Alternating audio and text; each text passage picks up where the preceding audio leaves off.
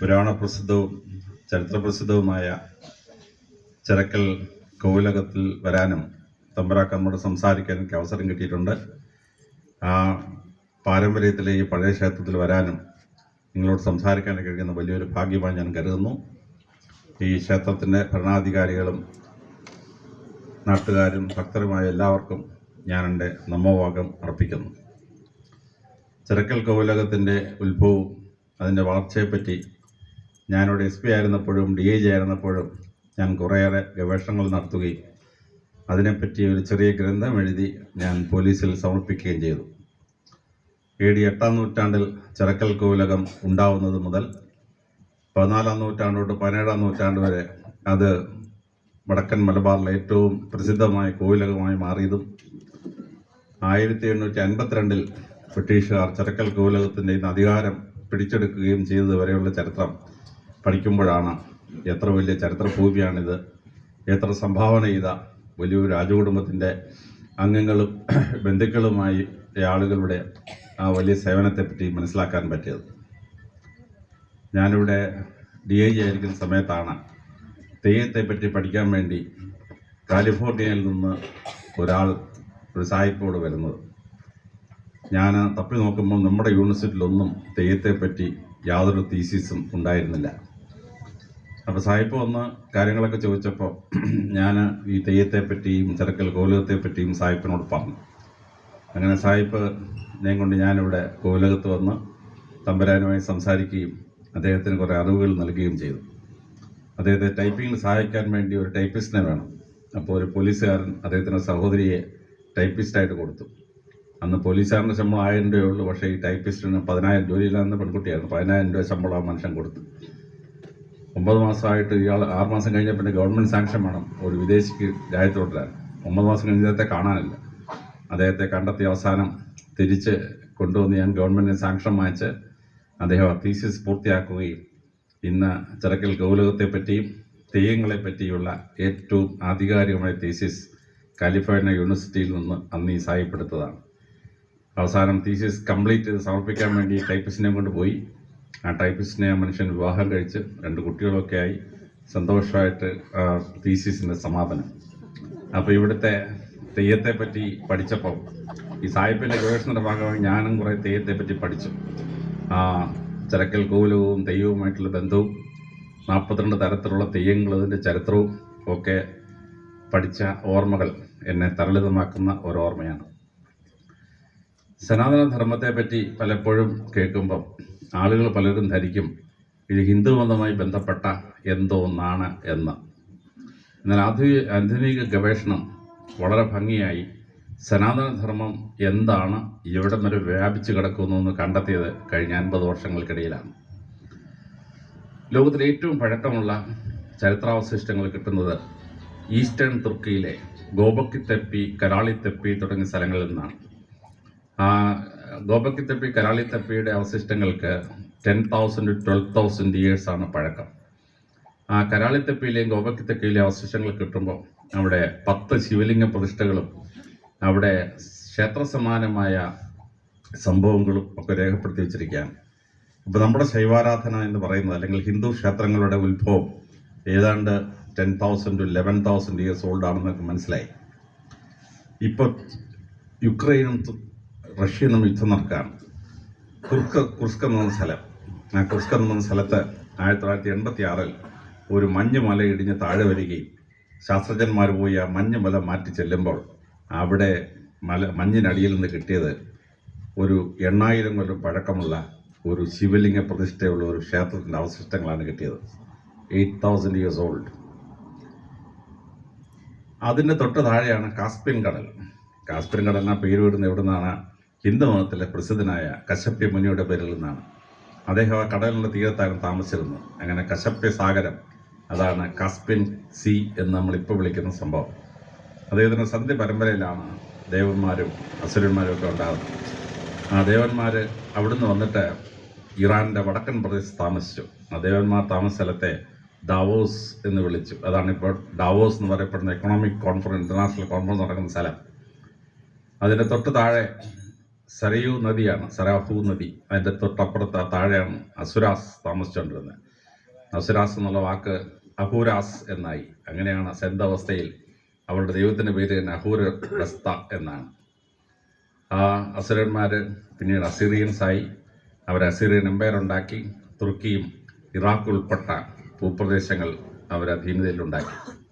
Kazakhstan, Turkmenistan, Tajikistan, Uzbekistan തുടങ്ങി അഫ്ഗാനിസ്ഥാൻ വരെയുള്ള 64 ലക്ഷം ചതുരശ്ര കിലോമീറ്റർ, ഇന്ത്യയുടെ 2 ഇരട്ടിയുള്ള വിസ്തീർണമായ ഭൂപ്രദേശങ്ങൾ മുഴുവൻ സനാതന ധർമ്മത്തിന് ഈറ്റില്ലങ്ങളായിരുന്നു. 4000-ഓളം ക്ഷേത്രങ്ങൾ അവിടെ നിന്ന് നമുക്ക് ഇതുവരെ ലഭിച്ചിട്ടുണ്ട് എന്ന് ചരിത്രത്തിൽ നമ്മൾ മനസ്സിലാക്കാൻ പറ്റും. പിന്നീട് ഈ കശ്യപൻ മുനി അവിടെ നിന്ന് യാത്ര പുറപ്പെട്ട് മക്കളോടൊപ്പം ഇന്ത്യയുടെ വടക്കൻ പ്രദേശത്തെത്തി കാശ്മീരിൽ വന്ന് താമസിച്ചു. കാശ്മീർ എന്ന വാക്കിൻ്റെ അർത്ഥം കശ്യപ്യമീർ, കശ്യപ്പൻ വന്ന് താമസിച്ച മലയെന്നാണ് കാശ്മീർ എന്ന വാക്കിൻ്റെ അർത്ഥം. മുസ്ലിങ്ങളോട് യാതൊരു ബന്ധവുമില്ല ആ പേരിന്. അങ്ങനെ കശ്യപൻ മുനി വന്ന് താമസിക്കുകയാണ്. ഈ സനാതന ധർമ്മം അവിടുന്ന് പരന്ന് ഇറാനിലെ ഔദ്യോഗിക ഭാഷ തന്നെ സംസ്കൃതമായിരുന്നു. പേർഷ്യൻ സംസ്കാരം ഉണ്ടാക്കിയ മഹാനായ ചക്രവർത്തി, അദ്ദേഹത്തിൻ്റെ പേര് സൈറസ് ചക്രവർത്തി എന്നായിരുന്നു.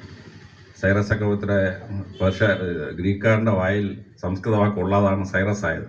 യഥാർത്ഥത്തിൽ ആ രാജാവിൻ്റെ പേര് സരസ എന്നായിരുന്നു. സരസ, അതാണ് ഗ്രീക്കുകാരൻ സൈറസ് ചക്രവർത്തി എന്നാക്കി മാറ്റിക്കളഞ്ഞു.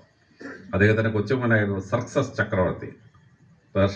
ഗ്രീക്കുകാരൻ്റെ വായിൽ സംസ്കൃത വാക്ക് മാറിപ്പോകുന്നതാണ്. അദ്ദേഹത്തിൻ്റെ പേര് സഹർഷ എന്നായിരുന്നു. സഹർഷ എന്നുള്ള വാക്കാണ് സർക്സസ് എന്ന് സായിപ്പ് പ്രയോഗിച്ചിരിക്കുന്നത്. പേർഷ്യൻ സംസ്കാരത്തിൻ്റെ ഔദ്യോഗിക ഭാഷ തന്നെ സംസ്കൃത ഭാഷയായിരുന്നു. അവിടുന്ന് നമ്മൾ നേരെ പോകുമ്പോൾ തുർക്കിയാണ്. തുർക്കിയിലെ ഒറിജിനൽ രാജാക്കന്മാർ ഹിറ്റൈറ്റ് എന്ന് പറയും, ഹിദാവേർ എന്ന് പറയും. അവരുടെ ദൈവങ്ങൾ ഇന്ദ്രൻ, വിത്രൻ, വരുണൻ, ഋഗ്വേദത്തിലെ പ്രധാന ദൈവങ്ങളാണ് തുർക്കിയിലെ രാജാക്കന്മാരുടെ ദൈവങ്ങൾ. ഇറാഖ് എന്ന് നമ്മൾ ഇപ്പോൾ വിളിക്കുന്ന രാജ്യം മുസ്ലിം രാജ്യമാണ്. ഇറാഖിലെ ഭരണകർത്താക്കളായിരുന്ന മിട്ടാനികളും തുർക്കിയിലെ ഹിറ്റൈറ്റ്സും തമ്മിൽ 3400 വർഷത്തിന് മുമ്പ് BC 1400 ഒരു എഗ്രിമെൻ്റ് ഒപ്പിടുകയാണ്. ആ എഗ്രിമെൻറ്റിൽ പറയുന്നു, നിങ്ങളുടെയും ഞങ്ങളുടെയും ദൈവങ്ങളായ ഇന്ദ്രനെയും വിത്രനെയും വരുണനെയും സാക്ഷി നിർത്തി നമ്മൾ ഈ എഗ്രിമെൻ്റ് ഒപ്പിടുകയാണ്. ബോഗസ്കോയി ലിഖിതങ്ങൾ നമ്മൾ തപ്പിയെടുത്തപ്പോൾ 1866 നമുക്ക് കംപ്ലീറ്റ് രേഖകൾ കിട്ടി. ബോഗസ്കോയി രേഖകൾ. ഇറാഖിൽ നിന്ന് നമ്മൾ നേരെ ഈജിപ്തിൽ ചെന്ന് കഴിഞ്ഞാൽ ഈജിപ്തിലെ ദൈവസങ്കല്പങ്ങൾ ഭാരതത്തിലെ സനാതനധർമ്മത്തിൻ്റെ ദൈവസങ്കല്പവുമായി ബന്ധപ്പെട്ട് കിടക്കുകയാണ്. അവരുടെ പ്രധാന ദൈവത്തിൻ്റെ പേര് തന്നെ ഓസിരസ്. നമ്മുടെ സംസ്കൃതത്തിൽ ഈശ്വര എന്ന വാക്കാണ് ഓസിരസ് എന്ന് ഈജിപ്ഷ്യൻ ഭാഷയിലാവുന്നത്. ഹനുമാന്റെ കൂട്ടം അവർക്കൊരു ദേവനുണ്ട്, അനൂപ്പിസ് എന്ന് പറയുന്ന ഒരു ദേവൻ. നമ്മുടെ ദൈവീ സങ്കല്പമുണ്ട്, ഭഗവതി സങ്കല്പം അവർക്ക് ഐസിസ് എന്ന് പറയുന്ന ദേവതാ സങ്കല്പമാണ്. ഇങ്ങനെ വളരെ ക്ലോസ് ആണ് ഈജിപ്ഷ്യൻ സംസ്കാരവും നമ്മുടെ സംസ്കാരവും തമ്മിലുള്ള ബന്ധം. ഇന്ത്യയിലെ വരുന്ന തെക്കനേഷ്യയിലെ മുഴുവൻ രാജ്യങ്ങളും സനാതനധർമ്മത്തിൻ്റെ ഈറ്റില്ലങ്ങളായിരുന്നു. ഹിമാലയപർവ്വതം കഴിഞ്ഞ് വടക്കോട്ട് പോയാൽ ഏറ്റവും വടക്കുള്ള ക്ഷേത്രം കിട്ടിയിരിക്കുന്നത് ചൈനയുടെ തലസ്ഥാനമായ പെക്കിങ്ങിൽ നിന്ന് 100 കിലോമീറ്റർ തെക്കാണ്. ചൈനയ്ക്കകത്ത് തന്നെ ഏതാണ്ട് 4000-ലേറെ ക്ഷേത്രങ്ങൾ കണ്ടെത്തിയിട്ടുണ്ട്. ചൈനയിലെ കാൻഡൺ എന്ന് പറഞ്ഞ ക്ഷേത്രമുണ്ട്. ആ ക്ഷേത്രം പണിഞ്ഞത് തെക്കേ ഇന്ത്യയിൽ നിന്ന് പോയ പ്രസിദ്ധനായ സിദ്ധനായിരുന്നു, പോഗർ എന്ന് പറഞ്ഞ സിദ്ധൻ. പോഗർ പോയി കാൻഡൺ ക്ഷേത്രം പണിഞ്ഞ ശേഷമാണ് അദ്ദേഹം വന്ന പളനിയിലെ പ്രസിദ്ധമായ ക്ഷേത്രം പണിയുന്നത്. രണ്ടും ഒരേ പ്രതിഷ്ഠയാണ്, പോഗർ. അങ്ങനെ വിശാലമായ ചൈനീസ് സംസ്കാരത്തിൽ ഹിന്ദുമത ദൈവവിശ്വാസങ്ങൾ, ആരാധനാലയങ്ങൾ വലിയ സ്ഥാനം വഹിച്ചു. നമ്മൾ ഇന്ത്യയിൽ നിന്ന് ബർമയിൽ പോയാൽ ബർമ ഒരു ഹിന്ദുമത രാഷ്ട്രമായിരുന്നു. തൊട്ടപ്പുറത്ത് മലേഷ്യ ഇന്ന് മുസ്ലിം ഭൂരിപക്ഷ രാഷ്ട്രമാണ്. പക്ഷേ മലേഷ്യ ഒരു ഹിന്ദുമത രാഷ്ട്രമായിരുന്നു. സനാതന ധർമ്മത്തിൻ്റെ ഈറ്റില്ലമായിരുന്നു. മലേഷ്യയുടെ തൊട്ടപ്പുറത്ത് ചെന്ന് കഴിഞ്ഞാൽ തായ്ലൻഡാണ്. തായ്ലൻഡ് അന്ന് ഹിന്ദുമത ഭൂരിപക്ഷമാണ്. ഹിന്ദുമതക്കാരുടെ 84% അത് പോപ്പുലേഷനാണ്. അവരുടെ പ്രധാന രാജാവിൻ്റെ പേര് തന്നെ ഭൂമി പോൽ അതുല്യ തേജ്, കംപ്ലീറ്റ് സംസ്കൃതമാണ്. ഭൂമി പോൽ അതുല്യ തേജസ്സുള്ള ഭൂമിയുടെ രാജാവ് എന്നാണ് ആ രാജാവിൻ്റെ പേര്. ആ തായ്ലൻഡിലെ ഒറിജിനൽ പേര് സയാം. ആ സയാം എന്ന പേര് സംസ്കൃതത്തിലെ ശ്യാമദേശം എന്നാണ്. നമ്മൾ ഈ ക്ഷേത്രത്തിൽ ചാമുണ്ഡി ആരാധിക്കുകയാണ്. ദേവിയുടെ പേര് വരുന്നതാണ് ചാമുണ്ഡി എന്ന വാക്കാണ്. ഈ ക്ഷേത്രത്തിലെ ചാമുണ്ഡി വാക്ക് തന്നെയാണ് തായ്ലൻഡിൻ്റെ ഒറിജിനൽ പേര്, ശ്യാമ ദേശം. അതാണ് സയാം എന്ന് ഇംഗ്ലീഷിലായി പോയത്. അതിനപ്പുറത്താണ് കംബോഡിയ. ഇതാണ് ലോകത്തിലെ ഏറ്റവും വലിയ ഹിന്ദു ക്ഷേത്രം, അങ്കോർ വാട്ട് എന്നുള്ള ക്ഷേത്രം. അവിടെ 10 ചതുരശ്ര കിലോമീറ്ററാണ്, 5500 ഏക്കറിലാണ് ക്ഷേത്രം ഇരിക്കുന്നത്. കണ്ണൂർ പട്ടണം തൊട്ട് ചിറക്കൽ കൊട്ടാരം വരെ ഒരു ക്ഷേത്രം തന്നെ എങ്ങനെ ഇരിക്കും നിങ്ങളൊന്ന് ആലോചിച്ച് നോക്കണം. തറയിൽ നോക്കിയാൽ അത് മുഴുവൻ കാണാൻ പറ്റിയില്ല. ആകാശത്തൊരു ഹെലികോപ്റ്റർ ചെന്ന് കീപ്പോട്ട് നോക്കിയെങ്കിലേ ഈ 10 ചതുരശ്ര കിലോമീറ്ററുള്ള ആ ക്ഷേത്രം മനസ്സിലാക്കാൻ പറ്റുള്ളൂ.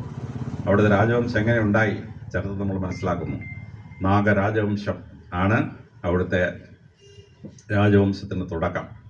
നാഗർ എന്ന് പറയുന്നത് അഫ്ഗാനിസ്ഥാനിൽ തൊട്ട് ജീവിച്ചിരുന്ന വലിയൊരു ജനസമൂഹമായിരുന്നു. അവരുടെ ഏറ്റവും വലിയ രാജാവായിരുന്നു തക്ഷൻ. ആ തക്ഷൻ അദ്ദേഹത്തിൻ്റെതായ ഒരു പട്ടണം പണിഞ്ഞു, അതാണ് തക്ഷശില. അവിടെ അദ്ദേഹം ഒരു യൂണിവേഴ്സിറ്റി ഉണ്ടാക്കി, അതാണ് പ്രസിദ്ധമായ തക്ഷശില യൂണിവേഴ്സിറ്റി. ആ നാഗരുടെ തക്ഷൻ്റെ കയ്യിൽ തന്നെയായിരുന്നു ഇന്ത്യയുടെ തലസ്ഥാനമായ ഡൽഹി. അവിടെ തക്ഷനെ പരാജയപ്പെടുത്തിയ ശേഷം ഭഗവാൻ കൃഷ്ണൻ അർജുനനും കൂടി അത് പിടിച്ചെടുത്തു. അതിനുശേഷം കാണ്ഡവവനത്തിൽ അവർ പ്രത്യേകമായ ഇന്ദ്രപ്രസ്ഥ പണിയുണ്ടാക്കി. അവിടുന്നാണ് ഇന്ത്യയുടെ തലസ്ഥാനമായ ഇന്ത്യയുടെ ഉത്ഭവം. ത്രിവേണി സംഗമം നാഗരാജാക്കന്മാരുടെ കയ്യിലായിരുന്നു. നാഗർ അവർ മഹാരാഷ്ട്രയിൽ വന്ന് നാഗ്പൂർ ഉൾപ്പെടെയുള്ള വലിയ പട്ടണങ്ങളുണ്ടാക്കി. നേപ്പാളിൻ്റെ തീരത്തവർക്ക് വലിയ രാജവംശം ഉണ്ടായിരുന്നു. അതിലെ നാഗരാജവംശത്തിലെ ആളുകൾ മൗര്യ സാമ്രാജ്യത്തിലെ വലിയ പടയാളികളായിരുന്നു. അവർ ചന്ദ്രഗുപ്ത മൗര്യൻ BC 300 ഭരണം ബിന്ദുസാറിന് കൊടുത്ത ശേഷം അവിടുന്ന് സൈന്യവുമായിട്ട് അദ്ദേഹം കർണാടകത്തിൽ വന്ന് ചന്ദ്രഗിരിയിൽ വന്ന് താമസിച്ചിട്ടാണ് അദ്ദേഹം മരിക്കുന്നത്. ചന്ദ്രഗുപ്ത മൗര്യൻ താമസിച്ചാണ് ചന്ദ്രഗിരി എന്ന സ്ഥലത്തിന് പേര് വരുന്നത്. ഇന്ന് നമ്മൾ ആ സ്ഥലത്തെ വിളിക്കുന്നത് ശ്രാവണ ബെലോഗള എന്നാണ്. അവിടെ നിന്ന് ഈ നാഗരും ഒക്കെ കേരളത്തിലേക്ക് ആക്രമിച്ച് കയറി. നാഗർ കേരളത്തിലെത്തിയപ്പം നമ്മളതിനെ നായർ എന്നാക്കി പേര് മാറ്റി. അങ്ങനെയാണ് നാഗ രാജവംശം. ആ നാഗര് തമിഴ്നാട്ടിൽ പോയി. അവിടെ നാഗർകോവിലും നാഗരൂറും നാഗപട്ടണം ഉൾപ്പെടെ എത്രയോ നാഗപട്ടണങ്ങളുണ്ടാക്കി. ആ നാഗവംശത്തിൻ്റെ ഒരു ബ്രാഞ്ച് ഇവിടുന്ന് കംബോഡിയയിലേക്ക് പോയി. ആ നാഗരാജവംശത്തിലെ ഒരു രാജകുമാരി തമിഴ്നാട്ടിൻ്റെ അവിടുന്ന് പോയ ഗണാഠ്യൻ എന്നൊരു ബ്രാഹ്മണനെ കല്യാണം കഴിച്ചു. അങ്ങനെ ആ നാഗസ്ത്രീയിൽ ഉണ്ടായ സന്ധി പരമ്പരയാണ് കംബോഡിയൻ രാജവംശം. അതിലെ ജയവർമ്മൻ 2 തൊട്ട് ജയവർമ്മൻ 7 വരെയുള്ളവരാണ് കംബോഡിയയിൽ അങ്കോർ വാട്ട് പണിഞ്ഞത്. അതായത് ഇവിടെ ചിറക്കൽ കൊണ്ട് നടന്നു വന്നൊരു നായർക്ക് മനസ്സിലാവണം, അദ്ദേഹത്തിൻ്റെ കസിനാണ് കംബോഡിയയിലെ രാജവംശമെന്നും അങ്കോർ വാട്ട് ഉണ്ടാക്കിയെന്ന് മനസ്സിലാക്കാൻ വേണ്ടി ഞാൻ സാന്ദർഭികമായിട്ട് പറഞ്ഞതാണ്. അവിടുന്ന് നമ്മൾ വിയറ്റ്നാമിൽ ചെന്ന് കഴിഞ്ഞാൽ, വിയറ്റ്നാം 250 വർഷത്തിന് മുമ്പാണ് വിയറ്റ്കോങ്ങിൽ പിടിച്ചെടുക്കുന്നത്. അതിനും വിയറ്റ്നാം ഒരു ഹിന്ദുമത രാജ്യമായിരുന്നു. വിയറ്റ്നാമിൽ 3500ഓളം ക്ഷേത്രങ്ങൾ കണ്ടെത്തിയിട്ടുണ്ട്. പലതിലും ഹിന്ദുക്കളില്ല, പക്ഷേ ക്ഷേത്രങ്ങൾ ഇപ്പോഴും അതുപോലെ തന്നെ നിൽക്കുകയാണ്. ഈ രാജ്യങ്ങളെയൊക്കെ വിളിച്ചിരുന്നത് പ്രസിദ്ധമായ ജയ, ശ്രീവിജയ തുടങ്ങിയ പേരുകളിലായിരുന്നു. കംബോഡിയയുടെ പഴയ പേര് ചമ്പ എന്നായിരുന്നു. സംസ്കൃതത്തിലെ ചമ്പ എന്നാണ് വിയറ്റ്നാമിൻ്റെ പേര്. വിയറ്റ്കോങ്ങിൽ വന്നപ്പോഴാണ് അതിന് വിയറ്റ്നാം എന്ന് പേരിടാൻ തുടങ്ങിയത്. അവിടെയാണ് സിംഗപ്പൂർ എന്ന് പറയുന്ന ദ്വീപ്. അത് നരസിംഹാവതാരത്തിൻ്റെ രൂപത്തിലായിരുന്നു അവിടുത്തെ പ്രതിഷ്ഠ. അതുകൊണ്ടാണ് സിംഹപുരം എന്ന് വിളിച്ചു. സിംഹപുരമാണ് സിംഗപ്പൂർ എന്ന് രൂപാന്തരപ്പെടുന്നത്. നമ്മളവിടുന്ന് പസഫിക് സമുദ്രത്തിലൂടെ ഇറങ്ങി കഴിഞ്ഞാൽ പസഫിക് സമുദ്രത്തിലെ 14 ദ്വീപസമൂഹങ്ങളുടെ പേര് രാമായണത്തിലെ ശ്രീരാമേന്ദ്ര ഭഗവാന്റെ പേരിലാണ്. ശ്രീരാമൻ്റെ പേരിലാണ് പസഫിക് സമുദ്രത്തിലെ 14 ദ്വീപുകളുടെ പേര്. ആ ദ്വീപുകളുടെ വടക്കാണ് പ്രസിദ്ധമായ ഐലൻഡുകൾ കിടക്കുന്നത്. Easter island. ആ ഈസ്റ്റർ ഐലൻഡിൽ നിന്നാണ് സൈന്ധവ നദീ സംസ്കാരത്തിൻ്റെ സ്ക്രിപ്റ്റ് ഇന്ത്യക്ക് പുറത്തുനിന്ന് 2 സ്ഥലത്തേ കിട്ടിയിട്ടുള്ളൂ. ഒന്ന് തായ്ലൻഡിൽ നിന്നും ഒന്ന് ഈസ്റ്റർ ഐലൻഡിൽ നിന്നാണ്. അപ്പോൾ സൈന്ധവ നദീ സംസ്കാരം ജലം, ചിനാബ്, രവി, ബിയാസ്, സത്ലജ്, സിന്ധു, സരസ്വതി 7 നദി സപ്തസൈന്ധവത്തിലാണെന്ന് മാത്രമുള്ളതെന്ന് ധരിച്ചു കളയരുത്. അതിവിടെ നിന്ന് സൗത്ത് ഈസ്റ്റ് ഏഷ്യ വഴി അങ്ങ് പസഫിക് സമുദ്രം മുഴുവൻ പരന്ന് കിടന്നാണ് സൈന്ധവ നദീ സംസ്കാരം. ഇനി പസഫിക് സമുദ്രത്തോട് എന്ന് കഴിഞ്ഞാൽ 27,000 ദ്വീപുകളുള്ള പ്രസിദ്ധമായ ഇന്തോനേഷ്യ എന്ന് പറയുന്ന രാജ്യമാണ്. ലോകത്തിലെ ഏറ്റവും വലിയ മുസ്ലിം ജനസംഖ്യയുള്ള രാജ്യം. അവിടെയാണ് ലോകത്തിലെ ഏറ്റവും നീളമുള്ള ക്ഷേത്രം. ലോകത്തിലെ ഏറ്റവും നീളമുള്ള ക്ഷേത്രം ഇന്തോനേഷ്യയിലെ ബൊറോബുദൂർ ക്ഷേത്രമാണ്. ആ ക്ഷേത്രത്തിന് 1.5 കിലോമീറ്ററാണ് നീളം. മെയിൻ ഗേറ്റിൽ കൂടെ ക്ഷേത്രത്തിൽ കയറിയാൽ 1.5 കിലോമീറ്റർ പോയെങ്കിലേ ക്ഷേത്രത്തിൻ്റെ ബാക്ക് ഡോറിൽ ചെല്ലുള്ളൂ. ലോകത്തിൽ ഒരു മതത്തിനും 10 ചതുരശ്ര കിലോമീറ്റർ ഒരു ആരാധനാലയം ഇല്ല. ലോകത്തിൽ ഒരു മതത്തിനും 1.5 കിലോമീറ്റർ നീളത്തിൽ ഒരു ആരാധനാലയം പണിയാൻ പറ്റിയിട്ടുണ്ടോ? ഹിന്ദു മതത്തിനല്ലാതെ വേറെ ആർക്കും പണിയാൻ പറ്റിയിട്ടില്ല. ഇന്തോനേഷ്യയുടെ തന്നെ ഒരു ദ്വീപ് ബാലി ദ്വീപാണ്. അവിടെ 95% ഹിന്ദു ഭൂരിപക്ഷമുള്ള ദ്വീപാണ്. SK പൊറ്റക്കാട് കോഴിക്കോട്ട് നിന്ന് അവിടെ പോയി എന്നിട്ട് ബാലിദ്വീപ് ഇങ്ങനെ നടന്ന് അദ്ദേഹം മെയിൻ ടൗണിലെത്തി. എന്നിട്ട് SK പൊറ്റക്കാട് പറയുകയാണ്, നടന്ന് ഞാനങ്ങ് കോഴിക്കോട്ടെ ചേവായിലെത്തി ഒന്ന് സംശയിച്ചു പോയിന്നാണ്. ഒരു ആവറേജ് ബാല്യക്കാരനെ കണ്ടാൽ കോഴിക്കോട്ടുകാരനാണെന്നേ തോന്നുള്ളൂ. ബാലിദ്വീപിലെ മിക്ക ക്ഷേത്രം പണിഞ്ഞത് ഈ കോഴിക്കോടും കണ്ണൂർ മേഖലയിൽ നിന്ന് പോയ വിശ്വകർമ്മജരായിരുന്നു. അതുകൊണ്ടാണ് അവിടുത്തെ ക്ഷേത്രവും നമ്മുടെ കോഴിക്കോട്ടെയും കണ്ണൂരിലെ ക്ഷേത്രം കണ്ട ഒരുപോലെ ഇരിക്കുന്നത്. അത്ര ക്ലോസ് റിലേഷനാണ് ഇന്തോനേഷ്യയുമായി നമുക്കുള്ളത്. അതുവഴി നമ്മൾ കൊറിയയിലോട്ട് ചെന്ന് കഴിഞ്ഞാൽ കഴിഞ്ഞ 2024 ഫെബ്രുവരി 24 പ്രിയങ്കരനായ പ്രധാനമന്ത്രി നരേന്ദ്രമോദി നമ്മുടെ അയോധ്യയിൽ പ്രാണപ്രതിഷ്ഠ നടത്തി. പ്രാണപ്രതിഷ്ഠ നടത്തിയപ്പം കൊറിയയിൽ നിന്ന് 150 പേരുടെ ഒരു സംഘം വരികയാണ്. കാരണം കൊറിയയിലെ രാജവംശം എപ്പോഴും വിവാഹം കഴിക്കുന്നത് ഇഷാവു രാജവംശത്തിൽ നിന്നാണ്, ശ്രീരാമേന്ദ്രൻ്റെ രാജകുടുംബത്തിൽ നിന്നാണ്. അതുകൊണ്ട് ശ്രീരാമേന്ദ്രൻ്റെ വംശപരമ്പരയിലെ അതേ രക്തബന്ധമുള്ളവരാണ് സൗത്ത് കൊറിയയിലെ രാജവംശം. അതുകൊണ്ട് അവിടുത്തെ രാജാക്കന്മാരെല്ലാം കൂടെ ഒരു 150 പേര് വന്നു ഇവിടെ കാണാൻ വേണ്ടി, നമ്മൾ അയോധ്യയിൽ കാണാൻ വേണ്ടി വന്നു ചേർന്നു എന്നുള്ളതാണ് രസകരമായ ഭാവം. കൊറിയയുടെ അപ്പുറത്താണ് ജപ്പാൻ എന്ന രാജ്യം. ജപ്പാൻ്റെ ഒറിജിനൽ പേരെന്താണ്? നിപ്പോൺ എന്നാണ് ഒറിജിനൽ പേര്. എവിടെ നിന്നും ജപ്പാൻ്റെ നിപ്പോൺ എന്നുള്ള പേര് അത് സംസ്കൃതമാണ്. നിപുണദേശം, നിപുണതയുള്ള കഴിവുള്ള ആളുകൾ താമസിക്കുന്ന സ്ഥലം എന്നാണ് നിപ്പോൺ അല്ലെങ്കിൽ നിപുണദേശം എന്നുള്ള വാക്കിൻ്റെ അർത്ഥം. ഇന്തോനേഷ്യൻ കഴിഞ്ഞ് നമ്മൾ പിന്നെയും പസഫിക് അങ്ങോട്ട് പോയി കഴിഞ്ഞാൽ നമ്മൾ ഫിജി എന്നൊരു സ്ഥലത്തെത്തും. ഫിജി 200 ദ്വീപുകളുണ്ട്. ആ ഫിജിയിലെ ജനസംഖ്യയുടെ 65% ഹിന്ദുക്കളാണ്. ഹിന്ദു ഭൂരിപക്ഷമുള്ള സ്ഥലമാണ് ഈ ഫിജി. അതിലെ ഒരു ദ്വീപിൻ്റെ പേര് രമണക ദ്വീപ് എന്നാണ്. രമണക ദ്വീപ് ചെല്ലുമ്പോൾ അവിടുത്തെ ആളുകൾ പറയുന്നു, ഞങ്ങൾ കാളിയ വംശത്തിൽപ്പെട്ടവരാണ്, ഞങ്ങളെ യമുനാദിയിൽ തീരത്ത് നിന്ന് ഭഗവാൻ കൃഷ്ണൻ ഓടിച്ച് ഞങ്ങൾ ഇവിടെ എത്തിച്ചേർന്നതാണെന്നാണ് അവർ പറയുന്നത്. അവർ ഈ പറയുന്ന കഥയെ കേട്ടിട്ട് നമ്മൾ ഭാഗവതം വായിക്കുമ്പോഴാണ് മനസ്സിലാവുന്നത്, ഭാഗവതത്തിൻ്റെ 10ാമത്തെ അധ്യായത്തിൽ കാളിന്തി നദി വിഷലിപ്തമാക്കിക്കൊണ്ടിരിക്കുമ്പം കാളിയനെ ഒന്ന് കൺട്രോൾ ചെയ്യാൻ വേണ്ടി ഭഗവാൻ കൃഷ്ണൻ വന്നിട്ട് ഒരു മരത്തിൽ നിന്നെടുത്ത് അവൻ്റെ തലയിലോട്ട് ചവിട്ടി കാളിയനെ അങ്ങോട്ട് മെരുക്കുക. മേൽപ്പത്തൂർ നാരായണ ഭട്ടതിരി നാരായണീയത്തിൽ സുന്ദരമായി അത് വർണ്ണിക്കുകയാണ്. ആ കവിത കേട്ടാൽ തന്നെ യുദ്ധം നടക്കുമെന്ന് മനസ്സിലാവും. ആ രീതിയിലാണ് മേൽപ്പത്തൂർ വാക്കുകൾ അങ്ങോട്ട് അറേഞ്ച് ചെയ്യുന്നത്. അതദിക്ഷു വിദക്ഷു പദക്ഷു പ്രഭിതോദര വാരിനിതാന്തഭരേ ദുരകാധിപതി കഥവർത്ത മശാന്ത ഋഷാന്തമാണെന്നാണ്. കേൾക്കുമ്പോൾ യുദ്ധം നടക്കുമെന്ന് മനസ്സിലാവും. ഞാൻ സംസ്കൃതം പഠിച്ചില്ല കേട്ടോ, ചൊല്ലുന്ന തെറ്റിപ്പോയാൽ ക്ഷമിക്കണം. അപ്പോൾ കാളിയൻ്റെ 2 ഭാര്യമാരാണ്. അവരോടി ഒന്ന് ഭഗവാനോട് പറഞ്ഞു, ഭഗവാനെ ഭർത്താവിനെ കൊല്ലല്ലേ എന്ന് പറഞ്ഞു. കാളിയന് 4 ആൺമക്കളാണ്. അവരോടി ഒന്ന് ഭഗവാന്റെ അടുത്ത് വന്നു, അച്ഛനെ കൊല്ലല്ലേ എന്ന് പറഞ്ഞു. ഭഗവാൻ പറഞ്ഞു, ഞാൻ കൊല്ലത്തൊന്നുമില്ല, പക്ഷേ ഇനി ഈ നദി വിഷമാക്കാൻ പറ്റിയില്ല, അതുകൊണ്ട് ഇനി കടലിൽ ഇറങ്ങിയിട്ട് 4000 യോജന പോയിട്ട് രമണക ദ്വീപ് എന്ന ദ്വീപുണ്ട്, അവിടെ പോയി താമസിച്ചോളാൻ പറഞ്ഞ് അവരെ രമണക ദ്വീപിലേക്ക് അയച്ചു എന്നാണ് ഭാഗവതം 10ാം അധ്യായത്തിൽ പറയുന്നത്. ഇതാ നമ്മൾ പസഫിക് ബംഗാൾ ഉൾക്കടലിൽ ഇറങ്ങി അവിടെ 4000 കിലോമീറ്റർ യാത്ര ചെയ്ത് പസഫിസം ചെല്ലുമ്പം ഫിജി എന്നൊരു ദ്വീപസമൂഹം, അവിടെ രമണക ദ്വീപ് എന്നൊരു ദ്വീപ്, ആ ദ്വീപിലെ ജനം പറഞ്ഞു ഞങ്ങൾ കാളിയന്മാരാണെന്നാണ്. അവരുടെ രക്തം എടുത്ത് DNA ടെസ്റ്റ് ചെയ്തു. DNA ടെസ്റ്റ് ചെയ്ത് UP അതേ ആളുകളുടെ DNA ആണ് രമണക ദ്വീപിലെ ഈ കാളിയന്മാരെന്നുള്ള ജനവിഭാഗത്തിൽ. നമ്മൾ അവിടെ നിന്ന് ഓസ്ട്രേലിയയിൽ ന്യൂസിലൻഡിനും പോകും. അവിടെ മവോറീസ് എന്ന് പറയുന്ന ജനവിഭാഗമുണ്ട്. അവിടുത്തെ ആദിവാസികളാണ്. അവർക്കൊരു ക്ഷേത്രമുണ്ട്. ആ ക്ഷേത്രത്തിൻ്റെ അകത്തൊരു വിശുദ്ധമായൊരു മണിയുണ്ട്. അത് ആരെയും കാണിക്കില്ല, അതിനകത്ത് ആരെയും കയറ്റുകയില്ല. പക്ഷേ 1986 ആകാശത്തിന് ഇടി വെട്ടി എൻ്റെ റൂഫ് തകർന്നു പോയി. അപ്പോൾ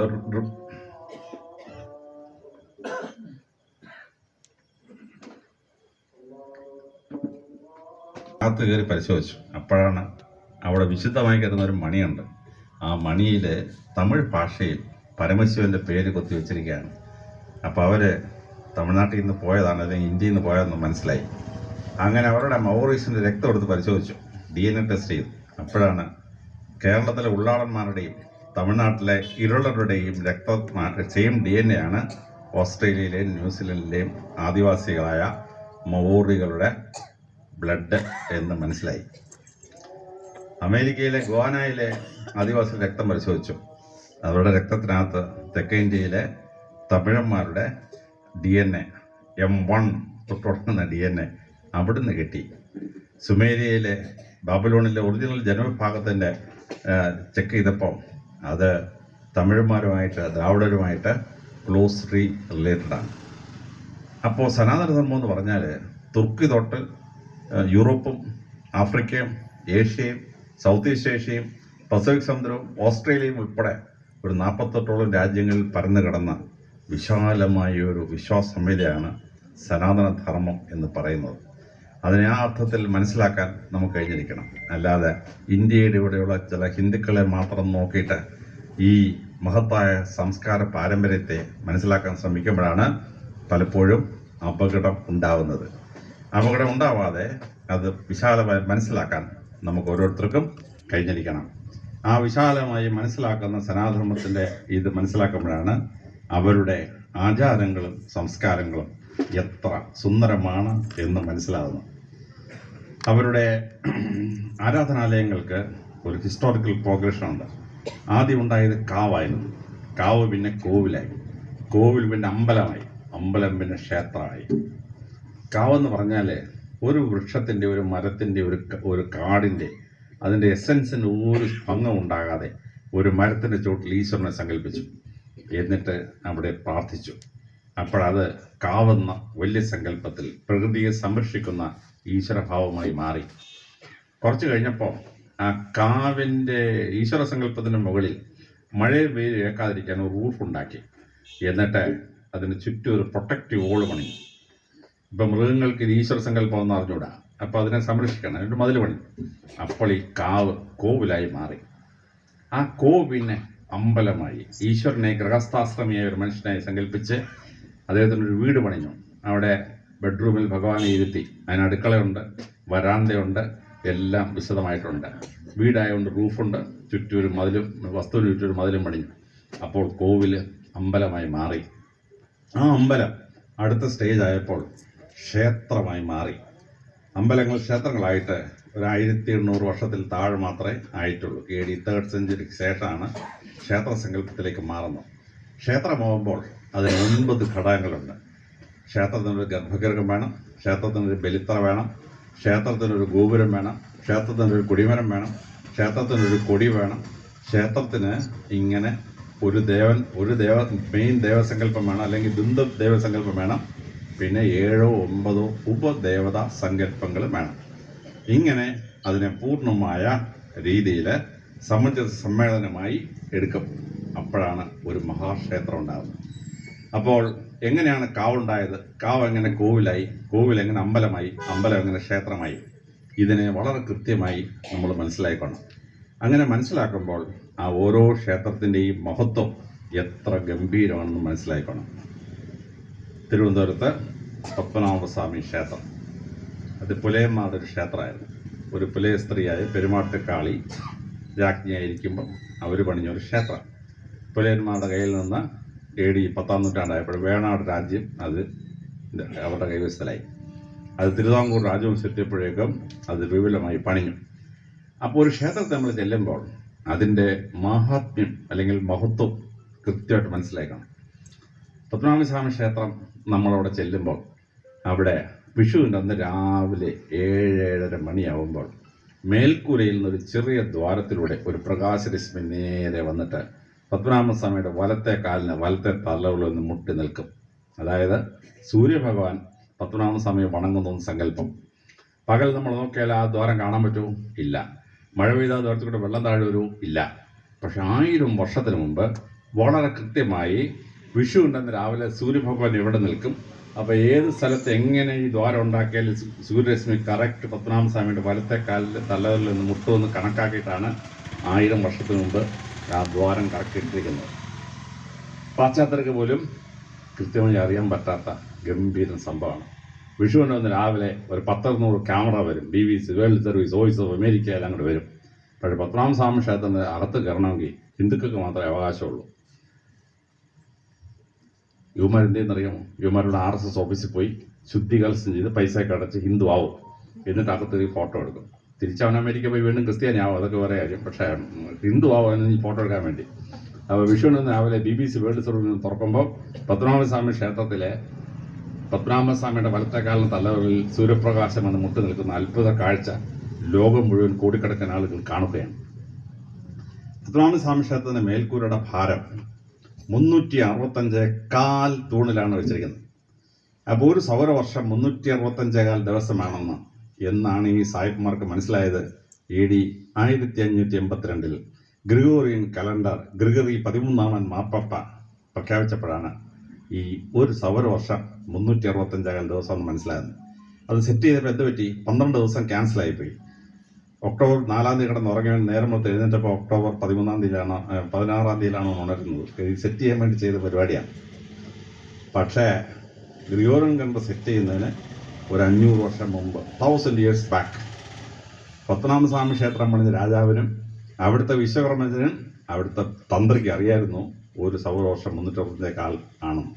അതുകൊണ്ട് ജനുവരി 1 സൂര്യൻ നിൽക്കുന്ന ഒരു തൂൺ, ജനുവരി 2 നിൽക്കുന്ന 2ാമത്തെ തൂൺ, ജനുവരി 3 നിൽക്കുന്ന 3ാമത്തെ തൂൺ, അങ്ങനെ 360 തൂൺ കഴിഞ്ഞാൽ അടുത്ത തൂൺ 4 പൊക്കേ ഉള്ളൂ.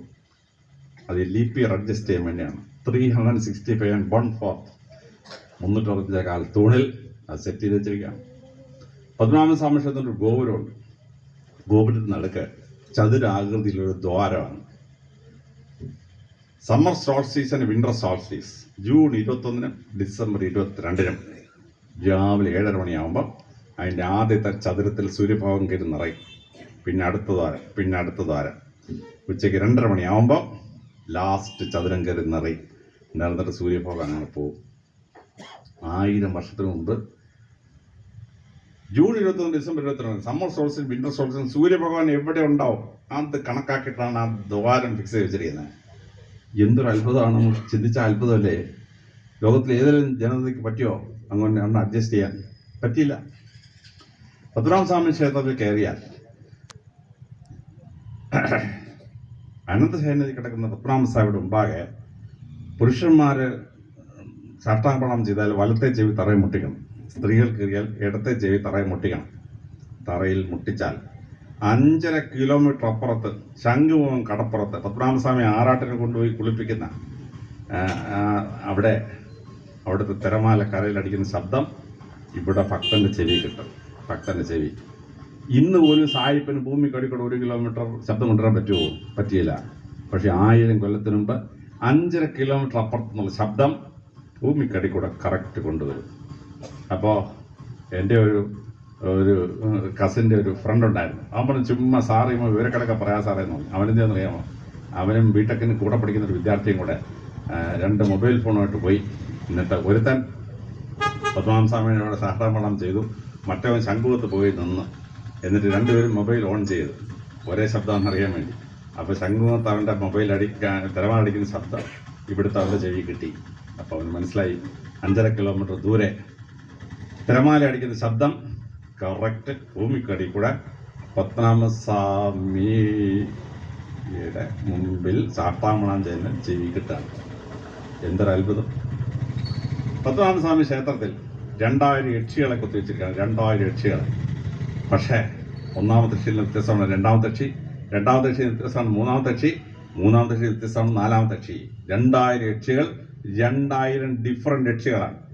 ഒരു യക്ഷിയുടെ മൂക്ക് നീളക്കുള്ളായിരിക്കും, അടുത്ത യക്ഷിയുടെ ചെവി വലുതായിരിക്കും, മൂന്നാമത്തെ യക്ഷിയുടെ കാലിന് വണ്ണക്കുള്ള, ഒരു വലത്തെ കാലിന് വണ്ണക്കുള്ളായിരിക്കും, നാലാമത്തെ യക്ഷിയുടെ ഇടത്തെ കാലിന് വണ്ണക്കുള്ളായിരിക്കും, അഞ്ചാമത്തെ യക്ഷിയുടെ വലത്തെ തലവെള്ളിൻ്റെ വിരലിന് നീളക്കുള്ളായിരിക്കും. ഇപ്പോൾ ഒരു ബിടെക്കിന് പഠിക്കുന്ന കുട്ടി ഒരു കമ്പ്യൂട്ടർ എടുത്ത് വെച്ചിട്ട് 2000 പെർമുട്ടേഷൻ ഓപ്പറേഷൻ ഉണ്ടാക്കണമെങ്കിൽ അവൻ എത്ര ദിവസം എടുക്കും? പക്ഷേ 1000 വർഷത്തിന് മുമ്പ് അത് പണിഞ്ഞ രാജാവിനും തന്ത്രിക്കും വിശ്വകർമ്മജനും 2000 ഡിഫറെൻറ്റ് കോമ്പിനേഷൻസ് ഉണ്ടാക്കി അത് കൊത്തുന്ന മേസ്ത്രിക്ക് ആ വ്യത്യാസസഹിതം എഴുതി കൈ കൊടുത്തു, അല്ലെങ്കിൽ അത് പറഞ്ഞു കൊടുത്തു. അങ്ങനെയാണ് 2000 യക്ഷി, 2000 ഡിഫറെൻറ്റ് യക്ഷികൾ. ആ ക്ഷേത്രം പണിയണം. സാലഗ്രാമം കൊണ്ട് പണിയാൻ തീരുമാനിച്ചു. തെക്കേ ഇന്ത്യയിൽ സാലഗ്രാമമുണ്ടോ? ഇല്ല. സാലഗ്രാമമുള്ള എവിടെയാണ്? UP-യുടെയും നേപ്പാളിൻ്റെയും തീരത്തുനിന്നാണ്. 12,008 സാലഗ്രാമം കൊണ്ടുവന്നു. 3500 കിലോമീറ്റർ കൊള്ളക്കാരും കള്ളന്മാരുമുള്ള പാതയിലൂടെ കുതിരവണ്ടിയിലും കാളവണ്ടിയിലും 3500 കിലോമീറ്റേഴ്സ് യാത്ര ചെയ്ത് പന്തീരായിരം സാളഗ്രാമങ്ങൾ കൊണ്ടുവന്ന് ശർക്കരയും ഇതും ചേർത്ത് കൂട്ടി ഒട്ടിച്ചു. അങ്ങനെയാണ് നമ്മൾ കാണുന്ന ആനന്ദ ശയനത്തിലെ പത്മനാഭസ്വാമി. ഞാനൊരു 6 ഉദാഹരണം പറഞ്ഞതാണ്. പത്മനാഭസ്വാമി ക്ഷേത്രത്തെ നമ്മൾ ശ്രദ്ധിക്കുമ്പോൾ ഇങ്ങനെയുള്ള 52 സ്പെഷ്യാലിറ്റീസാണ്. 52 സ്പെഷ്യാലിറ്റീസ്. ഞാനൊരു ക്രിസ്ത്യാനിയായിട്ട് ആ ക്ഷേത്രത്തിൽ എനിക്ക് കയറാൻ പറ്റിയില്ല. ക്രിസ്ത്യാനികൾ വല്ലതും കള്ളപ്പേരൊക്കെ പറഞ്ഞ് കയറുമായിരിക്കും. പക്ഷേ ഞാൻ DGP ആയിട്ട് അവിടെ ചെന്ന് കയറി അപ്പോഴേ മനസ്സിലാവും ക്രിസ്ത്യാനിയാണോ എന്ന് കയറിയെന്ന് മനസ്സിലാവും. അതുകൊണ്ട് ഈ ജന്മത്തിൽ കയറാൻ പറ്റിയില്ല. പക്ഷേ മരിച്ചു കഴിഞ്ഞാൽ ആത്മാവായിട്ടെങ്കിലും ഞാൻ അതിനകത്ത് കയറും. പത്മനാഭസ്വാമിച്ചൊന്നും കയറാനുള്ള പരിപാടിയിലാണ് ഇരിക്കുന്നത്. അപ്പോൾ ഒരു ക്ഷേത്രം ഉദാഹരണം ഞാൻ പറയുന്നത്, ഞാൻ കോട്ടയം SP ആണ്. അപ്പോൾ ഏറ്റുമാനൂർ ക്ഷേത്രത്തിൽ ഉത്സവം. ഏറ്റുമാനൂർ ക്ഷേത്രത്തിൽ ഉത്സവം വരുമ്പോൾ എല്ലാവർക്കും 7.5 പൊന്നാന പുറത്തെഴുന്ന ഉത്സവം ഭയങ്കരമാണ്. പക്ഷെ ഞങ്ങൾക്ക് ഉറക്കമില്ല. കാരണം 7.5 പൊന്നാന എന്ന് പറയുന്നത് 780 പവനാണ്. 7 ആന 100 പവൻ വെച്ചിട്ട് അരയാന 50 പവനാണ്. അപ്പോൾ 750 പവൻ എന്ന് പറഞ്ഞാൽ ഇപ്പോഴത്തെ വിലയ്ക്ക് ഒരു 7 കോടി രൂപ ഉണ്ട്. അപ്പോൾ കള്ളന്മാരൊന്ന് തോക്ക് വെച്ച് വെടിവെച്ചിട്ട് അടിച്ചുകൊണ്ട് പോയാൽ എന്ത് ചെയ്യും? അവിടെ ഞാൻ എന്ത് ചെയ്തു? 50 പോലീസുകാർ തോക്ക് ഇഷ്യൂ ചെയ്തു, റിട്ടേൺ ഓർഡർ കൊടുത്തു. ആരെങ്കിലും 7.5 പൊന്നാൻ തട്ടിയെടുക്കാൻ ശ്രമിച്ചാൽ shoot him dead on the spot. വെടിവെച്ചാലും ഉത്തരവും കൊടുത്തു. മറ്റേ ഞാൻ പോയി ഉത്തരവൊന്നും കൊടുക്കണ്ട, ഡൗൺ ദ എർത്ത് ഓർഡർ. അപ്പോൾ ഞാൻ എന്ത് ചെയ്തു? തോക്കെടുത്ത് ഉണ്ടാക്കി നിറച്ച് അതുകൊണ്ട് ഇങ്ങനെ നിൽക്കാൻ. അപ്പോൾ പൂജാരി വന്നു, സാറേ 7.5 പൊന്നാനെ എടുക്കണം, സാറാണ് വന്നത് സർട്ടിഫൈ ചെയ്യേണ്ടിയിരുന്നത്. ഞാൻ പെട്ടെന്ന് ഷൂസ് ഊരി, ബെൽറ്റ് ഊരി, തൊപ്പിയൊക്കെ ഊരി, അമ്പലത്തിനകത്തൊന്നും കൊണ്ടുവരാൻ പറ്റത്തില്ല. അപ്പം താഴെ നിലവറയിൽ ചെന്നു. നിലവറയിൽ ചെന്നപ്പോൾ ഞാൻ പണ്ട് തൊട്ട് അമ്പലത്തിൽ നിന്നു. കേരളത്തിലെ വലിയ കള്ളന്മാരെല്ലാം ഏറ്റുമാനൂർ പൊന്നാനെ മോട്ടിക്കാൻ പോയിട്ടുണ്ട്. ഒരുത്തനും സ്റ്റീഫന് പോലും അതിന് അടുത്തന്നെ ചെല്ലാൻ പറ്റിയില്ല. ഇതിൻ്റെ രഹസ്യം ഒന്നും എനിക്ക് മനസ്സിലായിരുന്നു. ഞാനവിടെ ചെന്നപ്പം 7 സ്ഥലത്ത് നിന്ന് 7 പേര് താക്കോലുമായിട്ട് വന്നു. 7 ഡിഫറെൻറ്റ് വീട്ടിൽ നിന്നാണ് താക്കോൽ കൊണ്ടുവരുന്നത്. ആദ്യം പ്രധാന തന്ത്രി വലത്തോട്ട് കറക്കി, രണ്ടാമത്തെ സഹതന്ത്രി കറക്കി, പിന്നെ ദേവസ്വം ബോർഡ് പ്രസിഡന്റ് അദ്ദേഹത്തിൻ്റെ താക്കോൽ കറക്കി, അടുത്ത ആൾ സെക്രട്ടറി കറക്കി, പിന്നെ ട്രഷറർ കറക്കി. 7 പേര് അനുക്രമമായി താക്കോൽ വലത്തോട്ട് കറക്കാതെ നിലവറ തുറക്കുകയില്ല. രണ്ടാമത്തവൻ താക്കോലോട്ട് കറക്കിയിട്ട് 4-മത്തവൻ താക്കോലോട്ട് കറക്കിയാൽ പൊന്നാനയുടെ അറ തുറക്കുകയില്ല. ഞാൻ പോലീസ് ഉദ്യോഗസ്ഥനല്ലേ, ഞാൻ അവരോട് 4 താക്കോലോട്ട് ഇടാൻ പറഞ്ഞു. ഞാനൊരു ലെൻസ് എടുത്ത് വെച്ച് ഇങ്ങനെ പതുക്കെ നോക്കി. എനിക്കൊരു ചുക്കും മനസ്സിലാവുന്നില്ല ഈ താക്കോലിനകത്ത് എന്താണ് ഡിഫറൻസ് ചെയ്ത് വെച്ചിരിക്കുന്നത്. 1000 കൊല്ലത്തിന് മുമ്പ് ആ താക്കോലുണ്ടാക്കി 7 താക്കോലുണ്ടാക്കിയ ആ കൊല്ലനെ സമ്മതിച്ചു കൊടുക്കണ്ടേ. അങ്ങനെ പൊന്നാനെ പുറത്തെടുത്തു. അപ്പം ഞാൻ 7.5 പൊന്നാനെ എഴുന്നേൽക്ക് ഞാൻ കണ്ടിനോട് പോയി. പക്ഷേ തന്ത്രി എന്നോട് പറഞ്ഞു, സാറേ 1-മത്തെ പൊന്നാനേന്ന് വ്യത്യസ്തമാണ് 2-മത്തെ പൊന്നാന, 2-മത്തെ പൊന്നാന വ്യത്യസ്തമാണ് 3-മത്തെ പൊന്നാന. 7.5 പൊന്നാന 8 ഡിഫറെൻ്റ് ആനയാണ്. ആദ്യത്തെ ആനയുടെ വലത്തെ കൊമ്പിന് നീളക്കൂടലാണ്, 2-മത്തെ ആനയുടെ ഇടത്തെ ചെവി വലുതാണ്, 3-മത്തെ ആനയുടെ വലത്തെ കാലിന് നഖങ്ങൾക്ക് വ്യത്യാസമാണ്. തന്ത്രി ഇതങ്ങോട്ട് പറഞ്ഞ് മനസ്സിലാക്കി ഞാൻ സൂക്ഷിച്ചു നോക്കിയപ്പം 7.5 പൊന്നാന 8 ഡിഫറെൻ്റ് ആനയാണ്. 8 ഡിഫറെൻ്റ് ആന, 7 കോടി രൂപയുടെ ആന. ഞാൻ പറഞ്ഞതെന്താണെന്ന് വെച്ചാൽ നമ്മുടെ ഓരോ ക്ഷേത്രത്തിലും അപാരമായ അത്ഭുതങ്ങളാണ് ആ ക്ഷേത്ര സൃഷ്ടിയിൽ ഉണ്ടാക്കി വച്ചിരിക്കുന്നത്. അത് കൃത്യമായി മനസ്സിലാക്കിയിട്ട് വേണം നമ്മളൊരു ക്ഷേത്രത്തിൽ പോകാനായിട്ട്. ഇന്ത്യൻ എക്സ്പ്രസ് കേരളത്തിലെ 108 പ്രധാന ക്ഷേത്രങ്ങളെപ്പറ്റി പഠിച്ചു. എന്നിട്ടൊരു പുസ്തകം എഴുതി. ഞാനത് 1000 രൂപ എടുത്ത് വാങ്ങിച്ച ആ പുസ്തകം. അപ്പോൾ ആ ഓരോ ക്ഷേത്രം, തലക്കൽ ക്ഷേത്രമൊക്കെ അതിനകത്ത് രേഖപ്പെടുത്തി വെച്ചിട്ടുണ്ട്, ഓരോ ക്ഷേത്രങ്ങൾ. അപ്പോൾ അവിടെ എന്തൊക്കെയാണ് അതിൻ്റെ പ്രത്യേകത, അതിൻ്റെ ചരിത്രം എന്താണ്, അതിൻ്റെ ഐതിഹ്യം എന്താണ്, ക്ഷേത്ര നിർമ്മിതിയുള്ള പ്രത്യേകത എന്താണ്, അവിടുത്തെ ആചാരം എന്താണ്, ഇത് 108 ക്ഷേത്രങ്ങൾ രേഖപ്പെടുത്തി വെച്ചിരിക്കുകയാണ്. തിരുവിതാംകൂർ രാജകൊട്ടാരത്തിലെ അശ്വതിനാഥ് തമ്പുരാട്ടി അവർ തുളസി ഗാൾ എന്നൊരു പുസ്തകം എഴുതി ഇംഗ്ലീഷിലെ. കേരളത്തിലെ പ്രധാനപ്പെട്ട 22 ക്ഷേത്രങ്ങൾ, തളിപ്പറമ്പ് ക്ഷേത്രം ഉൾപ്പെടെ ഇതിൻ്റെ മഹത്വം ഇങ്ങനെ രേഖപ്പെടുത്തി വെച്ചിരിക്കുകയാണ്. അപ്പം നമ്മൾ ഈ പുസ്തകങ്ങളൊക്കെ വായിക്കുമ്പോഴാണ് നമ്മുടെ ക്ഷേത്രങ്ങളുടെ അത്ഭുതം, beyond science, beyond all these things, അതിൻ്റെ അർത്ഥം മനസ്സിലാക്കാനായിട്ട് പറ്റുക. ഇത് സത്യമായിട്ട് മനസ്സിലാക്കണം. ഇങ്ങനെ നോക്കുമ്പോഴാണ് അതിൽ വളരെ പ്രധാനപ്പെട്ട ഒരു ഭാഗമാണ് വിഗ്രഹം എന്ന് പറയുന്നത്. മനുഷ്യന് എല്ലാവർക്കും ഇമാജിനേഷൻ ഇല്ല. അപ്പോൾ ഒരു ഈശ്വരൻ്റെ പേര് കേട്ടപ്പം ആ ഇമാജിനേഷൻ കിട്ടണമെങ്കിൽ അതിനെ സഹായിക്കുന്ന ഒരു ഘടകം ഇത് കാണിച്ചേ പറ്റുള്ളൂ. മൊണാലിസ സുന്ദരിയായിരുന്നു പറഞ്ഞാൽ ആർക്കെങ്കിലും മനസ്സിലാവുമോ? പക്ഷേ മൈക്കലാഞ്ചലോ അല്ലെങ്കിൽ ലിയോണാർഡോ ഡാവിഞ്ചി ആ പടം വരച്ചപ്പോൾ സുന്ദരിയ മനസ്സായ ഇങ്ങനെ ഇരിക്കുന്നു എന്ന് ആൾക്ക് മനസ്സിലായി. ഇപ്പം പിന്നെ ഫോട്ടോ ഉണ്ട്, അല്ലെങ്കിൽ ആർട്ടിഫിഷ്യൽ ഇൻ്റലിജൻസ് ഉണ്ട്, നമുക്കുണ്ടാക്കാം. പക്ഷെ അന്ന് മനുഷ്യന് അവൻ സ്വപ്നത്തിൽ കാണുന്ന ഭഗവാൻ അല്ലെങ്കിൽ ഭഗവതി എങ്ങനെ ഇരിക്കുകയാണ് എന്ന് ഒരു ചിത്രം വരച്ച് അല്ലെങ്കിൽ ഒരു വിഗ്രഹം ഉണ്ടാക്കിയാലേ കാണിക്കാൻ പറ്റുള്ളൂ. അതിനൊരു പ്രതീകം ഉണ്ടാക്കി കൊടുത്താണ്. ആ പ്രതീകം ഉണ്ടാക്കി കൊടുക്കുമ്പോൾ ആ പ്രതീകത്തിൻ്റെ അർത്ഥം ഈ ഭക്തന് മനസ്സിലാവണം. ഇല്ലെങ്കിൽ അവൻ്റെ പ്രാർത്ഥന വളരെ വ്യക്തമാണ്. അപ്പോൾ പ്രതീകത്തിൻ്റെ അർത്ഥം മനസ്സിലാക്കണം. ഉദാഹരണത്തിന് നമ്മളൊരു ക്ഷേത്രത്തിൽ പോകുന്നു, അവിടെ ഒരു നാഗപ്രതിഷ്ഠയാണ്. നാഗപ്രതിഷ്ഠയുടെ അമ്മ ഒന്ന് തൊഴും. കുട്ടി ചോദിക്കും, എന്തിനാമ്മേ പാമ്പിനെ തൊഴുന്നത്? ഭഗവാനാടാ, തൊഴുന്നു. കുട്ടി അപ്പം തൊഴും. പക്ഷെ അവൻ ഹൈസ്കൂളിൽ ചെന്നിട്ട് കോബ്ര നാജ എന്ന് പറഞ്ഞ സുവോളജി പഠിക്കും. അമ്മയിരിക്കും, എന്തൊരു വിവരം കേട്ട അമ്മയുടെ പാമ്പിനെ മൂക്കമ്പാമ്പിനെ മുമ്പിൽ ചെന്ന് തൊഴുതു സ്തുതിച്ചു. കാര്യം എന്നറിയാമോ? അമ്മയ്ക്ക് താൻ ആരാധിക്കുന്ന നാഗവിഗ്രഹം എന്താണെന്ന് മനസ്സിലാകത്തില്ല. അവിടെയാണ് പ്രശ്നം. അപ്പോൾ എന്താണ് ഈ നാഗം? നാഗം എന്ന് പറഞ്ഞാൽ മൂർക്കമ്പാമ്പാണോ? നാഗം എന്ന് പറഞ്ഞാൽ മൂർക്കമ്പാമ്പല്ല. നാഗം എന്ന് പറഞ്ഞാൽ ജീവന്റെ സാരം, നമ്മുടെ ജീവന്റെ അന്തസത്ത. അതാണ് നാഗസങ്കല്പം എന്ന് പറയുന്നത്.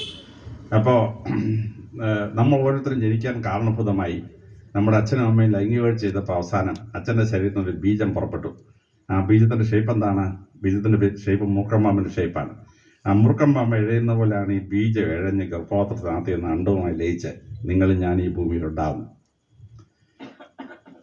നമ്മൾ അമ്മയുടെ ഗർഭത്തിലായാൽ 90 ദിവസം നമ്മൾ അമ്മയുടെ ഗർഭത്തിൽ കിടക്കുന്നത് എങ്ങനെയാണ്? മൂർക്കമ്പാമ്പിൻ്റെ ഷേപ്പിലാണ്. 90-ാം ദിവസം ആകുമ്പോൾ നമ്മുടെ കൈയും കാലും ഒക്കെ ഡെവലപ്പ് ചെയ്ത് നമ്മുടെ organs started developing. Till that time ഒരു പാമ്പിൻ്റെ ഷേപ്പിലാണ് നമ്മൾ അമ്മയുടെ വയറ്റിൽ കിടക്കുന്നത്. നിങ്ങളുടെ ഞാനിൻ്റെയും ഐഡൻറ്റിറ്റി എന്താണ്? നമ്മുടെ DNA മോളിക്കൂളാണ്. Deoxy ribo nucleic acid. Adenine, guanine, thymine, cytosine 4 amino acid ചേർന്നിട്ട് DNA മോളിക്കൂൾ ഉണ്ടാവുകയാണ്. അച്ഛൻ്റെ ശരീരത്തിന് 21 ക്രോമസോമും അമ്മയുടെ ശരീരത്തിന് 21 ക്രോമസോമും ചേരുമ്പോഴാണ് നിങ്ങൾ ഞാൻ ഈ ഭൂമിയിൽ ജനിക്കുന്നത്. പക്ഷേ ഈ DNA മോളിക്കൂൾ ഷേപ്പ് എന്താണെന്നറിയാമോ? 2 മൂർക്കമ്പാമ്പ് ഇണ ചേരുന്ന ഡബിൾ ഹെലിക്സ്, 2 മൂർക്കമ്പാമ്പ് ഇണ ചേരുന്ന ഷേപ്പാണ് നിങ്ങളുടെ എൻ്റെ DNA മോളിക്കൂൾ ഇരിക്കുന്നത്. നാഗ ഷേപ്പിലാണ് നമ്മുടെ DNA. അവത്തേലെ 46 DNA വന്നെങ്കിലേ നിങ്ങൾ ഞാനാവുള്ളൂ. അതിനകത്ത് വൈ ക്രോമസോം കയറിയ ആണാവും, എക്സ് ക്രോമസോം കയറിയ പെണ്ണാവും. ഇത്രയുള്ള വ്യത്യാസം. ബാക്കി കറക്റ്റാണ്. നമ്മുടെ DNA മോളിക്കൂളിൻ്റെ ഷേപ്പ് നാഗത്തിൻ്റെ ഷേപ്പാണ്. നിങ്ങളുടെ എൻ്റെയും ഡിഫറൻസ് എന്താണ്? നമ്മുടെ കോൺഷ്യസ്നസ്. നമ്മുടെ കോൺഷ്യസ്നസ് ഇരിക്കുന്ന എവിടെയാണ്? Nervous system. നെർവസ് സിസ്റ്റത്തിൻ്റെ ഷേപ്പ് എന്താണ്? മൂർക്കമ്പാമ്പിൻ്റെ ഷേപ്പ്. തലച്ചോറെന്ന് പറഞ്ഞൊരു പത്തി, നട്ടലിനകത്തോടൊപ്പം സുഷുമ്ന, പാല് പോലെ ഒരു പാമ്പിൻ്റെ ഷേപ്പാണ് ഇരിക്കുന്നത്. നമ്മുടെ ശരീരത്തിൽ 60,000 ലക്ഷം ന്യൂറോണുണ്ട്. ഓരോ ന്യൂറോണിൻ്റെ ഷേപ്പ് എന്താണ്? ഓരോ ന്യൂറോണിൻ്റെ ഷേപ്പ് മൂർക്കമ്പാമ്പാണ്, നാഗവിഗ്രഹമാണ്. അതിൻ്റെ ന്യൂറോണിൻ്റെ ഒരു ന്യൂക്ലിയസ് ഉണ്ട്, അത് മൂർക്കമ്പാമ്പ് പോലെ പത്തി പോലെ ഇരിക്കുന്നു. ബാക്കി ആ ന്യൂറോണിൻ്റെ ബാക്കി ഭാഗം പാമ്പിൻ്റെ ഉടല് പോലെ ഫിക്സ് ചെയ്ത് വെച്ചിരിക്കുകയാണ്. 60,000 ലക്ഷം ന്യൂറോൺ നമ്മുടെ തന്നിരിക്കുന്ന ഓരോ ന്യൂറോണും നാഗത്തിൻ്റെ ഷേപ്പാണ്. നാഗത്തിൻ്റെ ഷേപ്പ്. ആ നാഗം വൈദ്യശാസ്ത്രം സിമ്പിളാണ്. നമ്മുടെ ജീവൻ്റെ രഹസ്യം പാമ്പാണ്. നമുക്കൊരു രോഗം നമ്മൾ ഡോക്ടറെ കാണാൻ പോവാണ്. വൈദ്യശാസ്ത്രം സിമ്പിൾ എന്താണ്? പാമ്പാണ്. മെഡിക്കൽ കോളേജിനോട് ചെന്ന് കഴിഞ്ഞാൽ മൂർഖമാമ്പ് ഇങ്ങനെ മരത്തേക്ക് ഇരിക്കുന്നതായിട്ട് കാണാൻ പറ്റും. ഞങ്ങൾ ക്രിസ്ത്യാനികളാണ്. ഞങ്ങളുടെ ബിഷപ്പ് ഇങ്ങോട്ട് വരും, വട്ടി പിടിച്ചോണ്ട് വരും. ബിഷപ്പിന് വഴിയുടെ അറ്റത്ത് എന്താണ്? നാഗം, പാമ്പ് വെച്ചിരിക്കുകയാണ്. ആർച്ച് ബിഷപ്പോ കർദിനാളോ വന്നാലോ വടിയുടെ അറ്റത്ത് 2 പാമ്പ് 2 സൈഡിലോട്ട് പോവാണ്. 2 നാഗവിഗ്രഹമാണ് ഈ കർദിനാളിന്റെ വടിയുടെ, മാർപ്പാപ്പയുടെ വടിയുടെ അറ്റത്തുള്ള അധികാര ചിഹ്നം. എവിടെ തോന്നി നാഗം? ജീവന്റെ രസം. ഇനി ഞങ്ങൾ ക്രിസ്ത്യാനിക്കും മുസ്ലിമിനൊന്നും വിഗ്രഹം ഉണ്ടാക്കാൻ ഒക്കെയില്ല. പക്ഷേ ഒരു വിഗ്രഹം ഉണ്ടാക്കാൻ സമ്മതിച്ചിട്ടുണ്ട്. ഏതാണെന്നറിയാമോ? നാഗവിഗ്രഹം. മോശ മരുഭൂമി യഹൂദന്മാരെ കൊണ്ട് പോവാണ്. അപ്പം മോശ എന്ന യഹൂദന്മാരും മോസസ് എന്ന് ക്രിസ്ത്യാനികളും മൂസാ നബി എന്ന് മുസ്ലിങ്ങളും വിളിക്കുന്ന ഒരേ ആളിനെയാണ്, ഒരേ പ്രവാചകനെയാണ്. മോശ ഇങ്ങനെ മരുഭൂമിയോട് പോകുമ്പോൾ ആളുകളെ പാമ്പ് കടിച്ചാന്ന് പറയും. മോശ എന്ന് ദൈവത്തോട് ചോദിച്ചു, ഇങ്ങനെ ഒരു സംഭവം ഉണ്ട്, എന്ത് ചെയ്യണമെന്ന് ചോദിച്ചു. ദൈവം എന്ത് പറഞ്ഞെന്നറിയാമോ? യഹോവായ ദൈവം, നീ ഒരു സർപ്പ വിഗ്രഹം ഉണ്ടാക്കി അതിൻ്റെ മുമ്പിൽ നിന്ന് പ്രാർത്ഥിച്ചോളാൻ പറഞ്ഞു. അങ്ങനെ വേദപുസ്തകത്തിൽ യഹൂദനും ക്രിസ്ത്യാനിയും മുസ്ലിം വിശ്വസിക്കുന്ന വേദപുസ്തകത്തിൽ ഒരു വിഗ്രഹം ഉണ്ടാക്കാൻ അനുവാദമുള്ളൂ, അത് നാഗവിഗ്രഹമാണ്. പ്രാർത്ഥിച്ചപ്പോൾ പാമ്പ് കടി നിന്നു, ആളുകൾ മരിക്കുന്നു നിന്നു. വേദപുസ്തകത്തിൽ രേഖപ്പെടുത്തിച്ചിരിക്കുകയാണ്. ഈജിപ്തിലെ ഫറവോ രാജാവ് അവൻ്റെ കിരീടത്തിലിരിക്കുന്നതെന്ന് അറിയാമോ? മുറുക്കം പത്തി വെച്ചിരിക്കുകയാണ്. അവൻ്റെ അധികാരം വരുന്നത് നാഗാസങ്കല്പത്തിൽ നിന്നാണ്. അതുകൊണ്ട് അവൻ്റെ തലയുടെ മുകളിൽ നാഗവിഗ്രഹം ഭിത്തി വെച്ചിരിക്കുകയാണ്. അമേരിക്കയിലെ റെഡ് ഇന്ത്യൻസിന്റെ പ്രധാന ദേവൻ ആരാണ്? കൊട്സാൽ കോട്ടൽ എന്തുവാണ്? നാഗം, മുറുക്കമ്പാമ്പാണ്. അമേരിക്കയിലെ അഷ്ടക്കികളുടെ മായന്മാരുടെയൊക്കെ ദൈവം കൊട്സാൽ കോട്ടൽ നാഗവിഗ്രഹമാണ്. ആഫ്രിക്കയിലെ നീഗ്രോസ്, അവന്റെ പ്രധാന ദൈവം എന്താണ്? നാഗം. നീഗ്രോസിന്റെ പ്രധാന ദൈവം നാഗമാണ്. അപ്പോ ലോകത്തിൽ തമ്മിൽ കണ്ട ജനവിഭാഗം ഈ പാമ്പനെ വിളിച്ചു. എന്താണെന്നറിയാം? നമ്മൾ പാമ്പെന്ന് വിളിച്ച്, ഹിന്ദിക്കാരെന്ത് ചെയ്ത് സാമ്പെന്ന് വിളിച്ചു, ആഫ്രിക്കൻ നീഗ്രോസിന് ഇത് പാമ്പെന്ന് വിളിച്ചു, അമേരിക്കയിലെ റെഡ് ഇന്ത്യൻസ് ചാമ്പെന്ന് വിളിച്ചു. തമ്മിൽ കണ്ടുള്ള ജനവിഭാഗം ഈ നാഗത്തെ പേര് വിളിച്ചപ്പോൾ എന്താണെന്നറിയാമോ? ഒരേ ശബ്ദത്തിലാണ്. നമ്മൾ പാമ്പെന്ന് വിളിക്കുന്നു, ഹിന്ദിക്കാര് സാമ്പെന്ന് വിളിക്കുന്നു, ആഫ്രിക്കയിലെ നീഗ്രോ പാമ്പെന്ന് വിളിക്കുന്നു, അമേരിക്കയിലെ റെഡ് ഇന്ത്യൻസ് ചാമ്പെന്ന് വിളിക്കുന്നു. നാഗസങ്കല്പത്തിന് ഒരേ ശബ്ദത്തിൽ പേര് വരിക. അപ്പൊ ഈ നാഗവിഗ്രഹം എന്ന് പറയുന്നത് നമ്മുടെ ജീവന്റെ സാരമാണ്. ഈശ്വരൻ നമുക്ക് അധികാരം തന്നെ സിമ്പലാണ്. അതിനെ മൂർഖം പാമാന്ന് വിചാരിച്ച് പ്രാർത്ഥിക്കാൻ പോയാൽ ആ പ്രാർത്ഥനയ്ക്ക് അർത്ഥമില്ല. അപ്പോൾ ഒരു വിഗ്രഹം കണ്ടാൽ ആ വിഗ്രഹത്തിൽ എന്താണ് അതിൻ്റെ അർത്ഥമെന്ന് മനസ്സിലാക്കണം. അത് മനസ്സിലായില്ലെങ്കിൽ നമുക്ക് ആ പ്രാർത്ഥനയിൽ നിന്ന് ഉദ്ദേശിച്ച അർത്ഥം കിട്ടുകയില്ല. നമ്മളൊരു ഭഗവതി ക്ഷേത്രത്തിൽ പോയി. ലോകത്തിലെ മറ്റെല്ലാ മതങ്ങളിലും ഈശ്വരൻ പുരുഷനാണ്. യഹൂദന്മാരുടെ യഹോവ പുരുഷനാണ്, ഞങ്ങളുടെ യേശു ക്രിസ്തു പുരുഷനാണ്, മുസ്ലിങ്ങളുടെ അള്ളാഹു പുരുഷനാണ്. പക്ഷേ ലോകത്തിൽ ആദ്യമായി ദൈവം സ്ത്രീ രൂപത്തിൽ വരാം എന്ന് പറഞ്ഞ ആരാണ്? സനാതനം. തുർക്കിയിലും ബാബിലോണിലും സ്ത്രീ ഭാവത്തിൽ ഈശ്വരൻ വരാം, പ്രൈമീവൽ മദർ ഗോഡസ് എന്ന് വിളിച്ചു ബാബിലോണിയൻ ഭാഷയിൽ. നമ്മളതിനെ ഭഗവാൻ, ഭഗവതി എന്ന് വിളിച്ചു. ഈശ്വരൻ സ്ത്രീലിംഗത്തിൽ വരാമെന്ന് സനാതനം ലോകത്തെ പഠിപ്പിച്ചു. അപ്പം ആ സ്ത്രീലിംഗത്തിന് വരുന്നൊരു ഭഗവതിയുടെ പ്രതിഷ്ഠ കണ്ടാൽ എന്താണ് ഭഗവതിയുടെ പ്രതിഷ്ഠ? ഭഗവതിക്ക് 2 കൈയുള്ള ഭഗവതിയുണ്ട്, 4 കൈയുള്ള ഭഗവതിയുണ്ട്, 8 കൈയുള്ള ഭഗവതിയുണ്ട്, 10 കൈയുള്ള ഭഗവതിയുണ്ട്. സംഗതി വ്യത്യാസമാണ്. ചാമുണ്ടി തന്നെ 12 തരത്തിൽ ചാമുണ്ടിയുണ്ട്. അപ്പൊ ശ്യാമസുന്ദരിയായ ഭഗവതിയെ ചാമുണ്ടി എന്ന് വിളിച്ചാണ്. നമ്മളെ മലയാളത്തിൽ ചാ ചേർത്തിട്ട് ഈ ചായ പിടിച്ച് ചാ ചേർത്തിട്ട് ചാമുണ്ടിയാക്കി മാറ്റി. അപ്പൊ ചാമുണ്ടി എങ്ങനെയാണ് ഈ 12 തരത്തിലുള്ള അല്ലെങ്കിൽ 16 തരത്തിലുള്ള ചാമുണ്ടിയുടെ ഡിഫറൻസ്? അത് കൃത്യമായിട്ട് മനസ്സിലായി കാണാം. ഇല്ലെങ്കിൽ ആ പ്രാർത്ഥനയ്ക്ക് അർത്ഥമില്ല. അപ്പോൾ പലപ്പോഴും ഒരു കാളീക്ഷേത്രത്തിൽ ചെല്ലുകയാണ്. കാളീക്ഷേത്രത്തിൽ ചെല്ലുമ്പോൾ നാക്കിങ്ങനെ നീട്ടി രക്തമൊക്കെ പുരട്ടി ഒരു തലയോട്ടി കഴുത്തിലിങ്ങനെ തൂക്കിയിട്ട് മനുഷ്യന്റെ വിരൽ മുറിച്ച് അരിഞ്ഞാണം ഉണ്ടാക്കി ഇങ്ങനെ ചൂലം മുടിച്ചിരിക്കുകയാണ്. പിള്ളേർ ഈ കാളിബോധി കൊണ്ട് അമ്പോന്ന് പേടിച്ചു പോകും. ഭീകര രൂപത്തിലല്ലേ. എന്തിനാണ് ഈ കാളിബോധി ഇങ്ങനെ ഉണ്ടാക്കി വെച്ചിരിക്കുന്നത്? അർത്ഥം കുട്ടിക്ക് പറഞ്ഞു കൊടുത്തില്ലേ കുട്ടിക്ക് മനസ്സിലാവോ കാളിബോധയുടെ അർത്ഥം? എന്തിനാണ് ഈ കാളി ഭഗവതിയെ കറുത്തിട്ട് ഉണ്ടാക്കി വെച്ചിരിക്കുന്നത്? കാളി ഭഗവതി കറുത്ത സ്ത്രീയാണോ? അല്ലല്ല, കാളി ഭഗവതി സുന്ദരിയാണ്. അതുകൊണ്ടാണ് ശങ്കരാചാര്യർ ശാരദാപീഠത്തിൽ 64 പണ്ഡിതന്മാരെ പരാജയപ്പെടുത്തി. ലോകത്തിൽ അതിന് മുമ്പോ പിൻപോ ഒരു സീനിയർ പണ്ഡിതൻ മരിക്കുമ്പോഴാണ് ഈ ജൂനിയർ പണ്ഡിതന് പ്രൊമോഷൻ കിട്ടുന്നത്. 3ാമത്തെ പണ്ഡിതൻ ചാവുമ്പോൾ 4ാമത്തെ പണ്ഡിതൻ 3ാം സ്ഥാനത്തോട്ട് കയറിയിരിക്കും. പക്ഷേ 64 പണ്ഡിതന്മാരെ തോൽപ്പിച്ച് ചരിത്രത്തിൽ ഒരാൾക്ക് ആ സ്ഥാനത്ത് കയറിയിരിക്കാൻ പറ്റുള്ളൂ. അത് മഹാനായ മലയാളിയായി ജനിച്ചതിലെ ഏറ്റവും മഹാനായ മലയാളി ശങ്കരാചാര്യർ, കാലടിയിലെ ശങ്കരാചാര്യർ. അതേ അവിടെ കയറിയിരുന്നിട്ട് ഈ ഭഗവതിയെ കൊണ്ട് സ്തുതിക്കാൻ പറഞ്ഞാണ്. ത്രിപുര സുന്ദരി ദർശന ലഹരി എന്ന് പറഞ്ഞ് സ്തുതിച്ച് ഓരോരോ ഭഗവതി ഭാവം ഇറങ്ങി വരികയാണ്. കാളി ഭഗവതി ഇറങ്ങി വന്നു. അപ്പോൾ ശങ്കരാചാര്യർ പറയുകയാണ് സുന്ദരമായിട്ടാ, വിശ്വേശ്വരനിൻ കനകകളേവര ദർശനമേ പരമാനന്ദം, ആനന്ദം പരമാനന്ദം, ആനന്ദം സച്ചിദാനന്ദം. കാളി ഭഗവതി സ്വർണ്ണ നിറമുള്ള സുന്ദരിയാണ്. കേരളത്തിലെ പ്രസിദ്ധമായ കാളി ക്ഷേത്രം, നമ്മുടെ മൃദംഗശാലി ക്ഷേത്രം. അവിടെ ചെന്നാൽ 2 കോടി രൂപ വിലയുള്ള സുന്ദരമായ സ്വർണ്ണ നിറത്തിലുള്ള സുന്ദരിയാണ് അവിടുത്തെ കാളി ഭഗവതി. 12 രാജകുടുംബത്തിൻ്റെ പ്രധാന ദേവീഭാവം കാളി ഭഗവതിയാണ്. നിങ്ങൾ 12 രാജകുടുംബത്തിൽ പോയിട്ട് കാളിക്ഷേത്രത്തിൽ കയറി നോക്കിയിട്ടുണ്ടോ? സ്വർണ്ണ നിറമുള്ള സുന്ദരിയാണ്. ഇന്ത്യയിലെ പ്രധാനപ്പെട്ട കാളിക്ഷേത്രത്തിലെല്ലാം കാളി ഭഗവതി സ്വർണ്ണ നിറമുള്ള സുന്ദരിയാണ്. അപ്പോൾ വിശ്വേശ്വരൻ കനകകളേവര ദർശനമേ, ആ ഭഗവതിയെ ബംഗാളുകാരും മലയാളികളും എന്തെന്നറിയാമോ? കറുത്ത നിറത്തിലാക്കി കൊടുത്തു. കാരണം നമ്മുടെ കൂട്ട് കറുത്തവൻ അങ്ങോട്ട് ക്ഷേത്രത്തിൽ ചെന്ന് വെളുത്ത സ്വർണ്ണ നിറത്തിൽ സുന്ദരി, ചേട്ടാ ഇത് നമ്മുടെ വർഗത്തിൽപ്പെട്ട അല്ലല്ലോ എന്ന് ഇയാളിനെ തോന്നും. അതുകൊണ്ട് ഈ പ്രാർത്ഥിക്കാൻ പറ്റുന്ന അതേ കടലിലോട്ട് കാളി ഭഗവതിയെ ആക്കി കൊടുത്തു. അപ്പോൾ നല്ല കറുത്ത നിറമാക്കി കൊടുത്തു. ഇത് മനസ്സിലാവാതെ കാളി ഭഗവതി കറുത്തിരിക്കാന്ന് തെറ്റിദ്ധരിച്ചാൽ പറ്റുമോ? പെണ്ണ് കാണാൻ പോയിട്ട് എന്നിട്ട് അമ്മാവൻ പറയും, മറ്റു കുഴപ്പമൊന്നുമില്ല. പെങ്കൊച്ചിനെ കണ്ട അവർ കാളി ഭഗവതിയുടെ കൂട്ടിരിക്കുകയാണ്. ഈ വിവരം കേട്ട അമ്മാവൻ അറിഞ്ഞൂടെ കാളി ഭഗവതി സ്വർണ്ണ സുന്ദരിയാണ്. ഈ പെങ്കൊച്ചൻ നിറവെച്ചിട്ട് കർത്തന് ഈ വല്യമ്മാവൻ വിവരം കേട്ട് പറയാണ് കണ്ട കാളി ഭഗവതിയുടെ കൂട്ടിരിക്കുകയാണെന്ന്. ഇതാണ് ഇവിടെയാണ് കുഴപ്പം.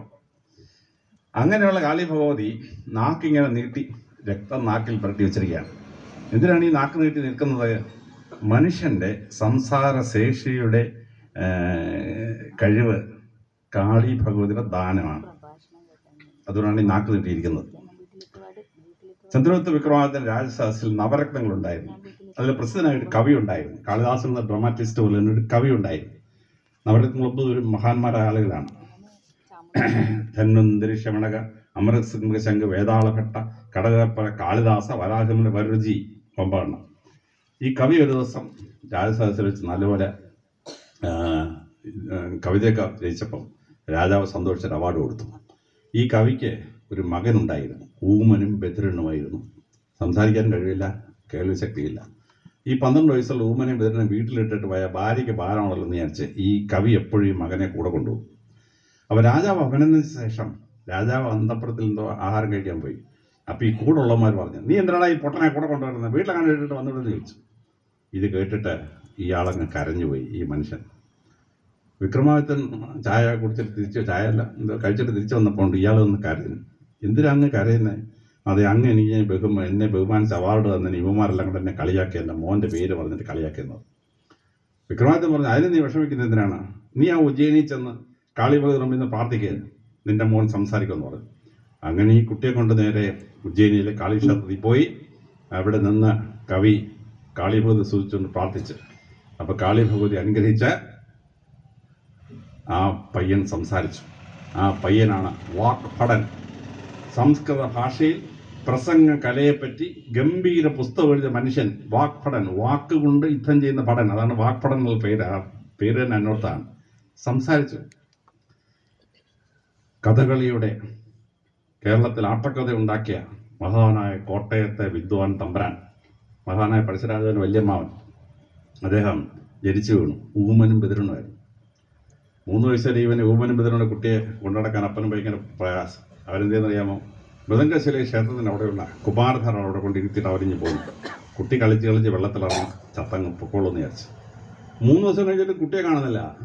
അപ്പോൾ എന്ത് പറ്റി ഈ കുട്ടിക്കെന്ന് അറിയാൻ വേണ്ടി ഈ വിദ്വാൻ തമ്പുരാൻ്റെ അപ്പനും അമ്മയും നേരെ ക്ഷേത്രത്തിൻ്റെ അവിടെ വന്നു. അപ്പോൾ ഈ കുട്ടി ഓടി വന്നു. അച്ഛാ, അമ്മയെന്ന് പറഞ്ഞ് ഓടി വന്നു.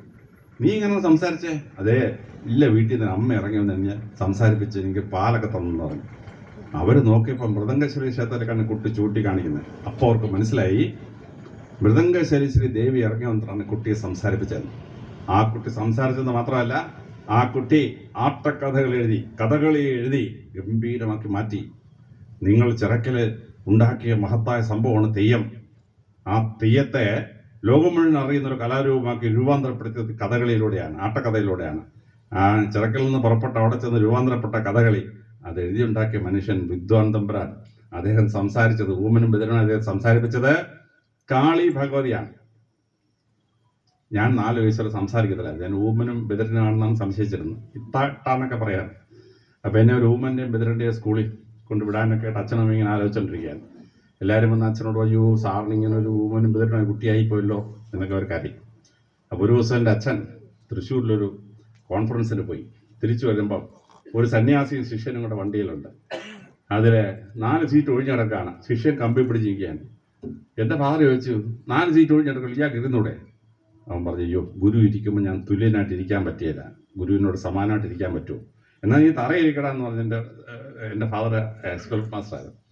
അപ്പോൾ ഈ സന്യാസികൾക്ക് സംസാരിക്കാൻ തുടങ്ങി. You are Mister Jacob, you are come to Thrissur for a conference. എൻ്റെ ഫാദറിന് അമ്പരന്ന് ഒരു 80% നഗ്നനായ ഒരു മനുഷ്യൻ പക്ക ഇംഗ്ലീഷിൽ ഫാദറിനോട് സംസാരിക്കാൻ. ആ ഫാദർ വളരെ ഇതാണ് സംസാരിച്ചത്. അപ്പോൾ ഈ സന്യാസി ഹിമാലയ സ്ഥാനങ്ങൾ തപസ്സിരിക്കുകയാണ്. അപ്പോൾ അദ്ദേഹത്തിന് ഗുരു പറഞ്ഞു, നീ കന്യാകുമാരി ചെന്ന് ദൈവത്തെ തൊഴിലിട്ട് തിരിച്ചു വരാൻ പറഞ്ഞു. അങ്ങനെ ശിഷ്യനെയും കൂട്ടി ഈ സന്യാസി വരികയാണ്. തിരുവനന്തപുരം 4-ാം തീയതി എത്തിയപ്പോൾ എൻ്റെ ഫാദർ പറഞ്ഞു, അങ്ങ് വീട്ടിൽ വാ, ആഹാരമൊക്കെ കഴിച്ചിട്ട് വിടാം എന്ന് പറഞ്ഞു. അദ്ദേഹം പറഞ്ഞു, വേണ്ട, ഞാൻ കന്യാകുമാരി തൊഴിൽ തിരിച്ചു വരുന്നെങ്കിൽ അങ്ങോട്ട് വീട്ടിൽ വരുമെന്ന് പറഞ്ഞു. അപ്പോൾ ഫാദർ ഉടനെ പേപ്പർ എടുത്തു, അഡ്രസ്സ് അഡ്രസ്സൊന്നും വേണ്ട, എനിക്ക് അങ്ങോട്ട് അഡ്രസ്സൊക്കെ അറിയാം, ഞാൻ വന്നോളാന്ന് പറഞ്ഞു. 2-3 ദിവസം കഴിഞ്ഞപ്പോൾ ഉണ്ട് കന്യാകുമാരി പോയിട്ട് ഈ ഗുരു ശിഷ്യനോടൊപ്പം ഞങ്ങളുടെ വീട്ടിൻ്റെ മുറ്റത്തെത്തി. ഗുരു പറഞ്ഞു, ഈ സന്യാസി പറഞ്ഞു, ഇന്ന് സ്ത്രീകൾ ആരും എൻ്റെ മുമ്പിൽ വരരുത്, എനിക്ക് ഒരു ആരും കിടക്കാത്ത ഒരു പാവാണ് എനിക്ക് കിടക്കാൻ തരാൻ. നാളെ രാവിലെ കിണറ്റിൻ്റെ കയറിൻ്റെ രണ്ടറ്റത്ത് പോലെ തൊട്ടി കെട്ടിയേക്കണം, എനിക്ക് കുളിക്കാമെന്നൊക്കെ പറഞ്ഞു. അപ്പോൾ ഫാദർ ഉടനെ എൻ്റെ അമ്മയോട് വിളിച്ച് പറഞ്ഞു, മുമ്പിൽ നിന്ന് പെട്ടല്ലേ വല്ല ദുർവാസാവിൻ്റെ കൂട്ടുള്ള ശവിക്കുന്ന സന്യാസിയാണെങ്കിൽ പേടിച്ച് കുഴപ്പമില്ല. ഫാദർ ഉടനെ ഇന്നൊരു പുതിയ പുൽപ്പ വാങ്ങിച്ചോണ്ട് ആരും കിടക്കാത്തൊരു പാ വാങ്ങിച്ചോണ്ട് രാവിലെ ഇദ്ദേഹം എഴുന്നിട്ട് കിണറിൻ്റെ അടുത്തോട്ട് ചെന്നിട്ട് 101 തൊട്ടി വെള്ളം ഇങ്ങനെ കണ്ടിന്യൂസ് 2 വയസ്സിൽ പിടിക്കുമ്പോൾ ഓരോ തൊട്ടി വെള്ളം വരും. കുളിച്ചിട്ട് നേരെ വീണിട്ട് റൂമിന് ബെതിട്ട് എൻ്റെ കുട്ടിയിൽ ഞാൻ വിളിക്കാൻ പറഞ്ഞു. ഞാനൊരു 4 വയസ്സുള്ളൂ. എന്നെ വിളിച്ച് തലയിൽ കവിച്ചിട്ട് പറഞ്ഞു, നിങ്ങൾ സാർ ഒന്നുകൊണ്ടും പേടിക്കേണ്ടി വന്ന് സംസാരിക്കും, ഇതുവരെ സംസാരിക്കാതെ കുറവുണ്ടല്ലോ, ഇനി പരിഹരിച്ചോളും, ഇഷ്ടം പോലെ സംസാരിച്ചോളൂ എന്നൊക്കെ പറഞ്ഞിട്ട് എന്നെ അനുഗ്രഹിച്ചിട്ടൊക്കെ പോയി. ആ കാളി ഭക്തനെ അനുഗ്രഹിച്ചപ്പോൾ എൻ്റെ അപ്പൻ്റെ അമ്മയുടെയും ക്രിസ്തീയ വിശ്വാസ പ്രാർത്ഥനയും ഈ കാളി സന്യാസിയുടെ അനുഗ്രഹം കിട്ടിയപ്പോൾ ഞാൻ സംസാരിച്ചു. അപ്പോൾ ഈ സംസാരത്തിൻ്റെ അധികാര സ്ഥാനം കാളി ഭഗവതിയാണ്. അത് നമ്മളെ കാണിക്കാൻ വേണ്ടിയാണ് നാക്കം കൊണ്ട് നീട്ടി രക്തം പുരട്ടി കാളി ഭഗവതി ഇരിക്കുക. കാളി ഭഗവതി കഴുത്തിലൊരു തലയോട്ടി തൂക്കിയിട്ടിരിക്കുകയാണ്. എന്തിനാണ് തൂക്കിയിട്ടിരിക്കുന്നത്? ഈ തലയോട്ടി കാത്തിരിക്കുന്ന തലച്ചോറിന് ബുദ്ധി തരുന്ന പരിപാടി കാളി ഭഗവതിയാണ്. കാളി ഭഗവതിയാണ്. ഇത് നമ്മൾ മനസ്സിലാക്കാൻ വേണ്ടിയാണ്. ഇപ്പം കാളിദാസ് മഹാനായ ഡ്രമാറ്റിസ്റ്റ് ആൻഡ് പോയറ്റാണ്. അദ്ദേഹം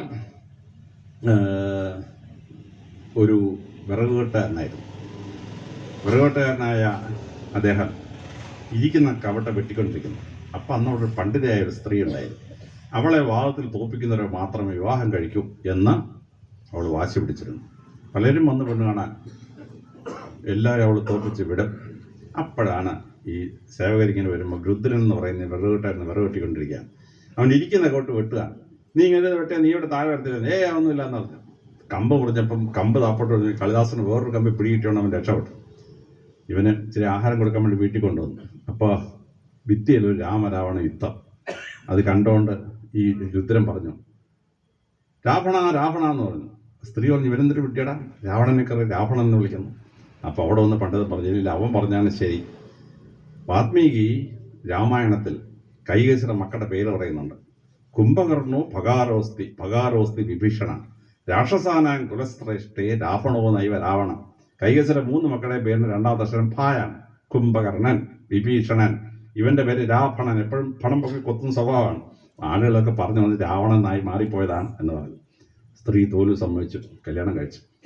പക്ഷെ ആദ്യ രാത്രിയിൽ 12 മണിയായപ്പോഴേ മനസ്സിലായി ഇവനൊരു വിഡ്ഢി ഊഷ്മാണ്ഡ നമ്പർ 1. എല്ലാ സ്ത്രീകൾക്കും ദൈവം ഒരു അനുഗ്രഹം കൊടുത്തിട്ടുണ്ട്. ആദ്യ രാത്രി 12 മണിയാകുമ്പോഴേ അവൾക്ക് മനസ്സിലാവും ഭർത്താവ് എത്ര കണ്ടെന്ന് കറക്റ്റ് അവൾക്ക് മനസ്സിലാവും. പക്ഷെ ആണുങ്ങൾക്കുണ്ടല്ലോ 25 കൊല്ലം കൂടെ കൊണ്ടുവന്നാലും ഭാര്യ എങ്ങനെയാണെന്ന് മനസ്സിലാകത്തില്ല. ഞാൻ തലശ്ശേരി ASP ആയിരുന്നു. 22 കൊല്ലം ഭാര്യയായിട്ടിരുന്ന 2 മക്കളെ പ്രസവിച്ച ഒരു സ്ത്രീ ഒരു ഓട്ടോറിക്ഷക്കാരൻ്റെ കൂടെ ഓടിക്കളഞ്ഞു. ഞാൻ അവനോട് ചോദിച്ചു, നീ 22 കൊല്ലം കൊണ്ടു നടന്നില്ലേടാ, നിന്റെ ഭാര്യ എനിക്ക് മനസ്സിലായില്ലെന്ന് അറിയുന്ന പറഞ്ഞ ഈ ഭർത്താവ്. അതാണ് ഭർത്താവിൻ്റെ കുഴപ്പം. ഭാര്യമാർക്ക് അങ്ങനല്ല. ഫസ്റ്റ് നൈറ്റിൽ ഭർത്താവ് എത്രണ്ണം പിടികിട്ടും. രാവിലെ അടിച്ചിറക്കി വിട്ടവനെ ഇവനെന്ത് ചെയ്തു, നേരെ രുദ്രൻ നടന്നു വന്ന് ഉജ്ജയിനിയിലെ കാളി ക്ഷേത്രത്തിൽ കയറി ചെന്നപ്പം കാളിഭൂതി പുറത്തു പോയിരിക്കുകയാണ്. ബാക്കിയുള്ള ദൈവങ്ങളും ഒക്കെ കൊട്ടിയെ ക്ഷേത്രത്തിനകത്ത് ഇരിക്കുകയുള്ളൂ. കാളിഭൂതിക്ക് ഒരു പ്രത്യേകത ഉണ്ട്. കാളിഭഗവതി ക്ഷേത്രത്തിൽ നിന്ന് ഇറങ്ങി മനുഷ്യരുടെ ക്ഷേമം ഇതൊക്കെ അന്വേഷിച്ച് പോകും. ഞങ്ങളുടെ പോലീസ് പാസെ പറഞ്ഞാൽ പെട്രോളിങ്ങിന് പോകും. കാളിഭഗവതി പെട്രോളിങ്ങിന് പോകും. ബാക്കി ദേവന്മാരൊന്നും പോയില്ല, അമ്പലത്തിനകത്ത് ഇരിക്കുകയുള്ളൂ. അപ്പോൾ ഈ കാളിഭഗവതി ഇതെല്ലാം അങ്ങനെ തിരിച്ചു വന്നപ്പോൾ അകത്താരണ്ട് കയറി ഇരിക്കുന്നു. അകത്താരെന്ന് അവന് പുറത്താരെന്ന് വെച്ചു. 2 തവണ പറയുമ്പോൾ കാളിഭഗവതി പറഞ്ഞ് പുറത്ത് കാളി, അവൻ പറഞ്ഞ അകത്ത് ദാസൻ. അങ്ങനെയാണ് രുദ്രൻ കാളിദാസനായത്. കാളി ഭഗവതി ചോദിച്ചു, നിനക്ക് എന്ത് വേണമെന്ന് ചോദിച്ചു. എനിക്ക് അറിവ് വേണമെന്ന് പറഞ്ഞു. ശരി, നീ താക്കോള നാക്ക് നീട്ടാമോ. നീട്ടിയ നാക്കിലോട്ട് കാളി ഭഗവതി എഴുതി, ഹരി ശ്രീ ഗണപതായ നമ. നിങ്ങൾ ഞാനൊക്കെ എഴുതാനിരുന്നപ്പോൾ എഴുതിയ ഹരി ശ്രീ ഗണപതായ നമ ഉണ്ടല്ലോ, കാളി ഭഗവതി കാളിദാസൻ നാക്കിൽ എഴുതുകയാണ്. അപ്പം വിഘ്നം വരരുത്. ഗണപതിയാണ് വിഘ്നേശ്വരൻ. അതുകൊണ്ട് കുട്ടിയുടെ വിദ്യാഭ്യാസത്തിന് വിഘ്നം ഉണ്ടായിരിക്കാൻ വേണ്ടിയാണ് ഹരിശ്രീ ഗണപതായ നമ എന്ന് പറഞ്ഞ് നമ്മൾ ശ്രദ്ധിക്കുന്നത്. കാളിദാസൻ അറിവുള്ളവനായി. കാളിദാസൻ നടന്ന് വീട്ടിൽ വന്നു. അറിവ് അങ്ങോട്ട് പ്രദർശിപ്പിക്കാൻ തുടങ്ങി. ആ സ്ത്രീ കണ്ട് അമ്പരന്ന് പോയി. രാവിലെ വിഡ്ഢി കൂസ്മാണ്ടത്തെ ഇറക്കിവിട്ട മനുഷ്യൻ നിന്ന് അടിച്ച് പറത്തി പറയുന്നു. അപ്പോൾ ആ സ്ത്രീ പറഞ്ഞു, അസ്ഥി കച്ചി ദ്വാവിലാസ, ഇതെന്തൊരു അറിവാണ് ഈ മനുഷ്യൻ്റെ എന്ന്. കാളിദാസൻ പറഞ്ഞു, ഇനി എന്നോട് ബന്ധമൊന്നുമില്ല, നീ അടിച്ചിറക്കി വിട്ടല്ലേ, പക്ഷെ നീ പറഞ്ഞ 3 വാക്കല്ലേ, അത് വെച്ച് ഞാൻ 3 മഹാകവി എഴുതും കേട്ടോ എന്ന് പറഞ്ഞു. അങ്ങനെ ആദ്യം കാളിദാസൻ കുമാരസംഭവം എഴുതുകയാണ്. അസ്തുസ്തരസ്യാം ദിശി ദേവതാത്മ. അസ്ഥി എന്ന് പറഞ്ഞ ആദ്യ വാക്കാണ്. കജ്ജിത് എന്ന വാക്ക് ചേർത്തിട്ടാണ് മേഘസന്ദേശം എഴുതുന്നത്. പിന്നെ രഘുവംശം, ഓ ഗ്രേറ്റ് വർക്ക്. കാളിദാസൻ ഏറ്റവും മഹത്തായ കൃതി ഒരുപക്ഷെ രഘുവംശമായിരിക്കും. ശ്രീരാമേന്ദ്ര ഭഗവാന്റെ മുൻഗാമികൾ 4 പേരും ശ്രീരാമേന്ദ്രനും പുറകെ വന്ന 2 പേരും ഉൾപ്പെടെ 7 രഘുവംശ ചക്രവർത്തിമാരുടെ കഥയാണ്. ഉഗ്രൻ. തുടങ്ങുന്നത് എങ്ങനെയാണ്? വകുലാസാവാണി ഗണപതി എന്ന് പറഞ്ഞിട്ടാണ്. അപ്പൊ ഈ അസ്ഥി കജ്ജി ദ്വകുലാസ എന്ന ഭാര്യ പറഞ്ഞ 3 വാക്കിൽ നിന്ന് 3 മഹാകാവ്യം തുടങ്ങി കാളിദാസൻ. കാളിഭഗവതിയുടെ ദാനമാണ് തലച്ചോറിന്റെ ബുദ്ധിശക്തി. അതുകൊണ്ടാണ് ആ തലച്ചോറിരിക്കുന്ന തലയോട്ടി ഭഗവതി ഇങ്ങനെ കഴുത്ത് തൂക്കി ഇങ്ങനെ നിൽക്കുക. അല്ലാതെ ആരാണ്ടെ കൊന്നിട്ട് അവൻ്റെ തലയോട്ടി തൂക്കിയിട്ടിരിക്കാടാ മോനെ എന്ന് അമ്മ പറഞ്ഞു കൊടുത്താൽ കുഞ്ഞിന് വല്ല വിവരം കിട്ടും കാളിഭഗവതിയാണെന്ന് മനസ്സിലാവും. പിന്നെ കാളിഭഗവതി അരിഞ്ഞാണ് ഇട്ടിട്ടുണ്ട്. മനുഷ്യന്റെ വിരൾ മുറിച്ച് അരിഞ്ഞാണ്. ലോകത്തിൽ എന്തെല്ലാം കുന്നുണ്ടോ അരിഞ്ഞാണ് ഉണ്ടാക്കാൻ ഈ മനുഷ്യന്റെ വിരൾ മുറിച്ച് അരിഞ്ഞാണ് ഉണ്ടാക്കുന്നതിനാണ്. കാരണം എഴുതാനുള്ള കഴിവ് കാളിഭഗവതിയുടെ ദാനമാണ്. വിദ്യയുടെ ദേവത സരസ്വതിയാണ്. അതുകൊണ്ട് പഠിക്കാനിരിക്കുമ്പോൾ സരസ്വതി നമസ്തു എന്ന് നമ്മൾ തുടങ്ങും. പക്ഷെ പരീക്ഷ എഴുതുന്നത് നമ്മളെവിടെ പോകുന്നത്? പരീക്ഷ എഴുതുന്നത് നമ്മൾ കാളിഭഗവതി എടുത്തു പോകും. കാളിഭഗവതി എഴുത്തിന്റെ ആളെന്ന് പറയുന്നത്. അതുകൊണ്ടാണ് പുസ്തകം എഴുതാനിരിക്കുമ്പോൾ എന്ത് ചെയ്യും? പുസ്തകം എഴുതാനിരിക്കുന്ന എഴുത്തുകാർ കാളിഭഗവതി സൂചിച്ചുകൊണ്ടാണ് പുസ്തകം എഴുതാൻ പറയുന്നത്. കാര്യം എഴുത്തിന്റെ ആള് കാളിഭഗവതിയാണ്. കാളിദാസന്റെ കാലത്ത് സമസ്യ എന്നൊരു പരിപാടിയുണ്ട്. അവസാനത്തെ വരി പറഞ്ഞു കൊടുക്കും. ആദ്യത്തെ 3 വരി കവികൾ ഫില്ലപ്പ് ചെയ്യണം. ചന്ദ്രവത്ത് വിക്രമാദിത്യന് ഒരിക്കൽ ഒരു ശുണ്ഠി തോന്നി. അദ്ദേഹം എന്ത് ചെയ്തു? ഒരു സമസ്യ ഇട്ട് കൊടുത്തു. ഖ ഇഖ ഗ ഇഖ, വ്യഞ്ജനങ്ങളിൽ ആദ്യത്തെ 4 വ്യഞ്ജനങ്ങൾ. അത് കഴിഞ്ഞപ്പോൾ 5-6 ദിവസം മെനക്കെട്ടിട്ട് ഒരു തുമ്മും കിട്ടുന്നില്ല. കാളിഭഗവതി എന്ത് ചെയ്തു? കാളിദാസൻ എന്ത് ചെയ്തു? ഉജ്ജയിനിയിലെ കാളിക്ഷേത്രത്തിൽ വന്നു. ഭഗവതിയെ, നീയാണ് എനിക്ക് അറിവെല്ലാം തന്നത്, അതുകൊണ്ട് നീ എന്നെ സഹായിക്കണം എന്ന് പ്രാർത്ഥിച്ചിട്ട് കാളിക്ഷേത്രത്തിൻ്റെ ഇടതുവശത്ത് ഒരു വാതിലുണ്ട്. പിന്നെ ഒരു 14-15 സ്റ്റെപ്പുണ്ട്. ഇറങ്ങി ചെല്ലുമ്പോൾ ഒരു പാറയാണ്. പാറയുടെ മുകളിൽ കൂടെ ഒരു ഒറ്റയടി പാതോടെ പാതയുണ്ട്. പിന്നെ നദിയാണ്, നദി ഒഴുകുന്ന സ്ഥലമാണ്. ആ പാറപ്പുറത്ത് വന്നിരുന്നു. അപ്പോൾ ഒരു പെൺകുട്ടി നടന്നു വന്നു ചിരിച്ചു. കാളിദാസൻ ചോദിച്ചു, കാത്തോമ്പാലെ നീ ഏതാ മോളെന്ന് ചോദിച്ചു. അവളോട് കാഞ്ചനമല, എൻ്റെ പേര് കാഞ്ചനമല എന്നാണ്. കശ്യപുത്രി നീ ആളുടെ മോളെ? കനകലതായ. അതായത് കിംബഹാസന്റെ കയ്യിലെന്താ മോളെന്ന് ചോദിച്ചു. അവള് പറഞ്ഞു കദലീപത്രം, താളിയോലയാണ്. കാവാരക്ക, എന്താ മോളെന്നകത്ത് എഴുതിയിരിക്കുന്നത്? കാ ഇക്ക ഗാ ഇക്ക. കാളിദാസന് മനസ്സിലായി കാളിഭഗവതിയാണ് നിൽക്കുന്നത്. അപ്പോഴേ ചിരിച്ചുകൊണ്ട് കാളിഭഗവതി അപ്രത്യക്ഷയായി. 1ാമത്തെ പേര് കഴിഞ്ഞപ്പോൾ ഇയാൾക്ക് മനസ്സിലാവേണ്ടതായിരുന്നു. കാത്തുവമ്പാലെ കാഞ്ചനമാല. കാഞ്ചനമാല എന്ന് പറഞ്ഞാൽ കാളിഭഗവതി പര്യായപദമാണ്, ലളിത സഹസ്രനാമത്തിലെ പര്യായപദമാണ്. അപ്പോൾ മനസ്സിലായില്ല, വരി തീർന്നത് മനസ്സിലായി. ആ ശ്ലോകത്തിന് പ്രത്യേകം എന്താണ്? തുടങ്ങുന്ന വരിയും അക്ഷരവും കായാണ്, നടക്കത്ത അക്ഷരവും കായാണ്. കാത്തുവമ്പാലെ കാഞ്ചനമാലെ കസ്യാപുത്രി കനകലതായ കിംവാഹസ്തേ കദലീപത്രം കാവാരക്ക കായ്ക്ക് കായ്ക്ക. ആദ്യത്തെ അക്ഷരം കായ, നടക്കത്ത അക്ഷരം കായാണ്. കൊണ്ടുകൊടുത്തു. 1000 സ്വർണ്ണതാണ് രാജാവിൽ നിന്ന് കിട്ടി. അപ്പൊ ഈ എഴുതാനുള്ള കഴിവ് കാളിഭഗവതിയുടെ ദാനമാണ്. അത് നമ്മളെ മനസ്സിലാക്കാൻ വേണ്ടിയാണ് വിരൽ മുറിച്ച് അരിഞ്ഞാണ് ഇട്ട് കാളിഭഗവതി നിൽക്കുന്നത്. അപ്പോൾ ഒരു ദേവിയെ അല്ലെങ്കിൽ ഒരു ദേവനെ ഒരു ക്ഷേത്രത്തിൽ പ്രതിഷ്ഠിച്ചിരിക്കുന്നു. ആ പ്രതിഷ്ഠയുടെ അർത്ഥം മനസ്സിലാക്കാൻ അപ്പനോ അമ്മയ്ക്കോ പറ്റിയെങ്കിലേ കുട്ടിക്ക് പറഞ്ഞു കൊടുക്കാൻ പറ്റുള്ളൂ. ഇല്ലെങ്കിൽ കുട്ടി ഹൈസ്കൂൾ കോളേജ് വരുമ്പോൾ ഇതൊക്കെ ചുമ്മാ അന്ധവിശ്വാസം മണ്ടത്തരം വിവരക്കിടന്ന് കുട്ടി പറഞ്ഞിട്ട് നമ്മുടെ മഹത്തായ സനാതനധർമ്മത്തിന് അർത്ഥം കുട്ടിക്ക് മനസ്സിലാക്കാതെ പോകും. അപ്പോൾ കുട്ടി ക്ഷേത്രത്തിൽ വരുമ്പോൾ അതിൻ്റെ അർത്ഥം കൃത്യമായി മനസ്സിലാക്കണം, ഇല്ലെങ്കിൽ പറ്റിയല്ല. അപ്പം ഇങ്ങനെ മനസ്സിലാക്കുന്ന സമയത്താണ് നമ്മുടെ ആചാരങ്ങൾ ഉണ്ടാകുന്നത്. ഓരോ ക്ഷേത്രത്തിൽ അല്ലെങ്കിൽ ഓരോ സ്ഥലത്തെ ആചാരമുണ്ട്. ഈ ആചാരം എന്ന് പറഞ്ഞാൽ നമുക്ക് ഒരു ജനത താമസിക്കുന്ന സ്ഥലത്ത് എന്താണോ അവർക്ക് അവൈലബിൾ അത് വെച്ചിട്ടാണ് ആചാരം ഉണ്ടാകുന്നത്. ഇന്ത്യയിൽ ധാരാളം താമരയുണ്ട്. നമ്മളെന്ത് ചെയ്തു? താമര വെച്ചിട്ട് ഭഗവാനെ ആരാധിക്കാൻ തുടങ്ങി. സരസ്വതി ദേവി ആ താമരയുടെ മുകളിൽ ഇരിക്കുന്നു നമ്മൾ സങ്കല്പിച്ചു. സഹാറ മരുഭൂമിയിൽ താമരയുണ്ട്, അവിടെ ഉള്ളവന് താമര വെച്ച് ആരാധിക്കാൻ പറ്റും. ഗ്രീൻലൻഡിൽ താമരയുണ്ടോ, അവൻ താമര വെച്ച് ആരാധിക്കാൻ പറ്റും? പറ്റിയല്ല. അപ്പം അവിടുത്തെ ജോഗ്രഫിക്ക് അത് പറ്റില്ല. നമുക്കതുകൊണ്ട് നദീര സംസ്കാരങ്ങളുണ്ടായി. നദീര സംസ്കാരങ്ങൾ എന്നാണ് നദിയാണ്. അപ്പോൾ നദിയിലെ വെള്ളം എടുത്ത് ആചമിക്കുക, നദിയിലെ വെള്ളത്തിൽ കുളിക്കുക, ഒരു പതിവുണ്ടായി. യേശു ക്രിസ്തു ജോർദാൻ നദി തീർത്താ താമസിച്ചിരുന്നു. അതേ ആ ജോർദാൻ നദിയിൽ വെള്ളം പൊക്കി തലക്കൂടെ ഒഴിച്ച് മാമോദിസ ഉണ്ടാക്കി. യേശു ക്രിസ്തു സഹാറ മരുഭൂമിയിൽ ജീവിച്ചിരുന്ന ആളാണെങ്കിൽ അവിടെ മാമോദിസ ഉണ്ടാക്കാൻ പറ്റുമോ? അവിടെ നദിയുണ്ടോ? യേശു ക്രിസ്തു ഗ്രീൻലൻഡിൽ താമസിക്കുക, അവിടെ വെള്ളമുണ്ടോ? അവിടെ മഞ്ഞ് മാത്രമല്ലേ ഉള്ളൂ. അവിടെ മാമോദിസ ഒരു ശുശ്രൂഷ ഉണ്ടാക്കാൻ പറ്റുമോ? പറ്റിയല്ല. അപ്പോൾ എന്തു പറ്റി? നമ്മൾ ഇന്ത്യക്കാർ പൂക്കൾ കൊണ്ട് ആരാധിക്കാൻ പഠിച്ചു. ഭഗവാനെ ആരാധിക്കാൻ നേരം പൂ കൊണ്ടൊരു മാല ഉണ്ടാക്കി ഭഗവാന്റെ കഴുത്തിൽ കൊണ്ട് അങ്ങ് ഇടുക. കല്യാണം കഴിക്കുമ്പോൾ ചെറുക്കനൊരു മാല ഉണ്ടാക്കി പെണ്ണിൻ്റെ കഴുത്തിലോട്ട്, പെണ്ണൊരു മാല ഉണ്ടാക്കി ചെറുക്കൻ്റെ കഴുത്തിലോട്ട്. അപ്പം മലയാളത്തിൽ നമ്മളെ പൂജ എന്നൊരു വാക്കുണ്ട്, തമിഴിൽ മലയാളത്തിൽ പൂവ് ജപം, ഈ രണ്ട് വാക്കുകളുടെ ആദ്യ അക്ഷരം ചേർത്തിട്ടാണ് പൂജ ചെയ്യുക, പൂവ് കൊണ്ട് ജപിക്കുക എന്നൊരു ആചാരം ഉണ്ടായി. ഈ ആചാരം ഇന്ത്യയിൽ ഉണ്ടാവാൻ പറ്റും? സഹാറ മരുഭൂമി പൂ കൊണ്ട് ആചരിക്കാൻ പറ്റുമോ? ഗ്രീൻലൻഡ് പൂ കൊണ്ട് ആചരിക്കാൻ പറ്റുമോ? പറ്റിയല്ല. പിന്നെ മനുഷ്യൻ എന്ത് ചെയ്തു? അവൻ പ്രകൃതിയിൽ നിന്ന് വിഭവം ഉണ്ടാവുമ്പോൾ ഭൂമി ദേവി തരുന്നതാണ്. അതുകൊണ്ട് ആദ്യ വിളവ് ഈശ്വരനാണ്. നമ്മൾ ക്ഷേത്രത്തിൽ കൊണ്ടു കൊടുക്കും. മുസ്ലിം പള്ളി കൊണ്ടു കൊടുക്കും, ക്രിസ്ത്യാനികൾ ക്രിസ്ത്യൻ പള്ളി കൊണ്ടു കൊടുക്കും. അത് ലേലം വിളിക്കുന്നത് ആ പള്ളിക്ക് അല്ലെങ്കിൽ ആ ക്ഷേത്രത്തിൽ വരുമാനമാണ്. ആ സങ്കല്പത്തിൽ നമ്മൾ കാർഷിക വിഭവങ്ങൾ കൊണ്ട് ദൈവത്തിന് കൊടുക്കും. അപ്പോൾ കൃഷി ചെയ്യാൻ പറ്റാത്തൊരു സ്ഥലത്ത് എന്ത് ചെയ്യും? അവന് കാർഷിക വിഭവം കൊണ്ട് ആരാധിക്കാൻ പറ്റുമോ? പറ്റിയല്ല. പിന്നെന്ത് ചെയ്തു? ഡാൻസ് ആൻഡ് മ്യൂസിക് കൊണ്ട് ദൈവത്തെ പ്രാർത്ഥിക്കാൻ പറ്റും. ഈശ്വരന് സംഗീതം വളരെ ഇഷ്ടമാണ്. അതുകൊണ്ട് എന്ത് ചെയ്തു? രാവിലെ ഭഗവാൻ ഉണരാൻ വേണ്ടി ഒരു പാട്ട്, പത്മനാഭസ്വാമി രാവിലെ ഉണരണമെങ്കിൽ ഉണർത്ത് പാട്ട് അങ്ങോട്ട് ചൊല്ലും. വെളുപ്പിന് 5-5:30 ചൊല്ലും. ഇരയമ്മൻ തമ്പി എഴുതിയ പത്മനാഭ കീർത്തനം അങ്ങോട്ട് ചൊല്ലുമ്പോൾ ഭഗവാൻ ഉണരും. ശബരിമലയിൽ 1,00,000 പേര് നിൽക്കുകയാണ്. ഞാനവിടെ ഡ്യൂട്ടി ചെയ്തിട്ടുണ്ട്. രാത്രി 11 മണിയാവുമ്പോൾ ഭഗവാൻ ഉറങ്ങാൻ വേണ്ടി ഹരിവരാസനം പാടും. ഹരിവരാസനം എഴുതിയതൊരു നിരീശ്വരവാദിയാണ്, പാടിയത് യേശുദാസെന്ന് ക്രിസ്ത്യാനിയാണ്. പക്ഷേ ഭഗവാൻ അത് കേട്ടപ്പോൾ ഉറക്കം വരും.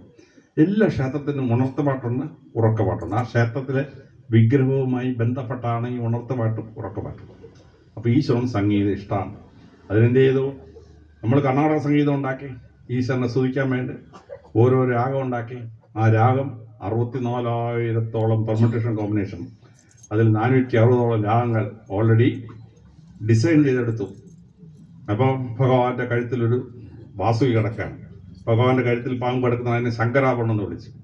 ആ കഴുത്തെ കിടക്കുന്ന പാമ്പ് പത്തി മേപ്പോട്ടെങ്കിൽ പൊട്ട് ഇങ്ങനെ എടുക്കും. ആ പത്തി മേപ്പോട്ട് എടുക്കുന്ന ആരോഹണവും അവരോഹണവും ഒരു കർണാടക സംഗീതത്തിന്റെ രാഗമായി. ആ രാഗത്തെ എന്ത് ചെയ്തു? ശങ്കരാഭരണം എന്ന് വിളിച്ചു. ശങ്കരാഭരണം എന്ന പേരിൽ തന്നെ ഒരു സിനിമ വരെ ഉണ്ടായി. അപ്പോൾ ആ പാമ്പിന്റെ പത്തിയുടെ നീക്കം ഒരു രാഗമായി, കർണാടക സംഗീതത്തിന്റെ രാഗമായി. ലോകത്തിൽ ആരും ജനതയെ കർണാടക സംഗീതം പോലെ ശാസ്ത്രീയമായ സംഗീതം ഉണ്ടാക്കാൻ പറ്റിയിട്ടുണ്ടോ? ഇല്ല. പക്ഷെ നമ്മുടെ ഈശ്വര സംഘവുമായി ബന്ധപ്പെട്ടാണ്. ഓരോ ഈശ്വര സംഘത്തിൽ പ്രാർത്ഥിക്കാൻ വേണ്ടി നമ്മൾ കർണാടക സംഗീതം ഉണ്ടാക്കി അതങ്ങോട്ട് പാടുകയാണ്. അപ്പോൾ അതെന്ത് പറ്റി? ഭഗവാൻ തന്നെ അത് കൊടുക്കുകയാണ്. ശങ്കര നാദശരീരാപര, സംഗീതത്തെ ഈശ്വരഭാവത്തിലാക്കി മാറ്റിയിട്ട് കർണാടക സംഗീതം ഉണ്ടാക്കി. പരമശിവന്റെ കഴുത്തിൽ 2 സംഗീത ഉപകരണം, അതങ്ങോട്ട് സ്പ്ലിറ്റ് ചെയ്ത് നമ്മൾ ഡെക്കയും തബലയുമാക്കി. ഒരു 2 ഭഗവാന്റെ കഴുത്തിൽ കിടന്നാണ് ഇങ്ങോട്ട് ഇറക്കി ഡെക്കയും തബലയുമാക്കി എന്നിട്ട് ഉണ്ടാക്കി. ഭഗവാന് ഡാൻസ് ഇഷ്ടമാണ്. അപ്പോൾ ഭഗവാൻ പരമശിവൻ താണ്ഡവ നൃത്തം ആടുകയാണ്. നമ്മൾ ആ ചിദംബരം ക്ഷേത്രത്തിൽ പോകുമ്പോൾ താണ്ഡവ നൃത്തം ആടുന്ന വിഗ്രഹമാണ്. അപ്പോൾ കൈയുടെയും കാലിൻ്റെയും ഓരോ അവയവം 1 ഡിഗ്രി വെച്ച് മാറിക്കൊണ്ടിരുന്നാൽ 64,000 ഡിഫറെൻറ്റ് നടരാജ വിഗ്രഹം ഉണ്ടാക്കാൻ പറ്റും. 64,000, അതാണ് ആ പെർമുട്ടേഷൻ കോമ്പിനേഷൻ. ആ നടരാജൻ ഡാൻസ് ചെയ്യുമ്പോൾ ആ താണ്ഡവ നൃത്തത്തിൻ്റെ ഒരു ഫോം, നൃത്തം ലാസ്യമാകുമ്പോൾ അതിന് വേറൊരു ഫോം. അപ്പോൾ ഈശ്വരാരാധനയുടെ ഭാഗമായി നമ്മൾ നൃത്തം ഉണ്ടാക്കി, പാട്ടുണ്ടാക്കി. ആ നൃത്തം ഈശ്വരനെ സന്തോഷിപ്പിക്കാൻ വേണ്ടി ദേവദാസികൾ, ക്രിസ്തുമതത്തിൽ കന്യാസ്ത്രീകളെ പോലെ ഭഗവാനെ സന്തോഷിപ്പിക്കൊണ്ട് ഡാൻസ് ചെയ്യാൻ വേണ്ടി ദേവദാസികളുണ്ടായി. ഭഗവാന്റെ അവിടെ നമ്മൾ ബൃഹദീശ്വര ക്ഷേത്ര തഞ്ചാവൂർ പോകുമ്പോൾ 1000-ഓളം നർത്തകികളാണ് അവിടെ ഉണ്ടായിരുന്നത്. ഭഗവാനെ നൃത്തം ചെയ്ത് സന്തോഷിപ്പിക്കാൻ വേണ്ടിയാണ്. അപ്പോൾ ഈ ഓരോ ആരാധനാ സമ്പ്രദായവും വർഷിപ്പ് വിത്ത് ഫയർ ആയാൽ, അപ്പം നമ്മൾ ആര്യന്മാരെന്ത് ചെയ്തു? യാഗവും യജ്ഞവും നടത്തി അതിനകത്ത് നെയ്യൊക്കെ കോരി ഒഴിച്ച് അതിങ്ങനെ ആവിയാവും പ്രാർത്ഥിക്കുകയാണ്. ഓരോ മന്ത്രം അവസാനിക്കുമ്പോൾ സ്വാഹ എന്ന് പറയും. എന്താ സ്വാഹ? എനിക്കിഷ്ടപ്പെട്ട ഐ ആം സാറ്റിസ്ഫൈഡ് എന്ന് ഭഗവാൻ പറയുകയാണ്. സ്വാഹ. ഈ ഗ്രീൻലൻഡിൽ തീ കൊണ്ട് യാഗയജ്ഞം ഉണ്ടാക്കാൻ പറ്റും. തീ കത്തുകയല്ല, പിന്നെ എങ്ങനെയാണ് അവിടെ ഉണ്ടാക്കാം? അന്റാർട്ടിക്ക ഈ യാഗയജ്ഞം നടത്താൻ പറ്റുമോ? മഞ്ഞിനെ ഉണ്ടാക്കി തീ കത്തുമോ? കത്തിച്ചാൽ കത്തത്തില്ലല്ലോ. തീപ്പെട്ടി ഉണ്ടായാലും കയ്യിൽ കാര്യമുണ്ടോ? ഒരു കാര്യമില്ല. അപ്പോൾ അഗ്നി ഉണ്ടാക്കാൻ പറ്റിയ സ്ഥലത്ത് അഗ്നി കൊണ്ട് പ്രാർത്ഥന, താമരയുള്ള സ്ഥലത്ത് താമര കൊണ്ട് പ്രാർത്ഥന, കാർഷിക വിഭവമുള്ള സമയത്ത് അഗ്രികൾച്ചർ പ്രൊഡ്യൂസ് ഉണ്ട്. പാട്ട് നൃത്തം ഉപയോഗിച്ച് പാടി, പൂക്കളുള്ളിടത്ത് പൂജ ചെയ്തു, വെള്ളമുള്ളിടത്ത് ആചമിച്ചു. അപ്പം ഇതൊക്കെ ഒരു ദേശത്തിൻ്റെ ഇതനുസരിച്ചുള്ള ആചാരമാണ്.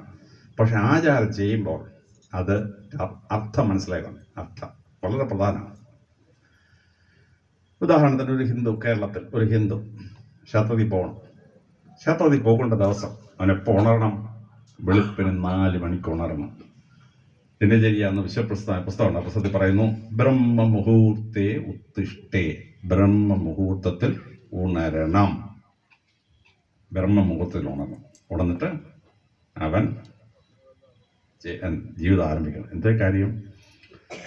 ലോകത്തിൽ മനുഷ്യൻ്റെ തലച്ചോറിന് ഏറ്റവും ബുദ്ധി ഉണ്ടാകുന്ന 2.5 മണിക്കൂറാണ്. വെളുപ്പിന് 4 മണി തൊട്ട് വെളുപ്പിന് 6:30 വരെയുള്ള സമയത്താണ്. ആ സമയത്ത് എഴുന്നേറ്റ് പഠിക്കുന്ന കുട്ടികൾക്കാണ് റാങ്കും A+ഉം കിട്ടുന്നത്. കാരണം മനുഷ്യൻ്റെ തലച്ചോറിനകത്ത് 9 hours കണ്ടിന്യൂസ് വർക്ക് ചെയ്യുമ്പം ന്യൂറോണിൻ്റെ ഓക്സിജൻ സപ്ലൈ കുറയും. പിന്നെ ആ ന്യൂറോൺ ഇൻ്റലക്ച്വലി വർക്ക് ചെയ്യാൻ പറ്റിയില്ല. അപ്പോൾ രാവിലെ 9 മണിക്ക് നമ്മൾ തലച്ചോറ് ഉപയോഗിക്കാൻ തുടങ്ങിയാൽ രാത്രി ഒരു 9-10 മണിയാകുമ്പോഴത്തേക്ക് ബ്രെയിൻ കപ്പാസിറ്റി പോയി. പക്ഷെ 5 മണിക്കൂർ ഉറങ്ങിയാൽ ബ്രെയിൻ കംപ്ലീറ്റ്ലി ഓക്സിജനേഡ് ആവും. അപ്പോൾ 11 മണിക്ക് കിടന്ന് ഉറങ്ങുന്ന ഒരു മനുഷ്യന് 4 മണിക്ക് ഉണർന്നാൽ ബ്രെയിൻ 100% ചാർജഡാണ്. Brain is in full intellectual capacity. ഇതാണ് ദിനചര്യ എന്ന പുസ്തകത്തിൽ മഹാനായ സന്യാസി നമ്മളോട് പറയുന്നത്. ബ്രഹ്മ മുഹൂർത്തെ ഉത്തിഷ്ഠ. അപ്പോൾ ക്ഷേത്രത്തിൽ പോകേണ്ട ദിവസം ഹിന്ദു വെളുപ്പിന് 4 മണിക്ക് എഴുന്നേക്കും. എഴുന്നേറ്റ് എന്ത് ചെയ്യും? ഞങ്ങൾ ക്രിസ്ത്യാനികളും മുസ്ലിങ്ങളും എഴുന്നേറ്റ് ഒറ്റ പോക്കാം, പൊടി തട്ടി അങ്ങ് പോവും. ഹിന്ദുവിന് പറ്റിയല്ല. ഹിന്ദു എഴുന്നേറ്റാൽ ഉടൻ തന്നെ 2 കൈയുടെയും 10 വിരലുകൾ ഭൂമി ദേവിയെ തൊട്ടിട്ട് ഭൂമി ദേവിയോട് 8 മന്ത്രം ചൊല്ലുകയാണ്. എന്തോടാ മന്ത്രം? അല്ലയോ ഭൂമി ദേവി, നിന്നെ ചവിട്ടി നടക്കുന്നതിന് നീ എന്നോട് ക്ഷമിക്കണം. അല്ലയോ ഭൂമി ദേവി, നീ ഉണ്ടാക്കുന്ന ഈ പഴവർഗ്ഗങ്ങളെല്ലാം തന്നെ ജീവിക്കാനുണ്ടെന്ന് നീ അനുവദിച്ചില്ലേ, നിന്നോട് ഞാൻ നന്ദി പറയുന്നു. അല്ലയോ ഭൂമി ദേവി, ഇത്ര സുന്ദരമായ പൂക്കളും ഇത്ര സുന്ദരമായ സുഗന്ധവും സൂക്ഷിച്ച് നടക്കാൻ നീ എന്നെ പ്രാപ്തമാക്കിയില്ലേ ഭൂമി ദേവി, ഞാൻ നിന്നെ നന്ദി പറയുന്നു. നിങ്ങൾ ദിവസം ചൊല്ലുന്ന 8 മന്ത്രമുണ്ടല്ലോ, ഭയങ്കര. ഇപ്പം എന്തോ ഈ സംഭവം? ഭൂമി ദേവിയുടെ ഒരു ബന്ധമില്ലത്. മനുഷ്യൻ കിടന്നുറങ്ങുമ്പോൾ അവൻ്റെ നെർവസ് സിസ്റ്റത്തിനകത്ത് ഇലക്ട്രിക് സപ്ലൈ കൂടും. നമ്മുടെ തലച്ചോറ് വർക്ക് ചെയ്യണമെങ്കിൽ എന്ത് ചെയ്യണം? കറണ്ട് വേണം. തലച്ചോറിന് സ്ട്രോക്ക് ഉണ്ടായാൽ സംശയം എന്ത് ചെയ്യുന്നു? ഡോക്ടർ എന്ത് ചെയ്യും? EEG മെഷീൻ കണക്ട് ചെയ്യും. ഇലക്ട്രോ എൻസലോഗ്രാഫ്. EEG മെഷീൻ കണക്ട് ചെയ്യുമ്പോൾ അവിടെ എവിടെയെങ്കിലും വേവ് ഫ്ലക്ച്വേഷൻ ഉണ്ടെങ്കിൽ തലച്ചോറ് സ്ട്രോക്ക് ഉണ്ടായെന്ന് മനസ്സിലാവും. ഒരാൾ നെഞ്ചുവേദന ആശുപത്രി വന്നു, ഡോക്ടർ എന്ത് ചെയ്യും? ECG മെഷീൻ കണക്ട് ചെയ്യും, ഇലക്ട്രോ കാർഡിയോഗ്രാഫ്. അപ്പോൾ എവിടെയെങ്കിലും TV ഡിഫ്ലക്ഷൻ ഉണ്ടെങ്കിൽ അവിടെ ഒരു സ്ട്രോക്ക് ഉണ്ടായെന്ന്, ഹാർട്ട് അറ്റാക്ക് ഉണ്ടായെന്ന് മനസ്സിലാവും. അപ്പോൾ ശരീരത്തിലെ എല്ലാ അവയവത്തിനും ഈ കറണ്ട് ഉണ്ട്, പക്ഷേ അതിൻ്റെ ഏറ്റക്കുറച്ചിലുണ്ട്. അപ്പോൾ കോട്ടൺ മെത്തയിൽ കിടന്നുറങ്ങിയാൽ, കോട്ടൺ പൂർ കണ്ടക്ടർ ഇലക്ട്രിസിറ്റിയാണ്. അപ്പോൾ ശരീരത്തിൽ ഇലക്ട്രിക് ചാർജ് കൂടിക്കഴിഞ്ഞാൽ എന്തുണ്ടാവും? സ്ട്രോക്കും ഹാർട്ട് അറ്റാക്കൊക്കെ ഉണ്ടാവും. ലോകത്തിലെ ഹാർട്ട് അറ്റാക്കിന് 50% വെളുപ്പിന് 4 മണി തൊട്ട് 6:30 വരെയാണ്. ലോകത്തിലെ സെറിബ്രൽ സ്ട്രോക്ക്, തലച്ചോറിൻ്റെ സ്ട്രോക്ക് 60% വെളുപ്പിന് 4 മണി തൊട്ട് രാവിലെ ഒരു 7:30 മണി വരെ സമയമാണ്. അപ്പോൾ ഹിന്ദു അങ്ങോട്ട് എഴുന്നേറ്റിട്ട് ഈ 10 വിരലും ഭൂമിയിലോട്ട് തൊട്ട് ഈ 8 മന്ത്രം ചൊല്ലുമ്പോഴത്തേന് ശരീരത്തിൽ എവിടെയെങ്കിലും അധികം കറണ്ട് ഉണ്ടെങ്കിൽ അത് എർത്താവും. അതോടെ ഹിന്ദു, ഈ ഭൂമി സ്തോത്രം ചെയ്യുന്ന ഹിന്ദു ഹാർട്ട് അറ്റാക്കിൽ നിന്നും കാർഡിയാക് അറസ്റ്റ് ചെയ്യുന്ന ഒരു 50 to 60% എസ്കേപ്പ് ചെയ്യും. ഈ മെഡിസിനാണ് ഇവിടെ വർക്ക് ചെയ്യുന്നത്. അപ്പോൾ ഇങ്ങനെ പറഞ്ഞാൽ നീ ഹാർട്ട് അറ്റാക്ക് ഉണ്ടായിരിക്കാൻ ഇത് ചെയ്യണമെന്ന് പറഞ്ഞാൽ നമ്മൾ ചെയ്യത്തില്ല. പക്ഷെ ഭൂമി ദേവി വന്നിക്കണമെന്ന് പറഞ്ഞാൽ നമ്മൾ കറക്റ്റ് ചെയ്യും, നമ്മളെ പ്രൊട്ടക്റ്റ് ചെയ്യും. ഇതൊരു ഭയങ്കര പരിപാടിയാണ്. അത് കഴിഞ്ഞാൽ സൂര്യൻ ഉദിക്കുമ്പോഴേ കഥ തുറന്ന് പുറത്തിറങ്ങാതെ. അപ്പോൾ ഹിന്ദുക്കൾ രാവിലെ എഴുന്നേറ്റുണ്ട് പഞ്ചാംഗം നോക്കും. ഈ ബെഡിൻ്റെ അടുത്തൊരു പഞ്ചാംഗം തൂക്കിയിട്ടേക്കും. നോക്കും, എന്നാൽ 6:20 സൂര്യോദയം, 6:20 വരെ വാതിൽ തുറന്ന് പുറത്തിറങ്ങാൻ പാടില്ല. എന്തോട്ട് ഈ സംഭവം? വെളുപ്പിന് 5 മണിക്ക് കഥ തുറന്ന് പുറത്തിറങ്ങിയാൽ അവിടെ കള്ളൻ ഇരുമ്പോടിയും കൊണ്ട് നിൽപ്പുണ്ട്, ഒറ്റയടി തലക്ക് കയറും. ഹിന്ദുക്കളുടെ ഭാഷ പറഞ്ഞാൽ സ്വാഹ, അതോടെ നമ്മുടെ കാറ്റ് പോകും. പക്ഷെ നേരം വെളുത്തു കഴിഞ്ഞാൽ കള്ളന്മാരെല്ലാം രക്ഷപ്പെടും. പോലീസൊക്കെ വരുമെന്നറിയാം, അപ്പോഴെ സ്ഥലം വിട്ടുകളെ. ഈ കാടിനടുത്ത് ജീവിക്കുന്ന മനുഷ്യനാണെങ്കിൽ ആനയും കടുവയൊക്കെ ഇറങ്ങി ഇങ്ങനെ നിൽക്കും. നമ്മൾ CCTV വെക്കുമ്പോൾ കാണുമല്ലോ, വെളുപ്പംകാലത്ത് ഈ ആന കടുവയൊക്കെ ഇറങ്ങിയായിരുന്നു കാണത്തില്ലേ. പക്ഷെ നേരം വെളുത്തു കഴിഞ്ഞാൽ ഈ മൃഗങ്ങളെല്ലാം തോട്ടിലിറങ്ങി വെള്ളം കുടിച്ച് തിരിച്ച് കാട് കയറി അങ്ങ് പൊക്കോളും. അപ്പം നമ്മൾ ഈ വെളുപ്പിന് 5 മണിക്ക് കഥ തുറന്ന് പുറത്തിറങ്ങിയാൽ ചക്കക്കൊമ്പൻ അവിടെ നിൽപ്പുണ്ടായിരിക്കും, ഒറ്റയടി തരും നമ്മുടെ തലക്കോട്ട്. കടുവ വാങ്ങാൻ നിൽപ്പുണ്ടെങ്കിൽ ഒരു കടി കിട്ടും നമുക്ക് അപ്പോഴേ, ചിലപ്പോൾ ചത്തു പിടിച്ചെടുത്തണമെങ്കിൽ പൊക്കളെ.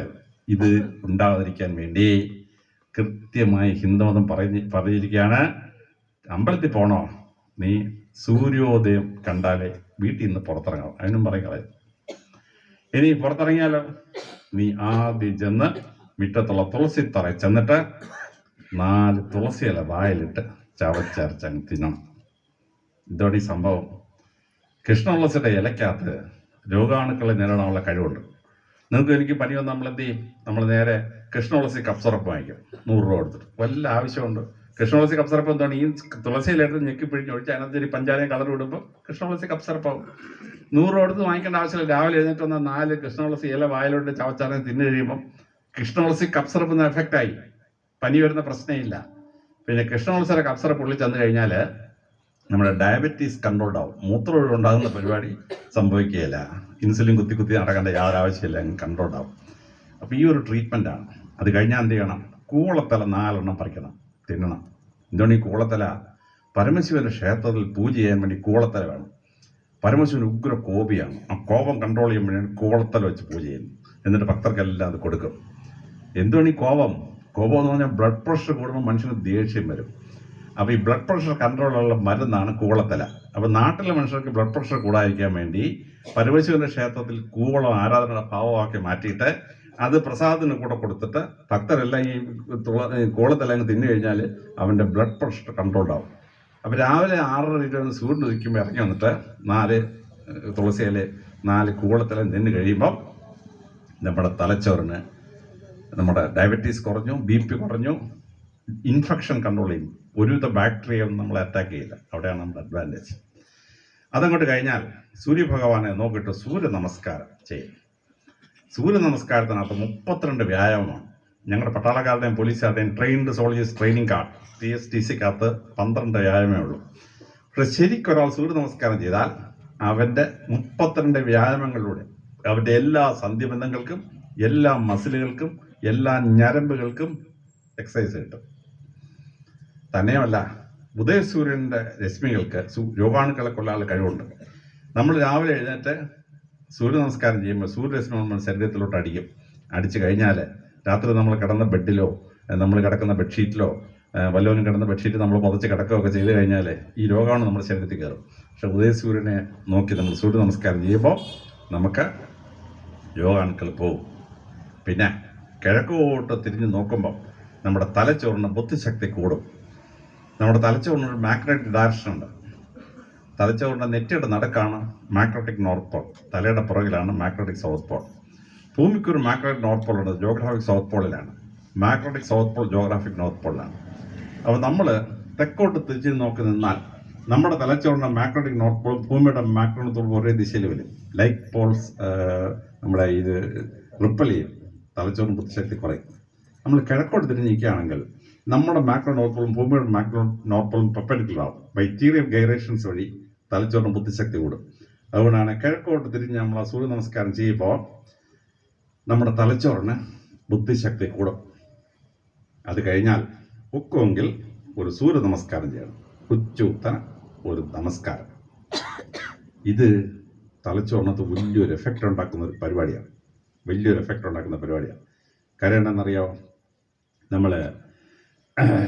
നമ്മളിങ്ങനെ ഇരുകാലി മൃഗമാട്ടിങ്ങനെ നടക്കുമ്പോൾ ഹൃദയം ഇങ്ങനെ പമ്പ് ചെയ്ത് രക്തം നേരെ കാലക്കൂടെ താപ്പോട്ട് പോകും. തിരിച്ച് ഗുരുത്വാകർഷണത്തിൽ നേരിട്ട് രക്തം മേപ്പോട്ട് വന്നെങ്കിലേ തലച്ചോറ് കിട്ടുള്ളൂ. അപ്പോൾ തലച്ചോറിലോട്ട് പോകുന്ന ബ്ലഡിൻ്റെ അളവ് ഹാർട്ട് നല്ല പമ്പ് കപ്പാസിറ്റിനെ കിട്ടും, ഇല്ലെങ്കിൽ കുറവായിരിക്കും. പക്ഷേ ഒരു ഹിന്ദു ശീർഷാസനം ചെയ്യുമ്പോൾ തലച്ചോറ് താഴെയും ഹൃദയം മേളിലുമാണ്. പമ്പ് ചെയ്യുന്ന ഓക്സിജനേറ്റഡ് ബ്ലഡ് നേരെ തലച്ചോറ് കയറും. തലച്ചോറിന് ഗംഭീര ബുദ്ധിശക്തിയാണ്.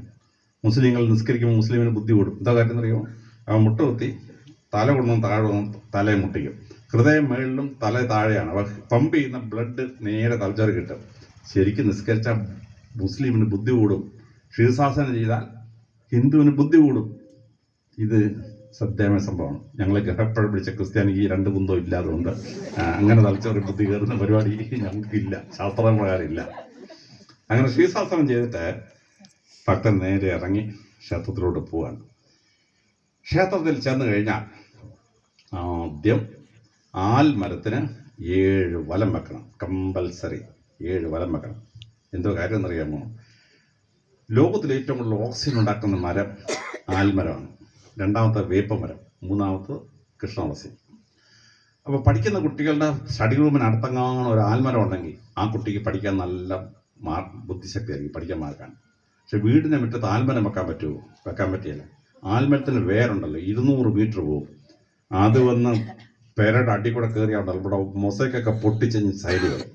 നമ്മുടെ കെട്ടിടത്തിന് ഭിത്തിയുടെ ഇതിലെ കൂടെയാണ് ഈ വേര് കയറുന്നുണ്ടല്ലോ, നമ്മുടെ ഭിത്തി പൊട്ടിച്ച് കൈ കൊടുത്തതായി. ക്ഷേത്രം പണിയണമെങ്കിൽ കാവാണെങ്കിലും ശരി, ഏത് ക്ഷേത്രമാണെങ്കിലും ശരി, ഒരടി കനമുള്ള പാറ വിരിച്ചിട്ട് ക്ഷേത്രം പണിയാൻ പറ്റുള്ളൂ. ഈ പാറ പൊട്ടിച്ച് മേളിൽ കയറാൻ ആൽമരത്തിന് വേറിന് ശക്തിയില്ല. അപ്പം ക്ഷേത്രത്തിൽ നമ്മൾ ആൽമരം വെക്കും, വീടിന് മുറ്റത്ത് ആൽമരം വെക്കില്ല. അപ്പോൾ ഭക്തൻ ഇങ്ങനെ നടന്നു വന്നിട്ട് ഈ ആലിന് 7 വലം വെക്കും. ഈ ആൽമരത്തിൻ്റെ ഓക്സിജൻ 24 മണിക്കൂർ പ്രൊഡ്യൂസ് അവിടെ ഇങ്ങനെ നിറഞ്ഞു നിൽക്കുകയാണ്. അതങ്ങോട്ട് ശ്വസിക്കുമ്പോൾ അപാര ബുദ്ധിശക്തിയാണ്. ബുദ്ധഭഗവാൻ 27 ഗുരുക്കന്മാരുണ്ടായിരുന്നു. ലോകത്ത് ആരുടെയൊക്കെ അടുത്ത് പോയി ബുദ്ധഭഗവാൻ ആൽമരത്തിന് ചവിട്ടി വന്നിരുന്നപ്പം ബോധഗയ വന്നിരുന്നപ്പം ബോധോദയം. കാര്യം ആൽമരത്തിൻ്റെ ആ ഓക്സിജനാണ് ബുദ്ധന് ബോധോദയം ഉണ്ടാക്കാനുള്ള കാരണങ്ങളിൽ പ്രധാനമായിട്ടുള്ള ഒന്ന്. അപ്പം ഇതാണ് ആൽമരം ചുറ്റുള്ള ചുറ്റ്. അതങ്ങോട്ട് കഴിഞ്ഞാൽ ഓരോ ദേവനെയും എത്ര തവണ വലം വെക്കണം കൃത്യമായി എഴുതി വെച്ചിട്ടുണ്ട്. പരമശിവനെ 3 തവണ വലം വെക്കണം, വിഷ്ണു ഭഗവാനെ 4 തവണ വലം വെക്കണം. ഭഗവതിയുടെ ക്ഷേത്രമാണെങ്കിൽ ഇവിടുത്തെ ചാമുണ്ഡി ക്ഷേത്രത്തിൽ ചാമുണ്ഡിയെ 4 തവണ വലം വെക്കണം. ഗണപതി ഭഗവാനെ ഒറ്റ തവണ വലം വെക്കാവും. 2ാമത് വലം വെച്ചാൽ ഗണപതിക്ക് ദേഷ്യം വരും. ഗണപതി ഭഗവാൻ ഒറ്റച്ചാട്ടത്തിന് പരമശിവനെയും പാർവതിയും ചുറ്റി താഴെ വന്ന ആളാണ്. ഒരു തവണ ചുറ്റിയാൽ വലിയ സന്തോഷം. 2ാം ചുറ്റുമ്പോൾ ആരെ പിണച്ചാലും ഗണപതി ഭഗവാൻ പിണക്കല്ലേ, വിഘ്നേശ്വരനാണ്, ഒരു രക്ഷയില്ല. അപ്പോൾ ഗണപതി ഭഗവാൻ ഒരു തവണ ചുറ്റാവും. പക്ഷെ ഒരു ക്ഷേത്രത്തിൽ ചെന്നാൽ എല്ലാ പ്രദക്ഷിണവും കൂടി 24 കൂടാൻ പാടില്ല. അപ്പം നമ്മൾ 7 ആൽമരം 7 കമ്പൽസറി. ബാക്കി 17 ഏതൊക്കെ ദേവനെ ചുറ്റണം? നാഗത്തെ 3 തവണ ചുറ്റണം, യക്ഷിയമ്മാവനെ 5 തവണ ചുറ്റണം. ഇത് കണക്കാണ്. അപ്പം നമ്മൾ ദേവനെ ഉപദേവതമാരെയും കൂട്ടി 24 ഒപ്പിക്കണം. കറക്റ്റ് കണക്കാണ്. എന്നിട്ട് നമ്മൾ തിരിച്ചു വന്നിട്ടാണ് ദേവനെ തൊഴുന്നത്. എന്താണ് ഈ സംഭവം? ഒരു മനുഷ്യന് പൂർണ്ണ ആരോഗ്യം ഉണ്ടാവണമെങ്കിൽ 300 മീറ്റർ നടക്കണം. ഭക്തൻ വീട്ടിൽ നിന്ന് ഇറങ്ങി നടന്ന് ക്ഷേത്രത്തിൽ വന്ന് ആൽമരത്തിന് 7, പിന്നെ ബാക്കി 17, എല്ലാം 24 ദർശനം കഴിഞ്ഞ് പിന്നെ നടന്ന് തിരിച്ച് വീട്ടിലെത്തുമ്പോൾ മിക്കവാറും 300 മീറ്റർ പൂർത്തിയായി. പൂർണ്ണ ആരോഗ്യം കിട്ടും. അതല്ലാതെ മെയിൻ റോഡിൽ കൂടെ ഇറങ്ങി നടന്ന് വല്ല പട്ടിയുടെയും കടികൊള്ളേണ്ട വല്ല ആവശ്യമുണ്ടോ? മര്യാദയ്ക്ക് നടന്ന് ക്ഷേത്രത്തിൽ വന്ന് ദർശനം ചെയ്താൽ കറക്റ്റ് നടക്കണം. പിന്നെ ആ പ്രാർത്ഥന, വീട്ടിൽ ചെയ്യേണ്ട പ്രാർത്ഥനയുണ്ട്, ക്ഷേത്രത്തിൽ വന്ന് ചെയ്യേണ്ട പ്രാർത്ഥനയുണ്ട്, പിന്നുള്ള യാമപ്രാർത്ഥനയുണ്ട്. ഈ പ്രാർത്ഥനകൾ വളരെ കറക്റ്റാണ്. മുസ്ലിങ്ങൾക്ക് 5 കമ്പൽസറി നിസ്കാരം, അതുകൂടാതെ വെളുപ്പാങ്കാലം 4 മണിക്ക് ഹിന്ദുക്കൾ ചെയ്യുന്ന ബ്രഹ്മമുഹൂർത്ത ഉത്തരുടെ എന്ന് പറയുന്ന സ്ഥലത്ത് മുസ്ലിങ്ങൾക്ക് കമ്പൽസറി അല്ലാത്ത നിസ്കാരമുണ്ട്. ബാക്കി 5 നിസ്കാരം. അപ്പോൾ ഇസ്ലാം എന്ന വാക്കിൻ്റെ അർത്ഥം സബ്മിഷൻ എന്നാണ്. പക്ഷേ ഇസ്ലാം എന്ന വാക്ക് മുസ്ലിങ്ങളുടെ 5 നിസ്കാരങ്ങളെടുത്ത് അതിൻ്റെ ആദ്യ അക്ഷരങ്ങൾ ചേർത്താൽ ഇസ്ലാം എന്ന് കിട്ടും. ഇസായ നിസ്കാരത്തിൻ്റെ ഐയും, സുബഹി നിസ്കാരത്തിൻ്റെ എസും, ലഹർ നിസ്കാരത്തിൻ്റെ എല്ലും, അസാ നിസ്കാരത്തിൻ്റെ എയും, മഗ്രി നിസ്കാരത്തിൻ്റെ എമ്മും കൂടെ ചേരുമ്പോൾ ഇസ്ലാം എന്ന് വരും. വേറെ ഒരു മതത്തിനും അതില്ല. പ്രാർത്ഥനയുടെ ആദ്യ അക്ഷരം ചേർക്കുമ്പോൾ ഇസ്ലാം എന്ന പേര് കംപ്ലീറ്റ് ആവും. ഹിന്ദുക്കൾക്ക് ഇതുപോലെ 7 നേരത്തെ പ്രാർത്ഥനയാണ്. ക്രിസ്ത്യാനികൾക്ക് 7 നേരത്തെ പ്രാർത്ഥന. ആ യാമങ്ങൾ ഫിക്സ് ചെയ്യിക്കുന്നത് സൂര്യൻ്റെയും ചന്ദ്രൻ്റെയും നീക്കങ്ങൾക്കനുസരിച്ചിട്ടാണ്. ആ ടൈമിൽ ശരീരത്തിൽ നമുക്ക് 7 ബയോളജിക്കൽ ടേണിംഗ് ആണ്. ആ ഓരോ ബയോളജിക്കൽ ടേണിംഗ് വന്ന സമയത്താണ് ഓരോ പ്രാർത്ഥന 7 നിസ്കാരം 5 നിസ്കാരങ്ങളിൽ ഹിന്ദുക്കളുടെ 7 പ്രാർത്ഥന വരുന്നത്. അത് ആരോഗ്യത്തിന് വളരെ ബെസ്റ്റാണ്. സൂര്യൻ്റെയും ചന്ദ്രൻ്റെയും നീക്കങ്ങൾക്കനുസരിച്ചിട്ടാണ് ആ പ്രാർത്ഥന വരുന്നത്. അങ്ങനെ പ്രശ്നമെല്ലാം കഴിഞ്ഞ് അമ്പലത്തിൽ പ്രാർത്ഥിച്ചു കഴിഞ്ഞാലോ അന്നദാനം ചെയ്യണം. അന്നദാനം മഹാദാനം. അവിടെ അന്നം ഉണ്ടാക്കിയിരിക്കും. ക്ഷേത്രത്തിൽ വന്ന് ഒരു ഭക്തൻ പട്ടിണി കിടന്ന് പോയാൽ ആ ക്ഷേത്രത്തിൽ വരുന്ന മുഴുവൻ ഭക്തർക്ക് ദോഷമാണ്. ഇതാണ് ഹിന്ദുമതത്തിൻ്റെ വലിയൊരു സങ്കല്പം. അതുകൊണ്ട് ഹിന്ദുക്കൾ എന്ത് ചെയ്യും? അവിടെ വന്നിട്ട് ഭക്ഷണ സാധനങ്ങൾ കൊടുത്തിട്ട് പോകും. അത് കുക്ക് ചെയ്യും. പട്ടിണി കിടക്കുന്നവർ വന്നിട്ട് കഴിച്ചിട്ട് പോകും. നമ്മുടെ രാഷ്ട്രപിതാവ് മഹാത്മാഗാന്ധി പറഞ്ഞു, പട്ടിണി കിടക്കുന്നതിന് ഈശ്വരൻ പ്രത്യക്ഷപ്പെടുന്നത് അന്നമായിട്ടാണ്. ലോകത്തിൽ ഒരുപാട് രാജ്യത്ത് പട്ടിണി മരണം ഉണ്ടാവും. എത്യോപ്യ പട്ടിണി മരണം, നൈജീരിയ പട്ടിണി മരണം, സിറിയയിലെ പട്ടിണി മരണം, സോമാലിയ പട്ടിണി മരണം. ഇന്ത്യയിൽ എന്താ പട്ടിണി മരണം ഉണ്ടാകാത്തത്? ഇന്ത്യയിൽ 90 ലക്ഷം ക്ഷേത്രമുണ്ട്. ഇന്ത്യയിൽ പട്ടിണി കിടക്കുന്നവർ തന്നെ പട്ടിണി മാറ്റാൻ വളരെ എളുപ്പമാണ്. നേരെ ക്ഷേത്രത്തിലോട്ടില്ല, തൊഴുക, ആഹാരം കഴിക്കുക, തിരിച്ചു പോരും, സംഗതി കഴിക്കും. അപ്പോൾ ആഹാരം കൊടുക്കുന്നതിന് പുണ്യം, അത് പാചകം ചെയ്യുന്നതിന് പുണ്യം, അത് വിളമ്പുന്നതിന് പുണ്യം, ഭക്തർ ആഹാരം കഴിച്ചിട്ട് വിലവിടാൻ വൃത്തിയാക്കുന്നതിന് പുണ്യം. 4 പുണ്യമാണ്. ഈ ഭക്തർക്ക് 4 പുണ്യം കിട്ടും. മറ്റവൻ്റെ വിശപ്പ് മാറി കിട്ടും. ഗംഭീര പരിപാടിയാണ്. അങ്ങനെ അന്നദാനം കഴിഞ്ഞാൽ തിരിച്ച് വന്നവൻ ഭഗവാനോട് യാത്ര ചെയ്യും. ഞങ്ങൾ ക്രിസ്ത്യാനികളും മുസ്ലിങ്ങളും പൊടി തട്ടി അങ്ങ് പോകും. ഹിന്ദുവിന് പറ്റുമോ? ഹിന്ദുവിന് പറ്റില്ല. ഹിന്ദുക്കൾ ചെയ്യുന്ന ആ പ്രാർത്ഥന എൻ്റെ ഹൃദയത്തെ വളരെ സ്വാധീനിച്ചൊരു പ്രാർത്ഥനയാണ്. ഞാൻ ദിവസവും പള്ളിയിൽ പോകുന്ന ക്രിസ്ത്യാനിയാണ്. ഞാൻ നിങ്ങൾ പ്രാർത്ഥിക്കുന്ന പ്രാർത്ഥന പ്രാർത്ഥിക്കും. പക്ഷേ നിങ്ങൾ ദേവാന്ന് വിളിക്കുന്നതിന് പകരം ഞാൻ യേശുക്രിസ്തു എന്ന് പറഞ്ഞാൽ പ്രാർത്ഥിക്കുള്ളൂ. അത്രയുള്ള എൻ്റെ വ്യത്യാസം. അപ്പോൾ ഹിന്ദുക്കൾ ഈ പ്രദർശനമെല്ലാം കഴിഞ്ഞ് അന്നദാനം കഴിഞ്ഞ് തിരിച്ച് ക്ഷേത്രത്തിൽ യാത്ര ചോദിക്കാനായിട്ട് വരും. ദേവാ ദേവി ഞാൻ പോവുകയാണ്, ഇനി ഈ ക്ഷേത്രത്തിൽ വരാമെന്നോ ഇനി പൂജിക്കാൻ പറ്റുമെന്നോ എനിക്ക് ഒരു ഉറപ്പുമില്ല. പക്ഷെ ഞാൻ ഇനി ക്ഷേത്രത്തിൽ വരുന്നതിന് എനിക്ക് എന്തെങ്കിലും സംഭവിച്ചാൽ ഞാൻ 3 കാര്യം ചോദിക്കാണ് ഭഗവാനെ, തന്നേ പറ്റൂ. തരണമോ വേണ്ടയോ എന്ന് ദേവി ചിന്തിക്കാൻ പാടില്ല. ഞാൻ ഈ ചോദിക്കുന്ന 3 കാര്യങ്ങൾ തന്നേ പറ്റൂ. എന്നിട്ട് അൺകണ്ടീഷണലായിട്ടൊരു സാധനം കൂടെ വെക്കാൻ, എന്നിട്ട് ഹിന്ദു പ്രാർത്ഥിക്കുകയാണ്. വിടവാങ്ങൽ പ്രാർത്ഥനയാണ്. അനായാസേന മരണം വിനാ ദൈന്യതേ ജീവിതം ദേഹീമേം കൃപയാം വിഷ്ണു ത്വയി ഭക്തി അജഞ്ചലം. 3 കാര്യം ഭഗവാനോട് ചോദിക്കുന്നത്. ദേവാ ദേവി ക്ഷേത്രത്തിൽ ആരാ പ്രതിഷ്ഠിച്ച അതനുസരിച്ച് ചോദിക്കുന്നത്. കാളി ഭഗവതിയെ ചവണ്ടിയെ എന്ന് പറഞ്ഞിട്ട് പറയാണ് 3 കാര്യം. എന്തൊക്കെയാ? അനായാസേന മരണം, എൻ്റെ മരണം ആയാസമില്ലാത്തതായിരിക്കണം. ഞാൻ റോഡിൽ പോകുമ്പോൾ ആക്സിഡൻ്റ് ഉണ്ടായി പെട്ടച്ച് ചാവരുത്. ഇംഗ്ലീഷിൽ കവി പറയും, some people die in peace, others in pieces. ചിലർ സമാധാനത്തിൽ മരിക്കും, ചിലർ കഷ്ണമായിട്ട് മരിക്കും. ക്യാൻസർ വന്ന് കട്ടിക്കുഴി കിടന്ന് അയ്യോ അയ്യോ എന്ന് വിളിച്ചോണ്ട് ചാവരുത്. രഞ്ജുവിനൊന്ന് ആശുപത്രി പോകും. ഞാൻ 2 തവണ ICUവിനകത്ത് കിടന്നു. നമ്മുടെ ശരീരത്തിൽ ദ്വാരമുള്ളിടത്തൊക്കെ ഓരോ കോയിലടിച്ച് കയറ്റി ഇങ്ങനെ കിടക്കുവാണ്. എൻ്റെ അമ്പോ ഇതുപോലൊരു സാധനം ഗതികേടില്ല. ICU. ഹിന്ദുക്കൾ പ്രാർത്ഥിക്കുന്നതെന്നറിയാമോ? ഈ കുന്തത്തിലൊന്നും തന്നെ കയറ്റിക്കളയരുത്. ഞങ്ങളുടെ വേദോസ്തത്തിൽ പറയും എന്താണെന്നറിയാമോ? നീതിമാന്റെ മരണം ഉറക്കം പോലെ. രാത്രി ഉറങ്ങാൻ കിടന്നിട്ട് രാവിലെ ചത്ത് കിടന്ന ക്രിസ്ത്യാനിക്ക് മോക്ഷ ഉറപ്പാണ് ഞങ്ങളുടെ വേദോസ്തപ്രകാരം. ഇത് തന്നെയാണ് ഹിന്ദുവും പ്രാർത്ഥിക്കുന്നത്. അനായാസേന മരണം, എൻ്റെ മരണം ആയാസമില്ലാത്തതായിരിക്കണം. പിന്നെ വിനാ ദൈന്യതേ ജീവിതം. എനിക്ക് മരണം വരെ ദൈന്യാവസ്ഥ ഉണ്ടായിരുന്നു. പണത്തിന് ഒരു രക്ഷയില്ല. തെണ്ടുക. ആഹാരം കഴിക്കാൻ വിളമ്പി വെച്ചാൽ തിന്നാൻ വയ്യ. വലിയ കൊച്ചുമക്കളൊന്ന് വിളമ്പി ഇങ്ങനെ വായിലോട്ട് ഇങ്ങനെ വെച്ചു കൊടുക്കാൻ തിന്നാനായിട്ട്.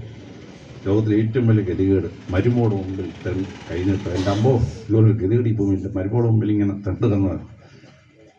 ശാരീരികമോ ധനപരമായ ഒരു ദയനീയാവസ്ഥ ഇല്ലാതെ മരണം വരെ എനിക്ക് പോകണം. പാർട്ടിക്ക് പ്രശ്നം ഉണ്ടാവും. എനിക്ക് സ്റ്റെപ്പ് കയറാൻ പറ്റില്ല. ആരോഗ്യം പിടിച്ചെങ്കിൽ എനിക്ക് സ്റ്റെപ്പ് കയറാൻ പറ്റും. 70 വയസ്സ് കഴിഞ്ഞപ്പോൾ എനിക്കുണ്ട റെസ്ട്രിക്ഷനാണ്. എല്ലാവർക്കും ഉണ്ടാവും. പക്ഷേ ഹിന്ദുക്കൾ പ്രാർത്ഥിക്കുകയാണ് വിനാ ദൈന്യതേ ജീവിതം. എനിക്ക് ദൈന്യാവസ്ഥ ഉണ്ടാവില്ല മരണം വരെ. 3ാമത് ചോദിക്കുന്നത് ദേഹിമേയും കൃപയാം വിഷ്ണു ത്വയി ഭക്തി അജഞ്ചലം. എൻ്റെ ദേഹി ഭഗവാൻ, എൻ്റെ ആത്മാവുണ്ടല്ലോ, ഞാൻ മരിച്ചാൽ ത്വയി ഭക്തി അജഞ്ചലം, നേരെ അങ്ങയുടെ മുമ്പിൽ വന്നിട്ട് തൊഴുകയോട് നിൽക്കാനിടയാവണം.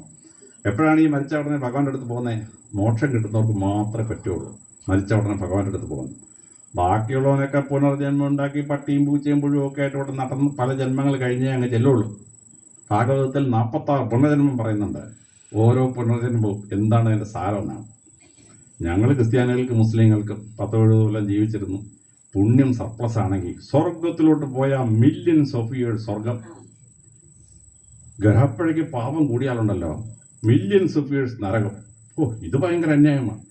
കൊലക്കേസ് ചെയ്താലും 14 കൊല്ലം കിടന്നാൽ പോലെ. അപ്പം ഈ 70 കൊല്ലം ഇച്ചിരി കൂടിപ്പോയെന്ന് മില്യൺസ് ഓഫ് ഇയേഴ്സ് സ്വർഗത്തിൽ നരകത്തിൽ കൊണ്ടിട്ടാലോ? ഹിന്ദുക്കൾക്ക് ഈ പ്രശ്നമില്ല. ഹിന്ദുക്കൾക്ക് നിത്യം നരകം എന്നൊരു സാധനം ഇല്ല. പെർമനന്റ് ഡാമിനേഷൻ ഹിന്ദുവിനില്ല. ഒരു ജന്മത്തിൽ പറ്റിയില്ലയോ? 2ാം ജന്മം, 3ാം ജന്മം, 4ാം ജന്മം, 5ാം ജന്മം ചാൻസാണ്. കേരള യൂണിവേഴ്സിറ്റി പഠിക്കാൻ പോയാലേ first chance, second chance, third chance കഴിഞ്ഞാൽ പിന്നെ വൈസ് ചാൻസലർക്ക് എന്തോ ഒരു ഗ്രേസ് ചാൻസ് ഉണ്ടെന്ന് തോന്നുന്നു. പിന്നെ പഠിക്കാൻ പറ്റിയല്ലോ. മഹാരാഷ്ട്ര ഇപ്പോൾ 3 കൊല്ലം തോറ്റാ പറയും അൺഫിറ്റ് ഫോർ ഹയർ എഡ്യൂക്കേഷൻ സീലടിച്ച് തരും. പിന്നെ പഠിക്കാൻ പറ്റില്ല ആളിന്. ഹിന്ദുക്കളുടെ ദൈവം ഉണ്ടല്ലോ ഭയങ്കര ദാനധമ്യാണ്. First chance, second chance, third chance, 4th chance, 5th chance, 6th chance. Ultimately രക്ഷപ്പെടുത്തും. പെർമനന്റ് ഡാമിനേഷൻ ഇല്ല. ഇത് ഗംഭീര ഒരു പരിപാടിയാണ്. എനിക്ക് ഹിന്ദുക്കളുടെ ഈ പുനർജന്മം വളരെ ഇഷ്ടമാണ്. ഭർത്താക്കന്മാർ ഭാര്യമാരെ തല്ലിയാൽ ആ ഭർത്താവ് അടുത്ത ജന്മത്തിൽ സ്ത്രീയായി ജനിക്കും. നല്ല അടിക്കുന്ന ഒരു ഭർത്താവിൻ്റെ ഭാര്യയാവും. ഈ ജന്മത്തിൽ ഭാര്യ കൊടുത്ത മുഴുവൻ തല്ലും പലിശയും അടുത്ത ജന്മത്തിൽ വാങ്ങിക്കും. എന്നിട്ടേ അവൻ രക്ഷപ്പെടുള്ളൂ. ഉഗ്രൻ പുനർജന്മമാണ്. ബാങ്കിൽ പോയി പലിശ ഇട്ടാൽ 10% പലിശയാണ്. ഈ ഭഗവാന്റെ ഭാര്യയെ തല്ലുന്നതിൻ്റെ പലിശ എത്ര വായിച്ച പുസ്തകം കണ്ടിട്ടില്ല. ആരെങ്കിലും പലിശ നിരക്ക് എവിടെ എഴുതി വെച്ചിട്ടുണ്ട് എന്നൊന്ന് പറയണം. അപ്പം ഭാര്യയെ തല്ലുന്നൊരു ഭർത്താവ് ഈ പുനർജന്മ കഥ കേട്ടാൽ അന്നും ഭാര്യ തല്ലും നിർത്തും. കാരണം ഇതുവരെ തല്ലിൻ്റെ പലിശ വാങ്ങിച്ചാൽ മതി, ഇനി കൂടുതൽ കൊടുത്ത് പലിശ വാങ്ങിക്കണ്ടല്ലോ, ആ മര്യാദയാണ്. ഭരതരാജാവ് 60 വയസ്സ് കഴിഞ്ഞപ്പോൾ മക്കൾക്ക് ഭരണം കൊടുത്തിട്ട് റിട്ടയർമെൻ്റ് എടുത്തു. എന്നിട്ട് നേരെ വനത്തിൽ പോയി സന്യസിക്കാൻ പോയി. അപ്പോഴൊരു പൂർണ്ണ ഗർഭിണിയായ മാനെ ഒരു സിംഹം ഓടിക്കുന്നു. സിംഹം ഓടിക്കുന്നു പറയുമ്പോൾ തന്നെ മനസ്സിലാക്കണം, ഗുജറാത്തിലെ ഗിർവനത്തിലും കണ്ട ഇയാൾ പോയി, അവിടെ മാത്രമുള്ള ഇന്ത്യയിൽ സിംഹം. ഈ മാനെ രക്ഷിക്കാൻ വേണ്ടി ഭരതരാജാവ് പെട്ടെന്ന് ഇറങ്ങി, ആയുധമായിട്ട് ഇറങ്ങി. അപ്പോഴത്തേക്ക് ആ മാനെടുത്ത് വെള്ളത്തിൽ ചാടി പ്രസവിച്ചു. പക്ഷെ ഇത്രയും പൂർണ്ണ ഗർഭിണി സിംഹത്തേക്കാൾ സ്പീഡിൽ ഓടി കാരണം മാൻ അങ്ങ് ചത്തുപോയി.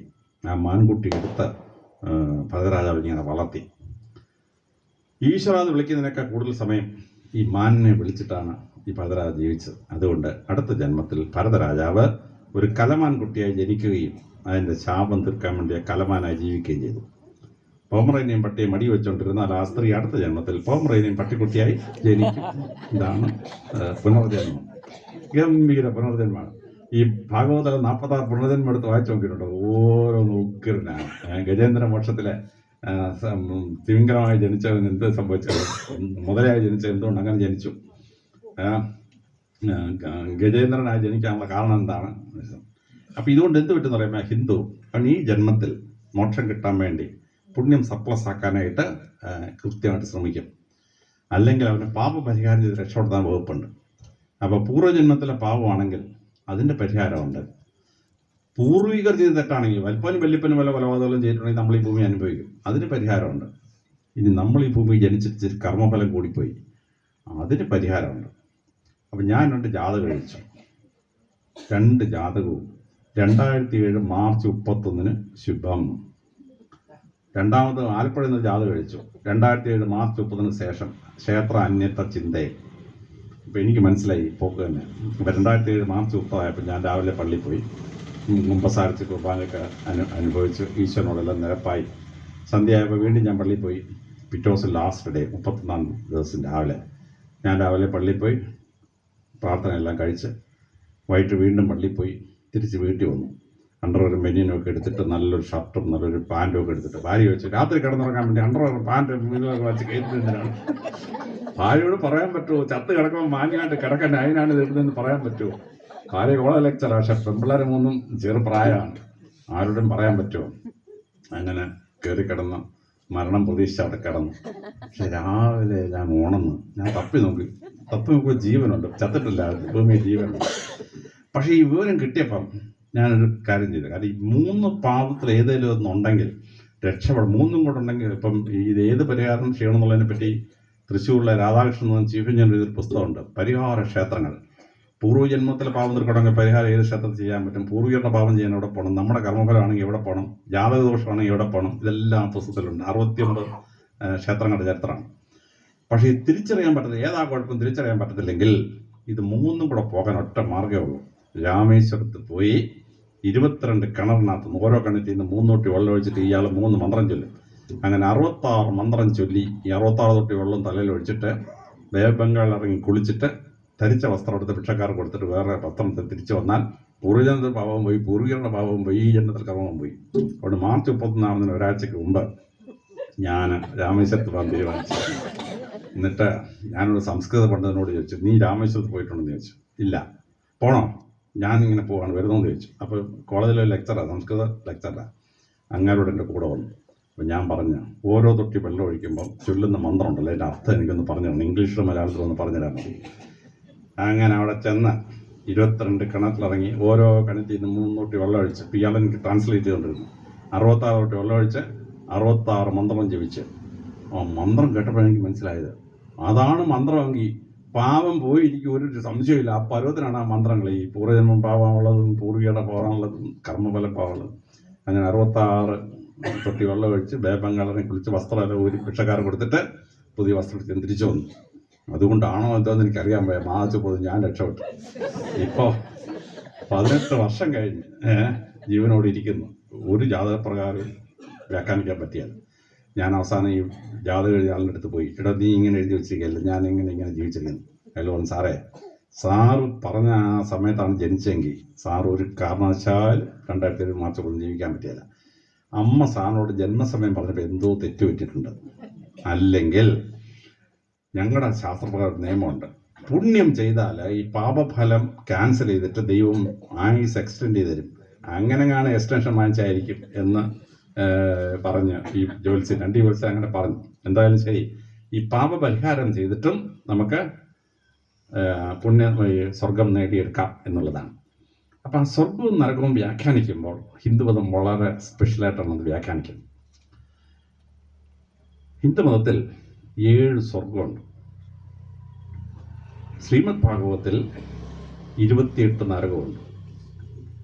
അപ്പം ഞാൻ ഈ 7 സ്വർഗം എടുത്ത് ഓരോന്നും പഠിക്കും, മെനക്കെട്ടിരുന്ന് പഠിച്ച് ഈ സ്വർഗത്തിൽ ഏത് പുണ്യം ചെയ്യുമ്പോൾ മറ്റേ സ്വർഗത്തിൽ ഏത് പുണ്യം ചെയ്യുമ്പോൾ ഇങ്ങനെ പഠിച്ചു 28 നരകം എടുത്ത് ശ്രീമദ് ഭാഗവതത്തിൽ ഓരോ നരകവും കൃത്യമായി എന്ത് പാപം ചെയ്യുമ്പോൾ അത് വായിച്ചപ്പോൾ എനിക്ക് മനസ്സിലായി. 28ാമത്തെ ഒരു നരകമുണ്ട്, ഘോര കുംഭീഭാഗ നരകം. അവിടെ 3 പാപം ചെയ്യുന്നവരെ പോകുന്നത്. ബ്രാഹ്മണനെ കൊല്ലുക, പക്ഷിയെ മൃഗത്തെയും കൊന്ന് ഭക്ഷിക്കുക. അപ്പോൾ ഞാൻ ഒരുപാട് മട്ടണും ചിക്കനും തിന്നിട്ടുണ്ട്. അപ്പോൾ പക്ഷിയെ മൃഗത്തെയും കൊന്ന് തന്നെ ഞാൻ കറക്റ്റ് പോയി വീഴാൻ പോകുന്ന ഘോര കുംഭീഭാഗ നരകത്തിലാണ്. മുസ്ലിങ്ങളും ക്രിസ്ത്യാനികളും റിസർവ് വെച്ചിരിക്കുകയാണ് സാധനം ഈ ഘോര കുംഭീഭാഗ നരകം. നിങ്ങളെപ്പോലെ വെജിറ്റേറിയൻസ് ഒന്നും അവിടെ പോയില്ല കേട്ടോ, ഘോര കുംഭീഭാഗ നരകം. അപ്പോൾ ദേവി ഭാഗവതം വരുമ്പോണ്ടല്ലോ 76 നരകമാണ്. ഞാനൊരു 3 ദിവസം എടുത്തു ഓരോ നരകം എടുത്തതിനും ഞാൻ നോട്ട്ബുക്കിൽ എഴുതി കുറിച്ച് അതിൻ്റെ നരകത്തിൻ്റെ പേര് എന്ത് പാപം ചെയ്താണ് പോകുന്നതൊക്കെ പഠിച്ചിട്ട് എന്ത് കോംപ്ലിക്കേറ്റ്, എത്ര ഗ്രാഫിക്കാന്ന് പറയാം ഹിന്ദു മതത്തിൻ്റെ നരകസങ്കല്പം. അപ്പോൾ ശ്രീമദ് ഭാഗവതത്തിൽ 28, മറ്റേ ദേവി ഭാഗത്തിൽ 76. മുസ്ലിങ്ങൾക്ക് ഒരു സ്വർഗ്ഗമേ ഉള്ളൂ, പക്ഷേ 7 നരകമുണ്ട്. 1ാമത്തെ നരകം മുസ്ലിങ്ങളായ പുരോഹിതന്മാർക്ക് പോകാനാണ്, മൗലാക്കന്മാർക്ക് പോകാനാണ്. 2ാമത്തെ നരകം ക്രിസ്ത്യാനികളുടെ യഹൂദന്മാരുടെ അച്ഛന്മാർക്ക് പോയി വീഴാനുള്ള സ്ഥലമാണ്. 3ാമത്തെ നരകം ഓർഡിനറി മുസ്ലിമിന് പോകാനാണ്. 4ാമത്തെ നരകം യഹൂദന്മാരും ക്രിസ്ത്യാനികളുമായ പീപ്പിൾ ഓഫ് ദ ബുക്ക് അവർക്ക് പോയി വീഴാനുള്ളതാണ്. അങ്ങനെ 7 നരകമാണ്. അപ്പം ഞാനൊരു മുസ്ലിം വെള്ളക്കട ചോദിച്ചു, ഈ 3-4 വേണോ, നമ്മളെല്ലാം കൂടെ ഒരുമിച്ച് കിട്ടാൻ പോലെ എന്തിനും വെറുതെ സെപ്പറേറ്റ് ചെയ്യുന്നതെന്ന് ചോദിച്ചു. പക്ഷെ ക്രിസ്ത്യാനിക്കോ ഒരു സ്വർഗ്ഗം, ഒരു നരകം, പിന്നെ ഒരു ശുദ്ധീകരണ സ്ഥലം. ഇതാണ്. അപ്പോൾ ഓരോ മതത്തിനും സ്വർഗസങ്കല്പ വ്യത്യാസമാണ്, നരകസങ്കല്പ വ്യത്യാസമാണ്.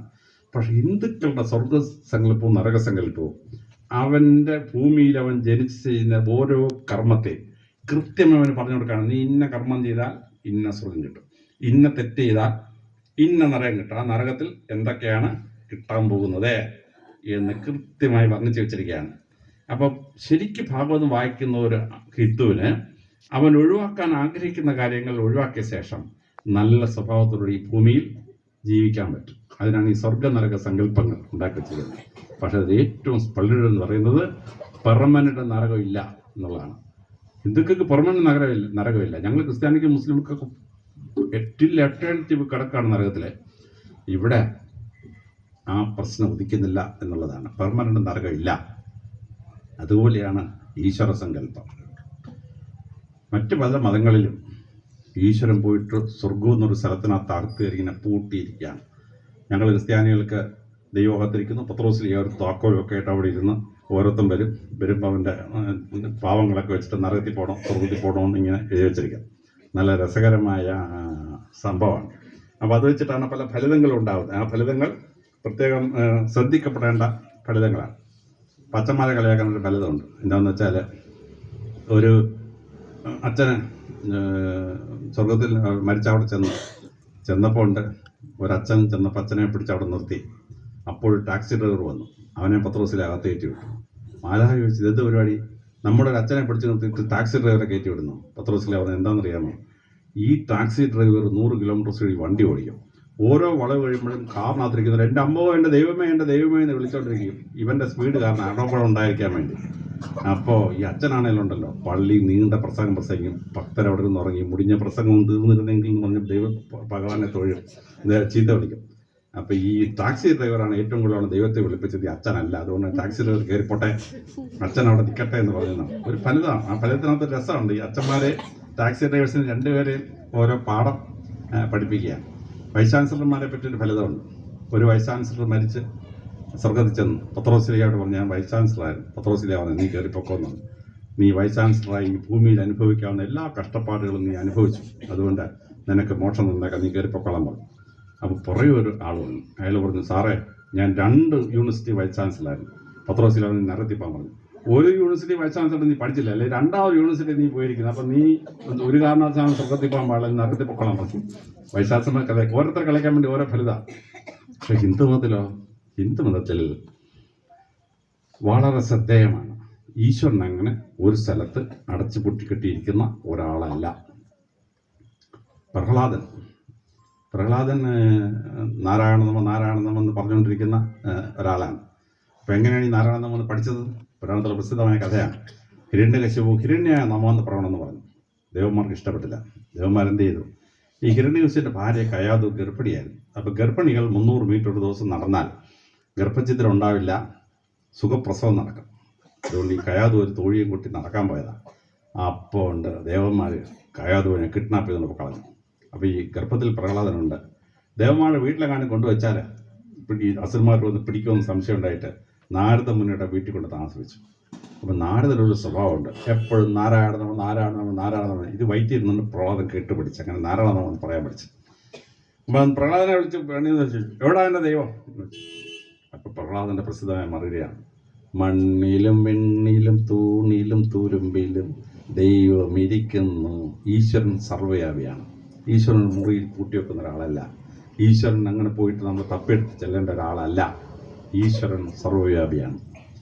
1108 ഉപനിഷത്തുണ്ട് ഹിന്ദുക്കൾക്ക്. അതിൽ ഒന്നാമത്തെ ഉപനിഷത്ത് ഈശോവാസി ഉപനിഷത്ത്. തുടങ്ങുന്നത് എങ്ങനെയാണ്? ഈശോവാസിമിതം സർവം. പ്രപഞ്ചം മുഴുവൻ ഈശ്വരൻ നിറഞ്ഞ് നിൽക്കുകയാണ്. അപ്പോൾ പ്രപഞ്ചം മുഴുവൻ നിറഞ്ഞിരിക്കുന്ന ഈശ്വരൻ നമ്മിലും എല്ലായിടത്തുള്ള ഈശ്വരനാണ്.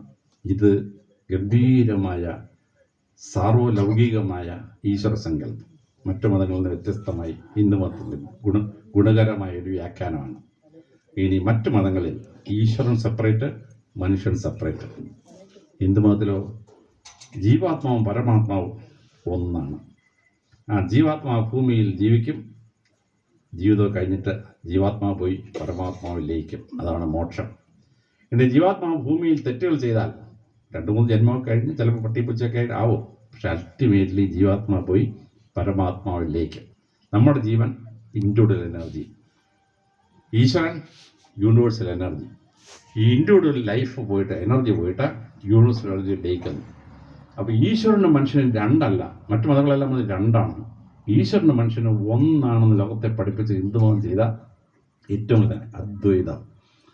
ഋഗ്വേദത്തിൽ തുടങ്ങി വേദവ്യാസൻ മഹാഭാരതത്തിൽ വ്യാഖ്യാനിച്ച് ശങ്കരാചാര്യർ അദ്ദേഹത്തിൻ്റെ പ്രസിദ്ധമായ അദ്വൈത ശാസ്ത്രം ഗംഭീരമായിട്ട് വ്യാഖ്യാനിച്ചു. അപ്പോൾ നമ്മൾക്ക് ഈശ്വരനിൽ നമ്മൾ അൾട്ടിമേറ്റ്ലി ലയിക്കും.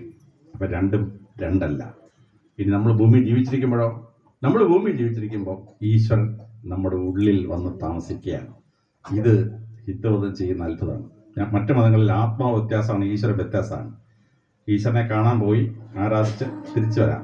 പക്ഷെ ഹിന്ദുമതത്തിൽ നമ്മുടെ ഉള്ളിലിരിക്കുന്ന ഈശ്വരൻ നമ്മുടെ എല്ലാം ഉള്ളിൽ ഇരിക്കുകയാണ്. ഇത് വളരെ കൃത്യമായി ചാന്തോക്യ ഉപനിഷത്തിൽ പറയുകയാണ്. തത്വമസി അഹം ബ്രഹ്മാസ്മി എന്ന് നമ്മളെ പഠിപ്പിക്കുകയാണ്. 1000 മൈലുകൾ താണ്ടി കരിമല കയറ്റം കഠിനമന്ന അയ്യപ്പ കയറി ശരംകുത്തി കയറി ഇറങ്ങി 18-ാം പടി കയറി ഭക്തൻ അങ്ങോട്ട് ചെല്ലുമ്പോൾ അയ്യപ്പ ഭഗവാന്റെ മുകളിൽ എഴുതി വെച്ചിരിക്കുകയാണ് തത്വമസി. ഭഗവാൻ പറയുകയാണ്, ഭക്ത നീ 1000 കിലോമീറ്റർ യാത്ര ചെയ്ത് കരിമല കയറ്റം കഠിനമന്ന അയ്യപ്പ കയറി ശരംകുത്തി കയറി ഇറങ്ങി 18-ാം പടി കയറി വരുന്ന ഭക്ത, നീയും ഉള്ളിയിരിക്കുന്ന ഞാനും ഒന്നാം നീ മനസ്സിലായിക്കോണം. തത്വമസി. God and man are the same. Kabir ഹിന്ദുവായി ജനിച്ച് ഒരു മുസ്ലിം എടുത്ത് വളർത്തി കബീർ നാമധാരിയായി. അദ്ദേഹത്തിൻ്റെ ദോഹയാണ്, ഒരു പ്രസിദ്ധമായ ദോഹയാണ്. തേരാ സായി തുജുമേം യോ പൂപ്പനുമേം ബാസ് കസ്തൂരി കാ മൃഗയോ പിറുപിറുടൂണ്ടെ കാസ്. തേരാ സായി തുജ. മനുഷ്യ, നിന്റെ ഉള്ളിൽ ഈശ്വരൻ ഇരിക്കുകയാണ്. ആ ഈശ്വരനെ തപ്പി നീ എങ്ങും പോണ്ട. തേരാ സായി തുജുമേം. എങ്ങനെ? ജോം പൂപ്പനുമേം ബാസ്. പൂപ്പൻ എന്ന് പറഞ്ഞാൽ സുഗന്ധം. ആ പൂക്കൾക്കകത്ത് പുഷ്പത്തിനകത്ത് സുഗന്ധം ഇരിക്കുന്ന പോലെ നിന്റെ ഉള്ളിൽ ഈശ്വരൻ ഇരിക്കുകയാണ്. ജോം പൂപ്പനുമേം ബാസ്. പൂപ്പൻ അല്ലെങ്കിൽ പുഷ്പത്തിൽ, ബാസ് അല്ലെങ്കിൽ സുഗന്ധം ഇരിക്കുന്ന പോലെ നിന്റെ ഉള്ളിൽ ഈശ്വരൻ ഇരിക്കുകയാണ്. പിന്നെ കബീർ നമ്മളെ കളിയാക്കാണ്ട് കസ്തൂരിക്കാ മൃഗജോ. കസ്തൂരിമാന്റെ ശരീരത്തിന്റെ പുറകിലാണ് ഈ കസ്തൂരി ഗ്രന്ഥി. അതിൽ ഒരു തുള്ളി കസ്തൂരി ഇങ്ങോട്ട് പുറകോട്ട് ഇറങ്ങുമ്പോൾ നല്ല സുഗന്ധം. ഇത് എവിടുന്ന് വരുന്നറിയാൻ വേണ്ടി കസ്തൂരിമാൻ ഓട്ടം പിടിക്കും. അവനിങ്ങനെ ഓടി മലയെല്ലാം കയറി ഇറങ്ങി താഴെ ഒന്ന് ക്ഷീണിച്ച് ഇരിക്കും. ഇരിക്കുന്ന എവിടെയാണ്? കസ്തൂരിയുടെ മുകളിലോട്ടാണ്. ആ അടുത്ത തുള്ളി ഇറങ്ങി വരും. ഇവൻ ഓട്ടാണ്. കബീർ ചോദിക്കാണ്, നിന്റെ ഉള്ളിലുള്ള ഈശ്വരനെ തപ്പി നീ ലോകം മുഴുവൻ ഓടുന്ന എന്തിനാടാ? നിന്റെ ഉള്ളിൽ തന്നെ ഈശ്വരൻ ഇരിക്കുകയാണ്. അപ്പോഴേ ഈശ്വര സാന്നിധ്യം കൂടുതലുള്ള സ്ഥലമുണ്ട്, കോൺസെൻട്രേഷൻ കൂടിയ സ്ഥലമുണ്ട്, കുറേ സ്ഥലമുണ്ട്. കോൺസെൻട്രേഷൻ കൂടി നീ വിശ്വസിക്കുന്ന അമ്പലത്തിൽ നീ പ്രാർത്ഥിച്ചോ, പക്ഷെ നിന്റെ ഉള്ളിൽ ഈശ്വരൻ ഇരിപ്പുണ്ട്. ആ ഈശ്വരനെ നീ മനസ്സിലാക്കണം. ഇത് ഹിന്ദു ലോകത്തിന് കൊടുത്ത ഗംഭീരമായ ഒരു വിശ്വാസമാണ്. ആത്മാവ് ഈശ്വരൻ കണ്ടല്ല, ആത്മാവ് ഈശ്വരൻ ഒന്നാണ്. ആത്മാവ് അൾട്ടിമേറ്റ്ലി പുണ്യങ്ങൾ ചെയ്ത് ജീവിച്ചാൽ അൾട്ടിമേറ്റ്ലി ഭഗവാനിൽ പോയി ലയിക്കും. ഇൻഡ്യുവൽ എനർജി യൂണിവേഴ്സൽ എനർജിയുടെ ഭാഗമായി ലയിക്കും. അപ്പോൾ അല്ലാത്ത സമയത്ത് അതിങ്ങനെ അലഞ്ഞിരിഞ്ഞൊക്കെ നടക്കും. അത് അലഞ്ഞിരിഞ്ഞ് ചെയ്യാതിരിക്കാൻ വേണ്ടി നമ്മൾ പ്രത്യേകം ശ്രദ്ധിച്ചാൽ നമുക്ക് നല്ലത്. ആത്മാവുണ്ടോ എന്നൊക്കെ ചോദിച്ചാൽ സംഗതി ബുദ്ധിമുട്ടാണ്. ഞാൻ കോട്ടയം SP ആയിരുന്നപ്പം പ്രസിദ്ധനായ സൂര്യകാലടി ഭട്ടതിരിയുടെ അനന്തരവന്മാർ 2 ഞങ്ങളുടെ പോലീസ് ഓഫീസർ ക്ലർക്കന്മാരെ. അപ്പോൾ ഈ ഭൂപേഷ്കണം ഞാൻ വന്നപ്പോൾ 100 കണക്കിന് ഏക്കർ ഭൂമിയെല്ലാം പാട്ടം അന്ന് പോയി. അപ്പോൾ ഞാൻ ചോദിച്ചതേ, നിൻ്റെ വീട്ടിലെ ഈ പഴയ കഴിവുള്ള സൂര്യകാലിൻ്റെ പട്ടതിരി ഉണ്ടോ? രക്തരക്ഷസിനെ പിടിച്ചു കിട്ടിയ ആ കഴിവൊക്കെ ഒരാളുണ്ടെന്ന്, ഞങ്ങളുടെ വല്യമാണെന്ന്. ഞാൻ പറഞ്ഞു, നീ വാ നമുക്കൊന്ന് പൊക്കളാന്ന് നേരെ അവിടെ ചെന്നു. പട്ടതിരിയോട് ചോദിച്ചു, പട്ടതിരിയെ ഈ ആത്മാവിനൊന്ന് കാണിച്ചു തരാമെന്ന് ചോദിച്ചു.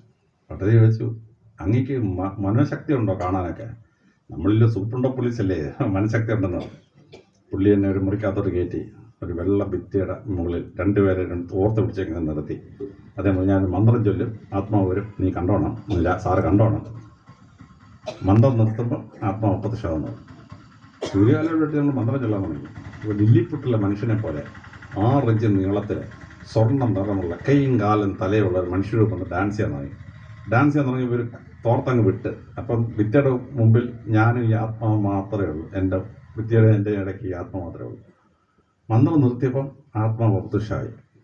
അപ്പം ഇത് ആത്മാവാണെന്ന് വെച്ചാൽ എനിക്കറിഞ്ഞൂടാ, ആത്മാവ് സ്വർണ്ണമാണെന്ന് വെച്ചാൽ എനിക്കറിഞ്ഞൂടാ, എന്നെ സൂര്യകാലി വട്ടത്തിൽ മസ്മരിസമാണോ എന്തോ എന്ന് അറിഞ്ഞൂടാ.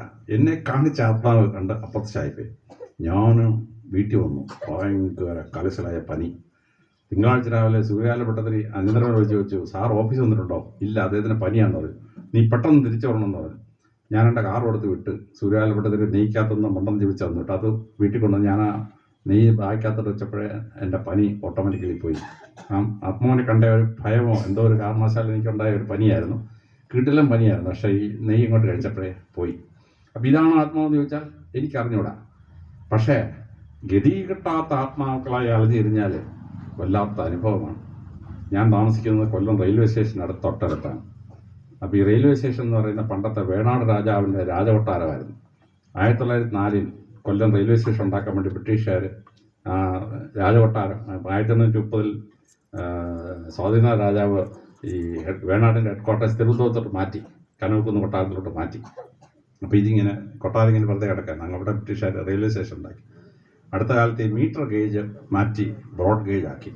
അപ്പോൾ ഈ വേണാട് രാജകൊട്ടാരത്തിലെ ആളുകളൊക്കെ സംസ്കരിച്ചിരുന്ന ആ സ്ഥലമാണ് ഈ ബ്രോഡ് ഗേജ് ആക്കി വീതി കൂടിയത്. അവിടുത്തെ ആത്മാക്കൾ വളരി. ആത്മാവ് ഞങ്ങളുടെ വീട്ടിൽ വരിക, ചായ കുടിച്ചിരിക്കുന്ന ഡ്രൈവറുടെ ചായ അടിച്ച് തെറിപ്പിക്കുക. വേറൊരു പോലീസ് ഡ്രൈവർ ഊഞ്ഞാലിൽ കയറിയിരുന്നു. ഊഞ്ഞാൽ അങ്ങോട്ട് 12 അടി അങ്ങോട്ട് 12 ഇങ്ങോട്ട് ഇങ്ങോട്ട് നിലവിളിക്കുക പോലീസുകാരനെ. ആളുകളെല്ലാം കൂടെ ചെന്ന് പിടിച്ച് നിർത്തി. ഭയങ്കര ശല്യം.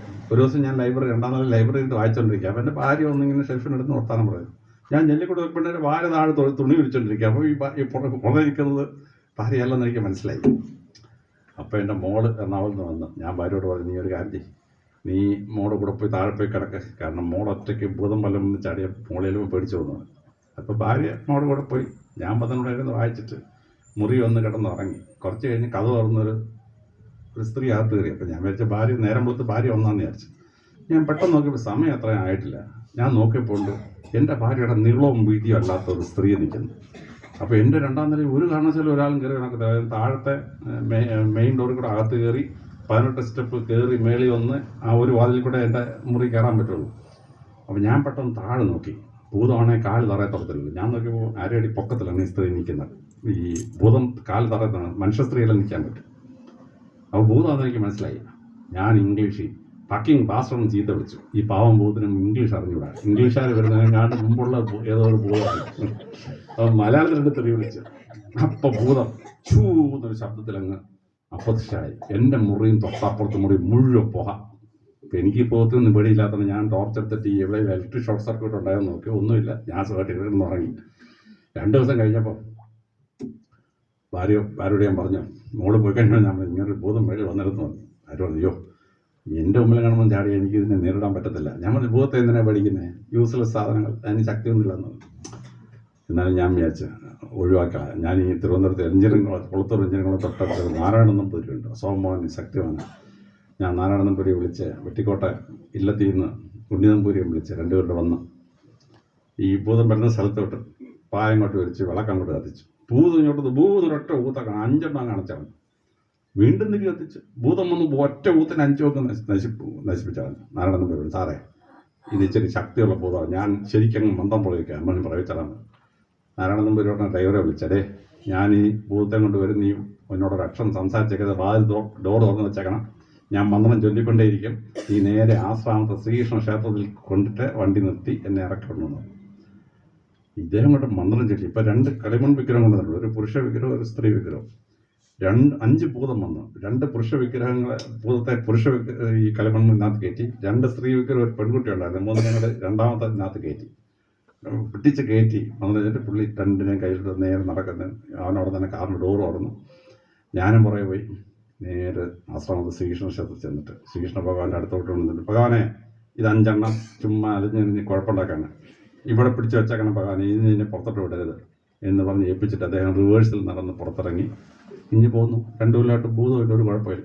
അപ്പം ഇങ്ങനെ അലിഞ്ഞിരി നടക്കുന്ന ഭൂതമായി തീരാതിരിക്കാൻ നിങ്ങളും ഞാനും പ്രാർത്ഥിക്കേണ്ട രീതിയിൽ പ്രാർത്ഥിച്ച് ക്ഷേത്രത്തിൽ ഒന്ന് ഈശ്വര സങ്കല്പത്തെ തൊഴേണ്ട രീതിയിൽ തൊഴുത് ദൈനംദിന ദിനചര്യകൾ ഋഷിമാർ പറഞ്ഞ പോലെ നമ്മൾ എഴുന്നേറ്റത്തോട്ട് കിടക്കുന്നത് വരെയുള്ള ഓരോ പ്രാർത്ഥനയും, ഉറങ്ങി എഴുന്നേൽക്കുമ്പോൾ പ്രാർത്ഥിക്കാനുള്ള പ്രാർത്ഥനയുണ്ട്, ഭൂമി നമസ്കാരത്തിനുള്ള പ്രാർത്ഥനയുണ്ട്, അമ്പലത്തിൽ പോയിട്ട് പ്രാർത്ഥിക്കാനുള്ള പ്രാർത്ഥനയുണ്ട്, അമ്പലത്തിൽ നിന്ന് ഭഗവാൻ വിടയോദിക്കാനുള്ള പ്രാർത്ഥനയുണ്ട്, ഉച്ച നമസ്കാരത്തിന് സൂര്യൻ നിസ്താവസമിക്കും ചെയ്യാനുള്ള മന്ത്രമുണ്ട്, 6 മണിയാകുമ്പോൾ രാമരാമ പാഹിമ ചൊല്ലി പ്രാർത്ഥിക്കാനുള്ള പ്രാർത്ഥനയുണ്ട്.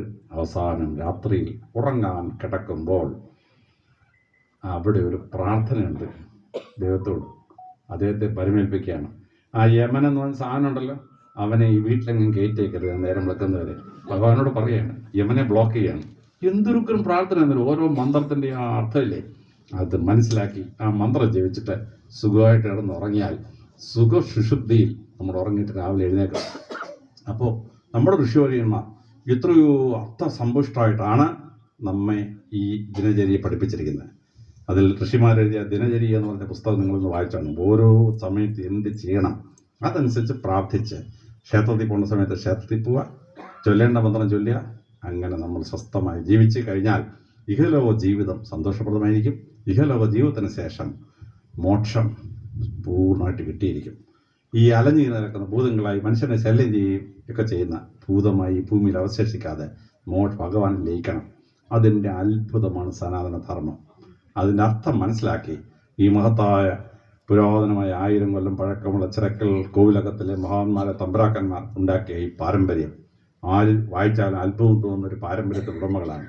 ഈ ദേവി സങ്കല്പം അവിടെ പ്രാർത്ഥിച്ച് ഈ പുണ്യ ജീവിതം നയിച്ച് എല്ലാവരും മോക്ഷത്തിലെത്താൻ നിങ്ങൾക്കെല്ലാവർക്കും ഈശ്വരൻ സാധ്യതപ്രായം തരട്ടെ, അനുഗ്രഹം തരട്ടെ എന്ന് പ്രാർത്ഥിച്ചുകൊണ്ട് എൻ്റെ ഇളയ വാക്കുകൾ ഉപസംഹരിക്കുന്നു. നമസ്കാരം.